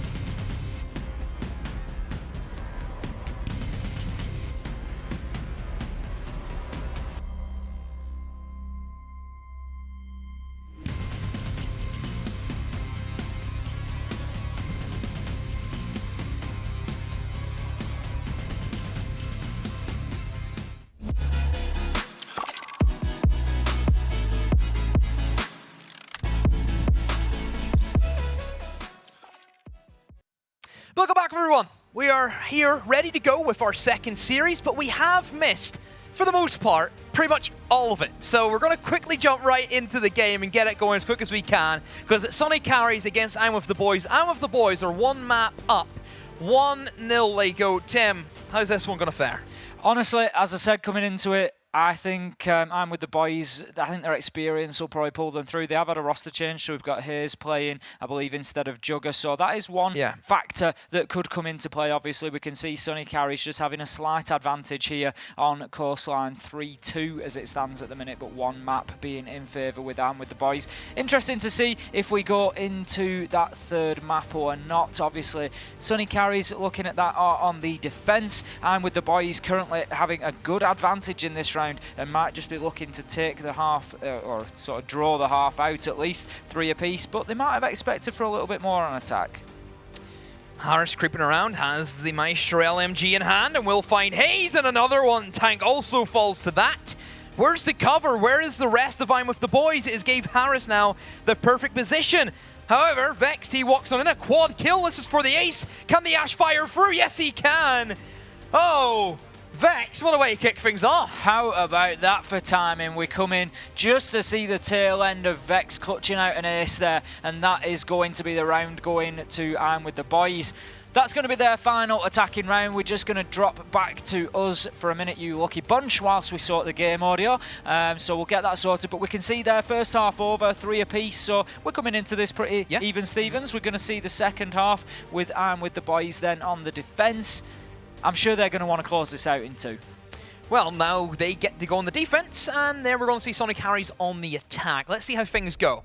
So if we look at the storylines, Tim, look at both teams. One team has a lot of veteran experience. You look at Tank Ninja's past pro player. Yami has his experience inside of other leagues, Spanish Nationals, for example. And then there's Vex as well, another veteran Prem player. You look across the Sonny Carries, though. Yes, we know there is experience from different teams there. Blur has been his time in the Italian league. Quadzy on Trust. You look at Reese, who is kind of, I would say, probably the youngest one there in terms of experience out of everybody. But Sonny Carry still has that kind of young gun thing to it. Everybody there has, you know, played in Prem before. Kayak and Tyra are kind of inseparable at this stage, like as if they're born to the hip, aren't they? Yeah, I think it's definitely always a double roster move, that one. If you get in one, the other one. Yeah, buy one, get one free. Absolutely. So we're going to head into round number 7 then. This is going to be I'm with the boys' first defensive round. They're going to be heading to Hooker Billiards for their first defense. We can see a fairly standard lineup there. Just looking at those operator bands that we've got, we obviously missed those at the beginning of this one. We can see I'm with the boys came in with a Dokabit and a Mirror ban, and then Sonny Carries coming in with an Echo and Capitao ban. No major surprises there. Dokabit one, if I had to pick any of them, possibly a target ban. We don't see too many Dokkaby bans. Yeah, target ban specifically, I think for Blur, that's an operator that he's very fond of. Gives you that universal control. A map like Coastline, where hard breacher isn't really a thing. It makes a lot of sense to have that. So first defense for I'm with the boys will be for the top floor Hooker. Only the one ACOG, and other than that, pretty run-of-the-mill stuff. Jaeger, Smoke, Maestro, pretty typical. There's the Legion. I like Legion in this bomb site because there's a lot of ways into it, and if you can try and give yourself some slight advantage with the goo mine in, it always helps. It certainly does. We can see now Yami and Hayes just looking to move as a pair, possibly looking for those trades if they do get caught on their own. They're going to be moving through Hall of Fame in towards Penthouse and Theatre, looking to keep the east side of the map safe and just prevent the push coming through there. It's also always interesting to have operators out on this east side of the map for a Hooker and Billiards defence, because really the attackers can't push to site without dealing with you. They can't leave you out there where you are because you're going to hit them on the flank very quickly. We've commented already about Coastline tonight being limited to 2 sets of stairs, so playing your roamers downstairs is not always the best of ideas. If there's potentially a Nomad or a Gridlock, those flanks can be cut down very easily, but if you do keep yourselves out there in the theatre area, you have to be cleared out, but you can also then flank very, very easily. Tank still on blue stairs, trying to hold it away from anyone from Sonny Carries, and we know the potency that players like Tyrant can step up in these big moments and really make you pay. But Tank Ninjas isn't even going to let him get a foot in the door. He's going to put him away before he even gets started. Minute to go, Sonny carries. They've lost their first entry, and now this is where I worry for the young team, because they're going to start to stop, they'll splutter, and they'll not know where to go.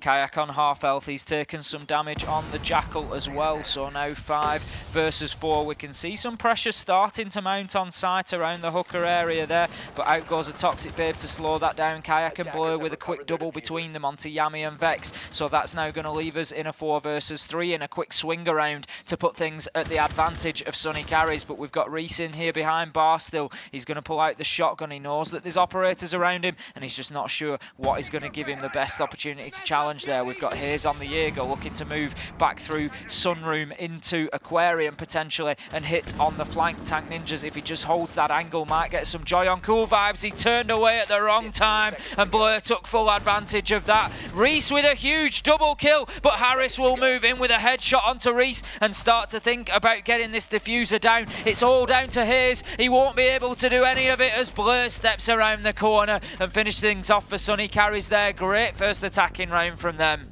Great rotation from Blur, winning that 1v1 tank, lost to 50-50. We're just trying to hold in towards the main corridor rather than the blue stairs. And while Blur in that position cuts off all the crosses, he has that control of the long corridor.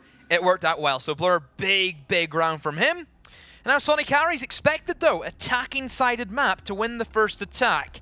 And how will I'm With The Boys respond? Back upstairs they go. Exact same lineup from them. This next round is really important for I'm With The Boys. How will they respond? That is the exact question they need to be asking Demo. They need to be coming back here with a defensive win. They can't be letting Sonny carries get themselves 2 rounds out in front now, especially on the attack on coastline, because it will become very difficult to prevent them getting those final 2 that will take them to the win on this map. So really important for I'm With The Boys to get this one, level it up at 4 apiece and go from there. They're going to be heading back to hooker and billiards now. They were beaten out of there what looked like reasonably easily last time around, so they're going to have to do something considerably different. Yami and Hayes never really had any impact on that sort of semi-roam game that they played out in the theatre area, so if they're going to play out on the roam, maybe better for them to head downstairs and see if they can have an impact from there in the late round. It's not the sort of site that you can play all 5 on site here. You need to be putting men around the map. It just gets too crowded otherwise, but they're going to have to do something more if they're going to waste any time from Sonny carries. Sonny carries a very heavy fragging lineup. Those are a lot of big guns being brought. C70 Jackal. Sophia, of course, the 7862, I want to say. M782, I want to say that's what it's called. And then Harris R4C, L8 for Blur, and the F2 for Tyrant. All heavy fragging operators. But it makes sense on a team like this. M762, so close. I said M862. Unlucky. But still wrong. 4-3 in favour of Sonny carries then, round number 8, and we see things really starting to heat up as Yami gets forced back up Cool Vibes stairs by that drone, but he will stop on the landing there just to try and hold that angle and prevent any progress. We've got some movement from Blur here in towards the main lobby. Vex with the first kill onto Quadzy, and that is exactly what I'm With The Boys needs. What they really need now is to follow it up with a second. They need to get themselves at 5-3 and have a real advantage here. We know that one man often isn't enough to make the difference, so they need to follow that up and they need to keep wasting this time. As it stands, there's a lot of droning going on from Sonny carries. They're very organised, they're obviously working well as a team, and they are not going in blind. They are looking for that information before we do. We're going to have Kayak pushing the hooker deck here. He's going to put shots in. There is a man playing in behind the bar, as you would expect, but he's not able to get an angle onto him. He does, however, see Vex, and that is it's a little bit slack from Vex there, just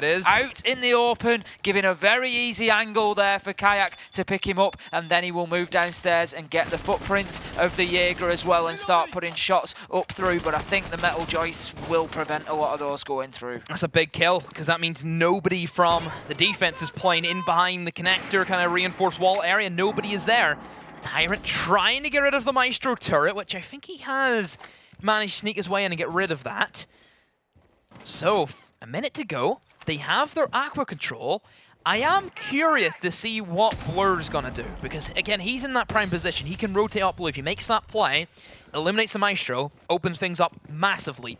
Kayak as well, kind of patrolling the deck, looking for anybody he can, trying to cut off the crosses. And I was about to say, was he going to go for a double window repel? Because that is risky if he tried to go for it. But no, this is a good rotation. They're getting their Jackal in towards Aquarium, because now he can utilize the smoke grenades. It's a good job he repelled up there quickly. We could see the Legion downstairs in office, and there was always the potential for hearing that repel coming out. But we're going to see the Toxic Babe just nullifying the effects of those smoke canisters coming in from the Jackal, but he will move in with a second just to block that line of sight to allow Harris in to start getting this diffuser down. It looks like he will be successful in doing so, and here will have to come a retake from I'm with the boys now. They're taking shots left, right and centre. Tank Ninjas will get the kill onto Harris, traded out by Tyrant with the headshot. Leaves us 3 versus 3. Hayes is extremely lit up at this point, as is Tyrant on the Twitch, exchanging shots, and that will still leave us in a 3 versus 3. Reese is going for the counter defuse here. Are they aware? Yes, they are. And Kayak will move in and get the down onto Reese, but Yami gets the kill onto Blur.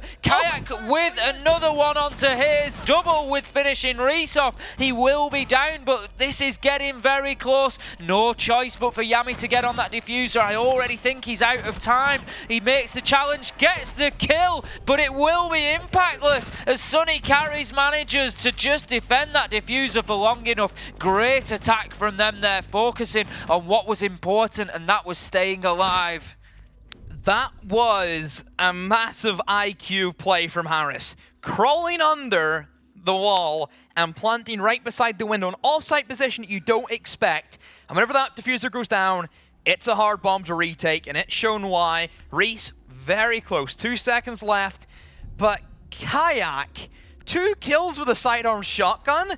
That doesn't happen every day. No, it certainly doesn't, and he just used the rotations that had been put in place. It wasn't really rotation, but the line of sight that had been opened at the bottom of the wall there, used it to his full advantage just to be able to get that first shotgun shot through onto Reese and just clear him off the diffuser, and then to make the challenge onto the Jaeger of Hayes as well. Great plays from him, ultimately getting himself down, but by that point he'd done everything that his team needed. Yami, very unfortunate not to get the kill a little bit quicker and leave himself time to get the diffuser, but that is the name of the game, and the defenders in that situation are against the clock, and they have it all to do.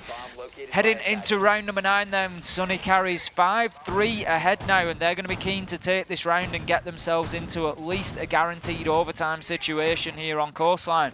Don't forget, this is a best of 3 situation, so the winner here will join Fierce, and they will go through from the playoffs of the ESL Premiership into the LAN event, which will be held in Manchester on the 23rd of November, which is a week on Saturday, and they're going to be very keen, both of these teams, to get there. The winner will have a date with Destiny against M&M. One of the best teams, they top the table. It's not going to be easy. Okay. Sonny carries, strong 2-point lead. I'm with the boys in their defense, looked very weak. Hookah not working for them one bit. Now to the Blue Barn Sunrise they will go. Sonny carries. They've took Blur off the sledge and instead onto the buck. Sledge buck. Is there not much of a difference in what they do? No, they're both designed for the same function, soft destruction from above. Tyrant up with the F2, quick peek around. Will go up against an ACOG that backs away now. So one thing that's really impressed me about Sonny carries that they didn't really do during the early days was that they're actually being patient. And that's a hard thing to kind of expect from a team which is just so full of youth and everything about it. The energy that they bring, the fact that they have this absurd gun skill, it's really showing that they have worked on things. Yeah, I'm like that with all my youth. I struggle to remain calm in ranked. I know exactly what they're going through, but yeah, great players to slow things down. A minute and a half into the round, not getting themselves into any silly positions. A quick double coming in there, Blur onto Hayes, and that being traded straight back out by Yami. So that leaves us 4 versus 4 now. Halfway through the round, good progress from Sonny carries, but as you quite rightly say, Demo, not being too aggressive, not getting too carried away. Happy to play patiently, get the drones out there and use the time as much as they can. We can see Tank Ninjas just settling into sight there. He's going to hold that position for as long as he can. Reese underneath the hatch. That laser sight will give him away if it gets spotted out on the roof there, but I think it looks like, no, he's coming back. Jackal was just moving away, but Kayak does move himself back into Hooker there. I'm not sure Reese is completely sure that there is somebody there. He can sort of hear the noises, but if he's not careful, he's going to end up losing his life there if Kayak peeks that hatch, because he's just moved his shotgun ADS away from it.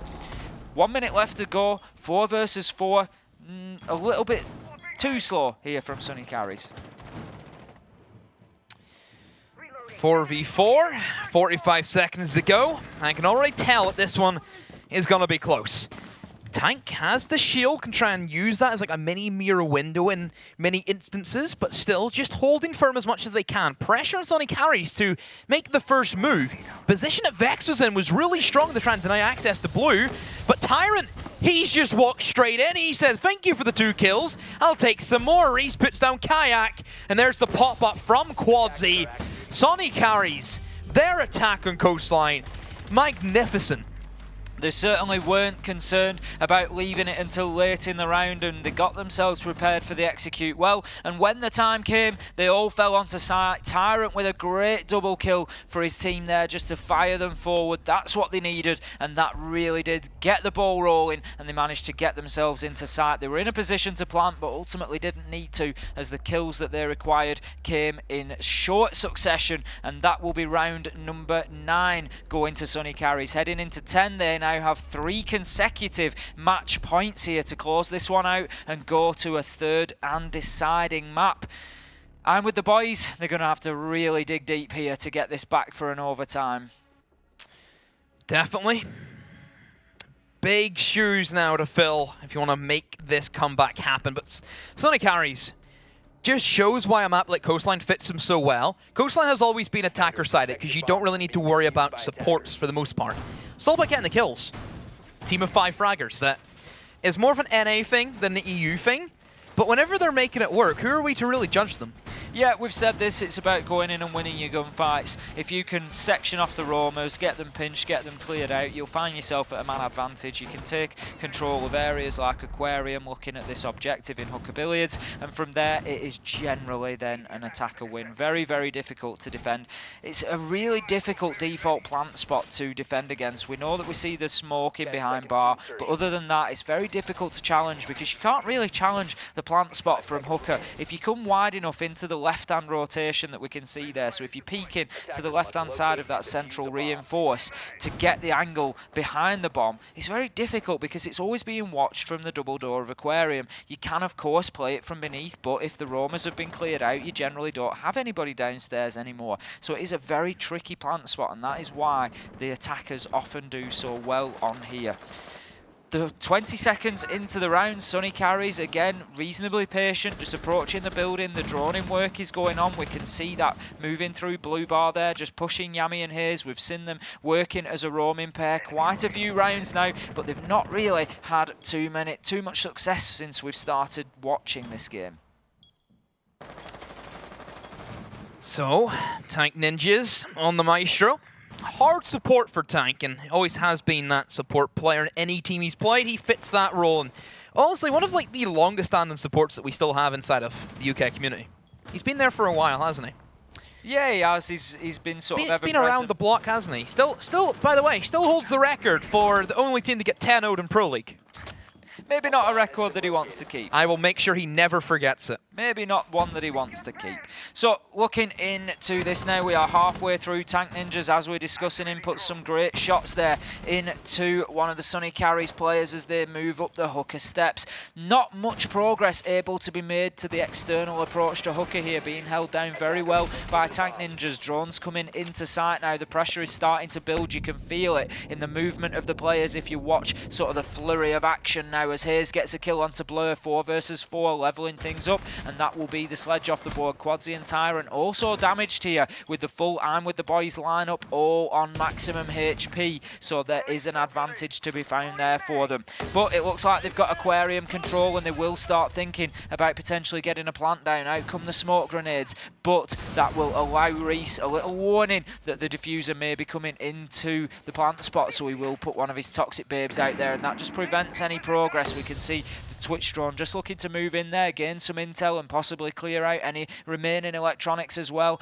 Harris is just holding a tight angle here, and if he can get a view onto Reese as he moves around the back of that bomb, I'm sure he will do. He's safe from Hooker by the billiards table, but we're going to see a big run out from Tank Ninjas there, getting the kill onto Kayak. Quadsy meanwhile got one onto Reese. Vex with an essential nitro onto Harris to prevent that diffuser being planted. Quadsy and Tyrant both low HP, have it all to do. Tank gets another one onto Quadsy. Can he get the third? No! Hayes will finish things off onto Tyrant, and that will be a round for I'm with the boys.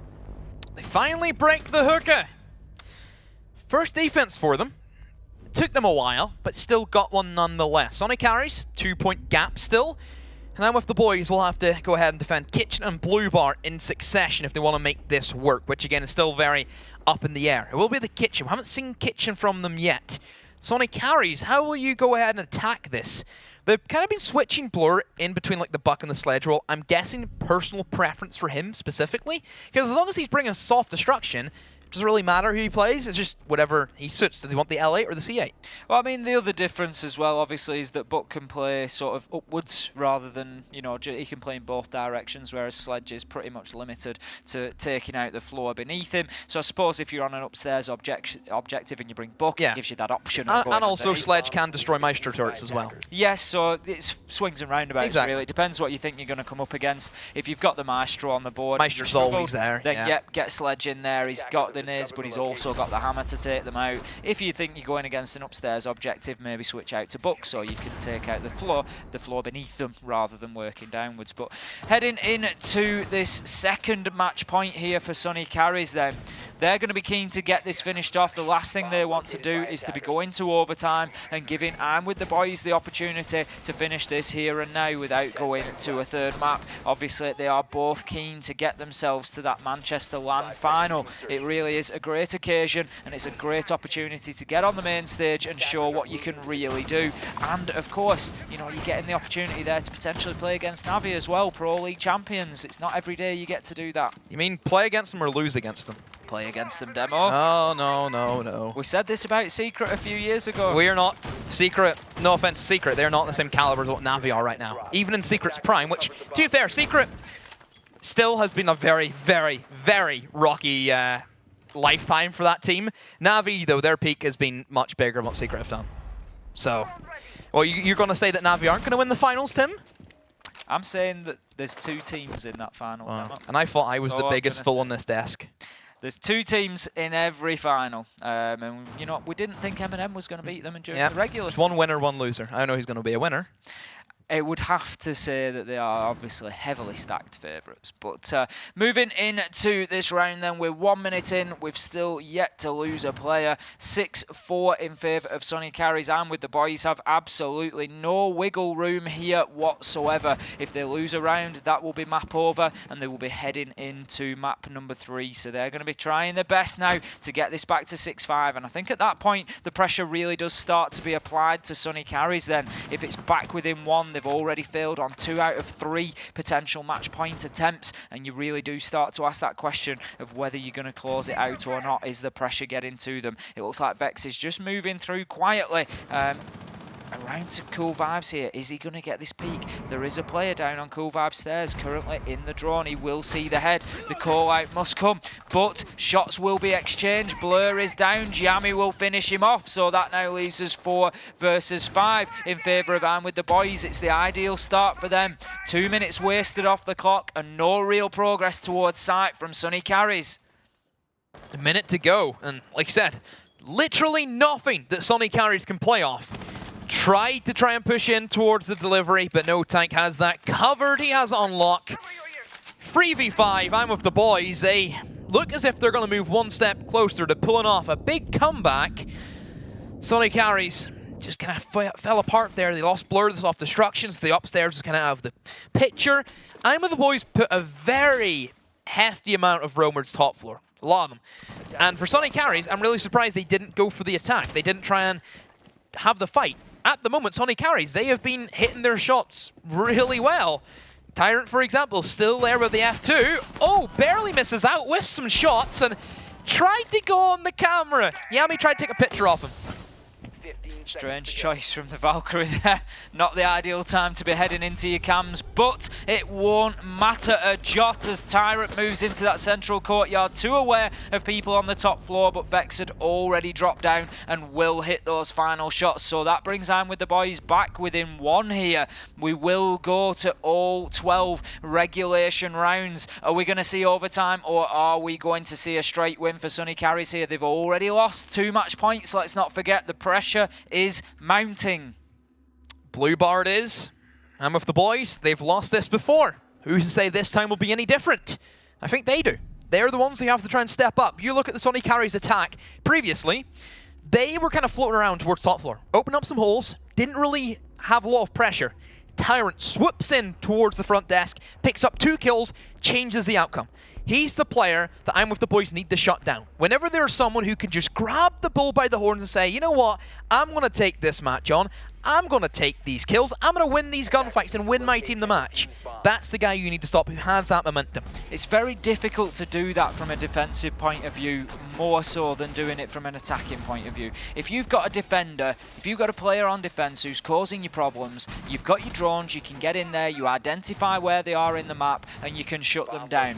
If that's happening with an attacking player, it becomes very difficult because as defenders, you're always playing reactively, so you don't necessarily have the information to know, in this case, where Tyrant is coming from. So you can't necessarily put 2 or 3 men on him. If Tyrant was on the defense, arguably, you could say, right, he's playing in VIP and Hall of Fame, send 3 men in there, make sure we get the trade, clear Tyrant out. How many times have we seen it done to Kanto Raketti? We see it done repeatedly. And that's easier when they're on the defense. As it stands, Tyrant needs to use that sort of unpredictability to his advantage to go in somewhere that's maybe not expected and to, again, be able to put that F2 to great use. Bit of upstairs hold being added by I'm with the boys. Alibi being brought to the fray of things. Last time it was the 2 French, double French were being brought. Now they've kind of sacked that off.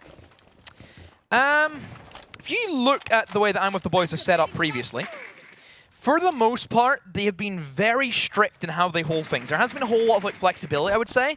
Their set positions have been caught out by the sheer, I think, pre-fire gun skill advantage that the attackers have. Again, still that deadly 5 lineup of weapons.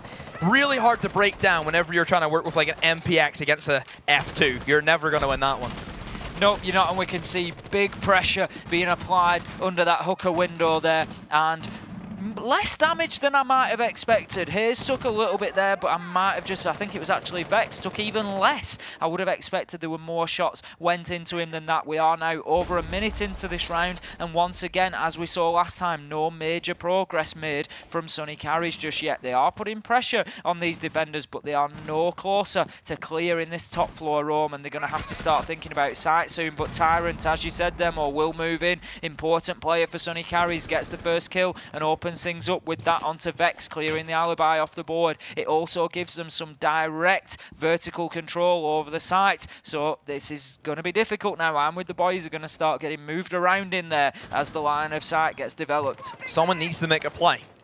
I'm with the boys need to appear out of nowhere, pick up a double kill, shift momentum back into their favor. Yami tried to get something, but since then has been forced back downstairs. Reese tried to peek in towards Quadzy, but he wins that one out.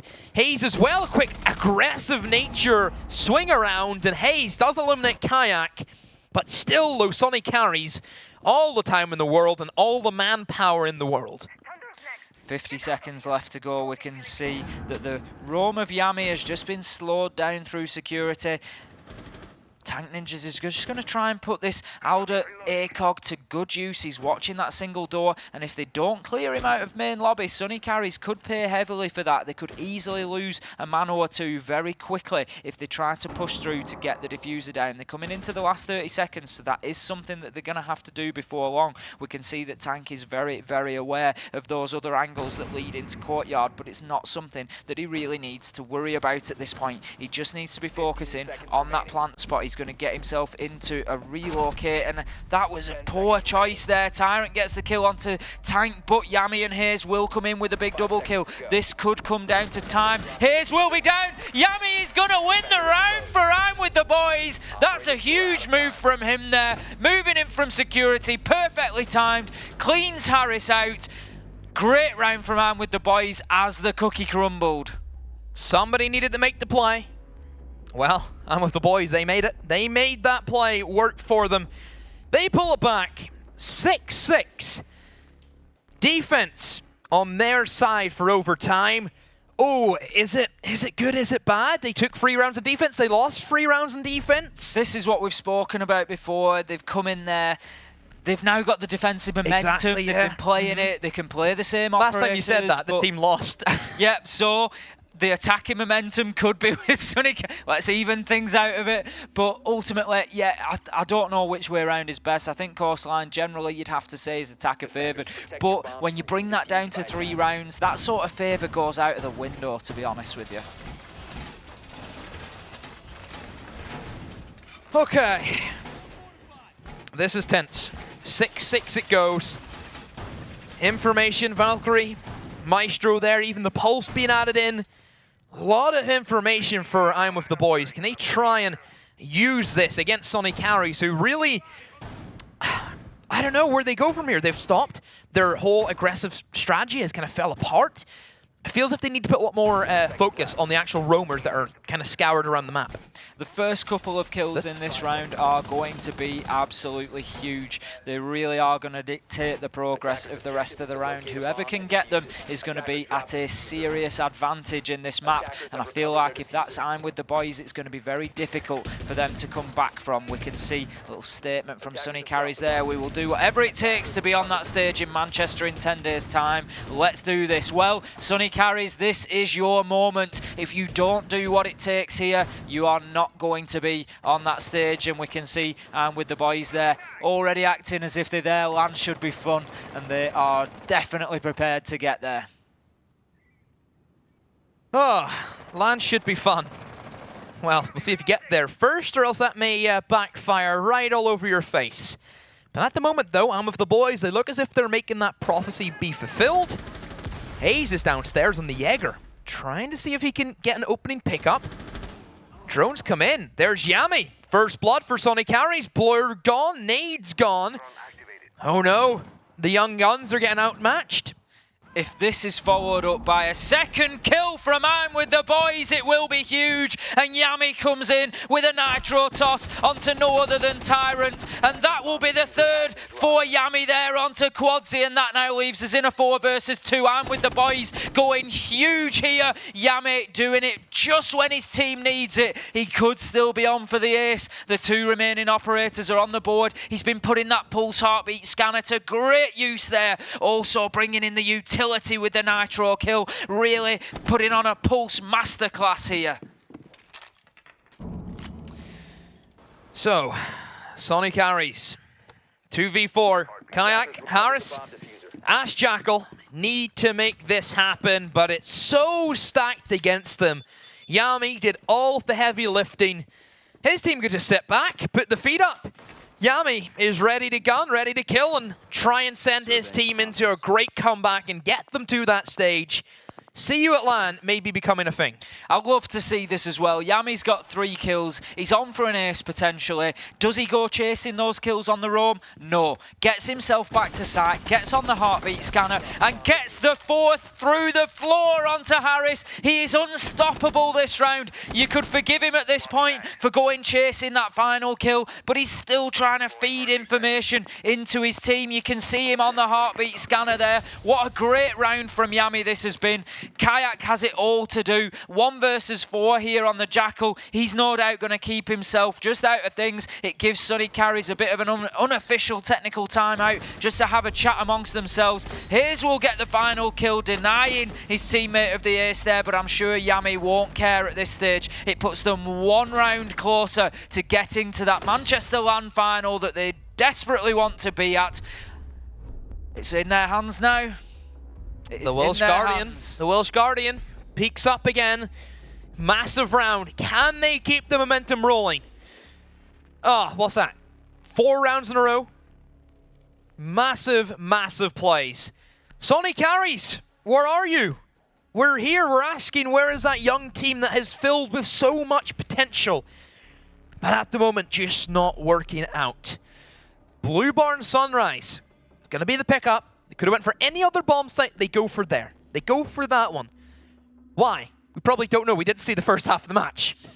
It's kind of difficult to say, Demo. You've hit the nail on the head with that one. I've got to give you that. I think it's possibly a risky site. Like you say, it is difficult to say because we haven't seen them defend it. If I'm looking at a downstairs site, for me, I always feel like kitchen service is the stronger site of the two. I could be wrong in this case. Maybe they've had defensive results on I this don't know map. what the gold tier's like at the moment, but Good one. really in Diamond, I think Hookah still would probably be the favourite. You have that capability of playing different playstyles. You can go heavy from below with C4s. You have ACOGs as well that you can really utilise. There's a lot that kind of opens up. Blue bar does limit you to play in one direction. That's hold upstairs for all your worth. You'd have to ask Ollie about the gold tier, I'm afraid. I'll ask Des about the silver tier, see what let's cook it up. Heading out to defuse a bomb.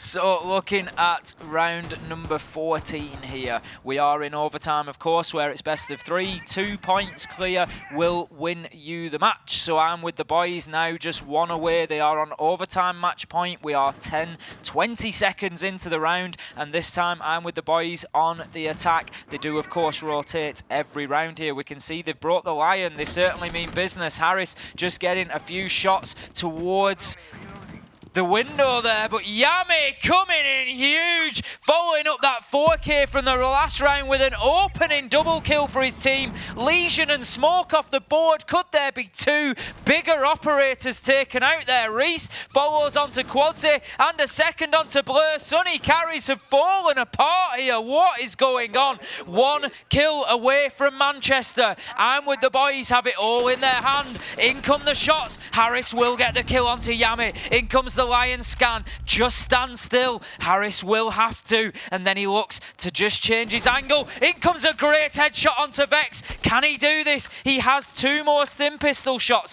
He can get himself back up to full health. He's got plenty of time, 1 minute 40. Surely, I'm with the boys, need to get in and get that diffuser down. That's exactly what Tank Ninjas is doing. Harris can see in towards him, and he does get the down, but the diffuser will be planted. He has it all to do here. 1 versus 2 still. He gets the kill, confirmed. This will be an ace clutch if he can make it, including a diffuse. Is he going to go for the jump out here? The drone, I think, probably picks him up, but he is getting some pings, so he has some information to work with. He knows that they're playing around pool entrance. He doesn't know exactly where. He's going to check the single window. Nobody there. Looks towards the door. He's going to go in for the diffuse. Will he jump off it? Pros don't fake. He's going to look to hold it. Reese is not sure. He moves in. Harris will jump off the diffuser and get the kill. Just here's left. He's going to have to stick the diffuse. He's out of time. He is out of time, and I'm with the boys. Won a fantastic overtime for them. They only need 2, and that is going to take them to Manchester. We'll see you there, boys, where M&M will be waiting. 5 rounds in a row. 5 rounds they pulled it back. Momentum completely shifting in what should have been a very easy Sonny carries map. It crumbled oh so quick. Yami. Yami. What a guy. 17-9. What a game he's had. 6 of those coming in those last 2 rounds when his team really needed something, and he was the one who stepped up. 4K on the defense. Fantastic plays there with the Pulse. It was an absolute masterclass. If you're thinking of main Pulse, go and watch Yami in that round, because what he did there was brilliant. And then into that final round, gets a 2K to open things up. Not just a 2K, but Lesion and Smoke. 2 of the operators you want there in the last 10 seconds, and he's done fantastic work there. Excellent plays, Yami. Literally a one-man army in those last 3 rounds, it felt like. And I think we can all say, I was sat in the production galley, 6-3, we were like, it's going to map number 3. But it's going to be a late night, boys and girls. Ironically, Yami in Japanese means darkness. He doesn't care about the night time. He's saying, boys, we ain't going quietly into this night. Of course you would know that, wouldn't you? I googled it literally while we were in the break, actually. You're the weeb here. You know this now. I don't know what you're talking about. I can no idea all you're day long. about. Don't worry about this. Yes, producer's also saying in my yes, just like one anime that we know. Either way, Yami having a great few rounds, and a really big congratulations to the boys. On with them. They're with us. Fantastic work for them. I think I'm with the boys really showing how deadly they can be if you give them that opening to step on in and say, hey, if you want to go for the comeback, we'll let you have that chance. Sonny Carries had a lot of promise going into this season. Overall, their journey just falls short. They won't be at Manchester. They won't be there in the finals. Would have loved to have seen them versus Na'Vi potentially. I thought that would have been a cracker of a match, but no. I'm with the boys. They take it, and then they will go up against M&M. It's not going to be an easy fixture for them. They're going to have to be pulling more players like that. We saw some, I don't think they're going to have the opportunity to leave it so close to the wire against M&M, I think. They really do need to step it up earlier in the game. Can't be taking it to overtime on the day. They need to be looking for those early rounds and getting those advantages. They can't let M&M get ahead of them like that. I think it'd be very difficult to come back from a 3-round deficit. Yeah. What you have to think of here as well is the fact that they've played a best of 3 tonight. It's kind of a blessing in a way for the boys that we only got to see half of one of their maps tonight, because if you're sat in the shoes of Na'Vi or M&M right now, you're looking back at these games, you're seeing what they've played, how they've played, where the weaknesses are, and what you can take into the finals. For M&M and Na'Vi, they've got that protection because they haven't played this week. An extra week of being able to hide things and prep away from the other teams. That's a pretty big factor in it. But again, congratulations to all 4 teams that played tonight. We do know who the 2 are that will be joining us at LAN finals. What do you think of those fixtures we've got lined up on the table then? I don't know. I'm very adamant, as I was at the start of the season. There's only one team that walks home with that trophy, and it's Na'Vi. More than likely, they've just put such a solid performance in at Pro League. But as I've said countless times, we need those teams because it just raises everybody else's game. It gives them something to aim for. Na'Vi have been beaten this year, and make no mistake, they weren't hiding anything. They weren't, they had a bad day. M&M came and took advantage, and they showed that they are there to be beaten. It's all on the table. But can they do that best of 3 at LAN? That's a different question, but my point is, if you can beat them, it's a starting point, and then you work towards that best of 3 at LAN, be it this season, be it in 2 seasons' time. LAN is going to be the big one for me, because Na'Vi, as we've all said so many times tonight, again, congratulations to them, having just won in Japan, and all the LAN experience they've gathered this year, that is going to far exceed anything else we see in the UK, which will be their huge advantage coming into Manchester. Yeah, just that experience alone. It has to go for something, and definitely the way that they're going, everything is looking good for them. I know the guys, they want the treble. Why wouldn't they want the treble? They've gotten this far. Why not really set down a pedigree? I mean, this is the real one to him, right? Prep finals. This is the one to win. This is the Manchester Major. What do you mean? The Manchester Major. A good way of putting it, I'm pretty sure you'd agree. But we want to know who you think from that match that you just saw. Who was the standout player? That, of course, was from the old series.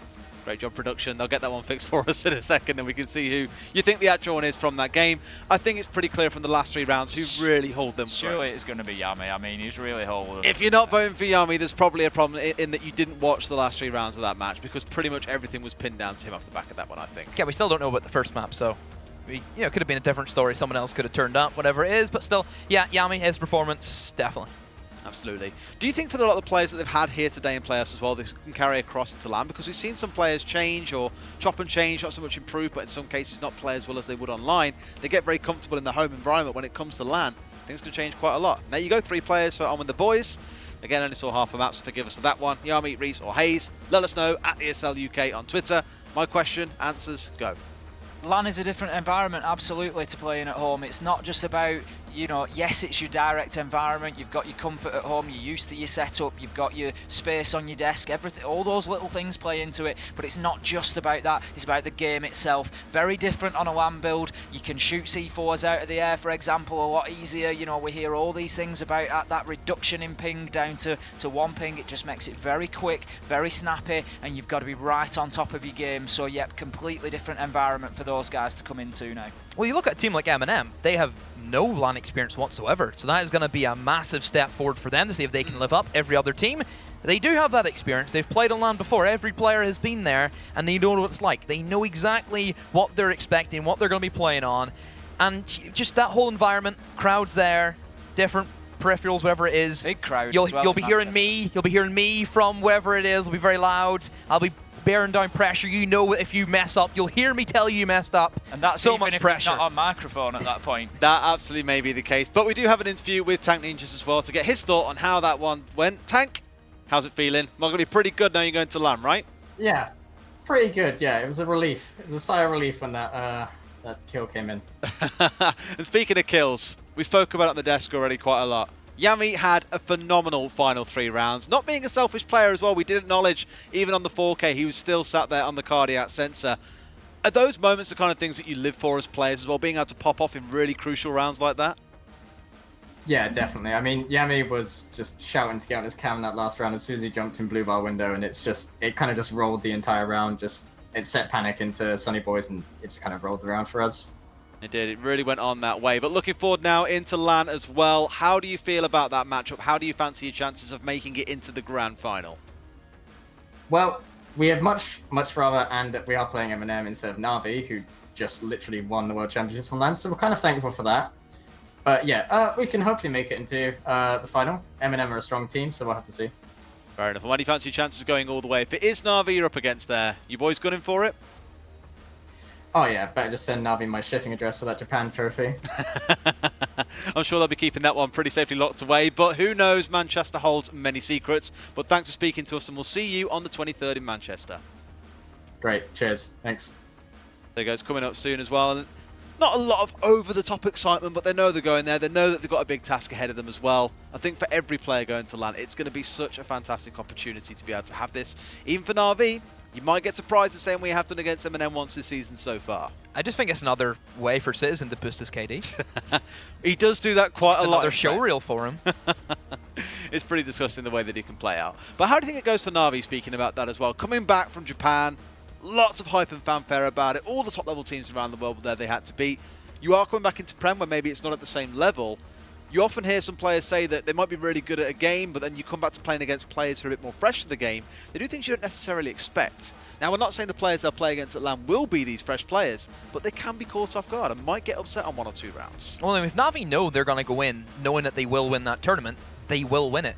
The worst enemy of Na'Vi is their own heads. I think the problem that you've got now, it's probably a really bad time to face Na'Vi. They've gone in, they've had a fantastic performance in Japan, they've had to battle back a couple of times, which they've done successfully, and then they've dominated the final against Dark Zero. I think that's fair to say, and I just think it's a bad time to play them. They're coming back on an absolute crest of a wave, and they are going to be savage to play against. They really are. You could argue that from a few of the players as well. Again, big performances all round. What's been your highlight of the playoffs, though? It's the end of now, literally, of the regular season. The last time we are in this studio, what have been your highlights over the last 8 weeks? I'm just really surprised that Exillium had went from only winning one entire map at the very last week to showing a great performance here tonight. I think that's just great to see. It shows in the Premiership everybody can improve, and I think everybody will continue to improve even into next season.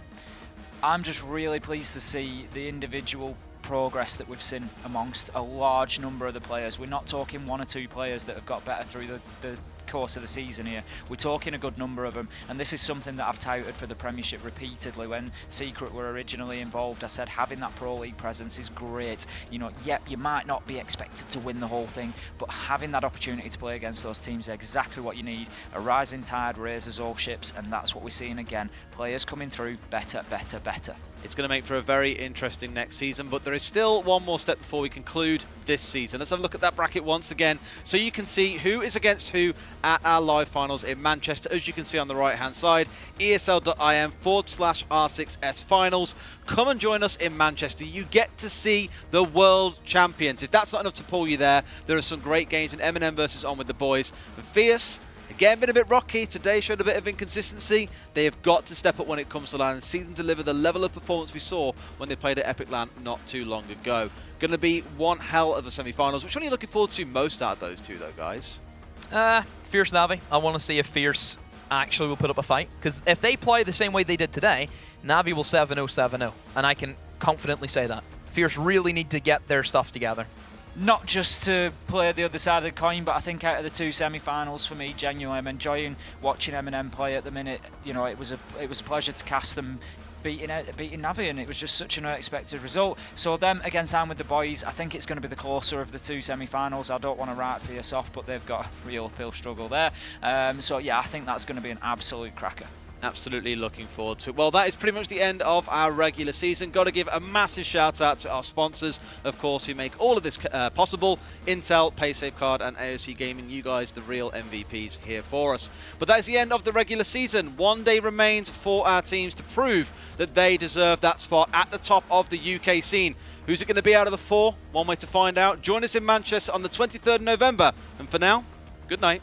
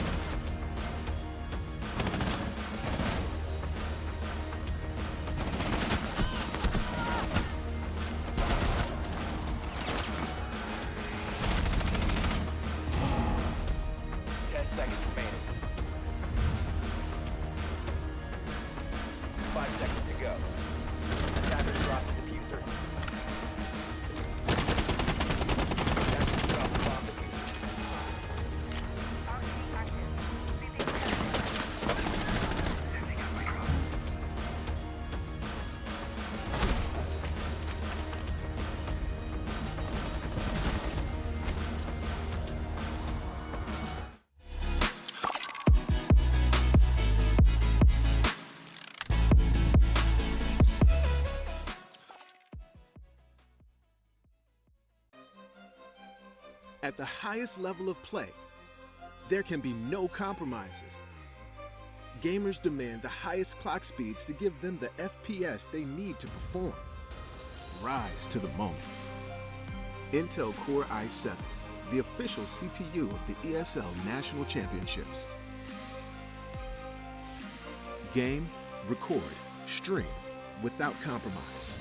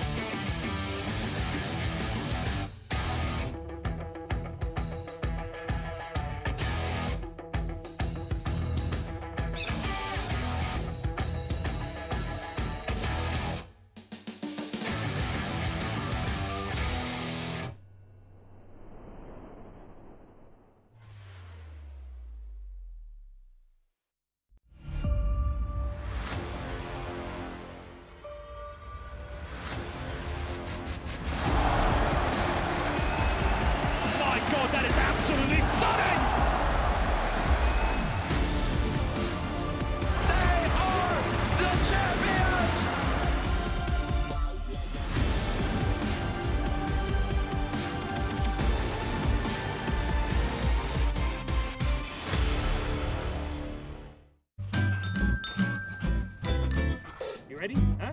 Hey, he's a good boy, huh? You ready? Huh?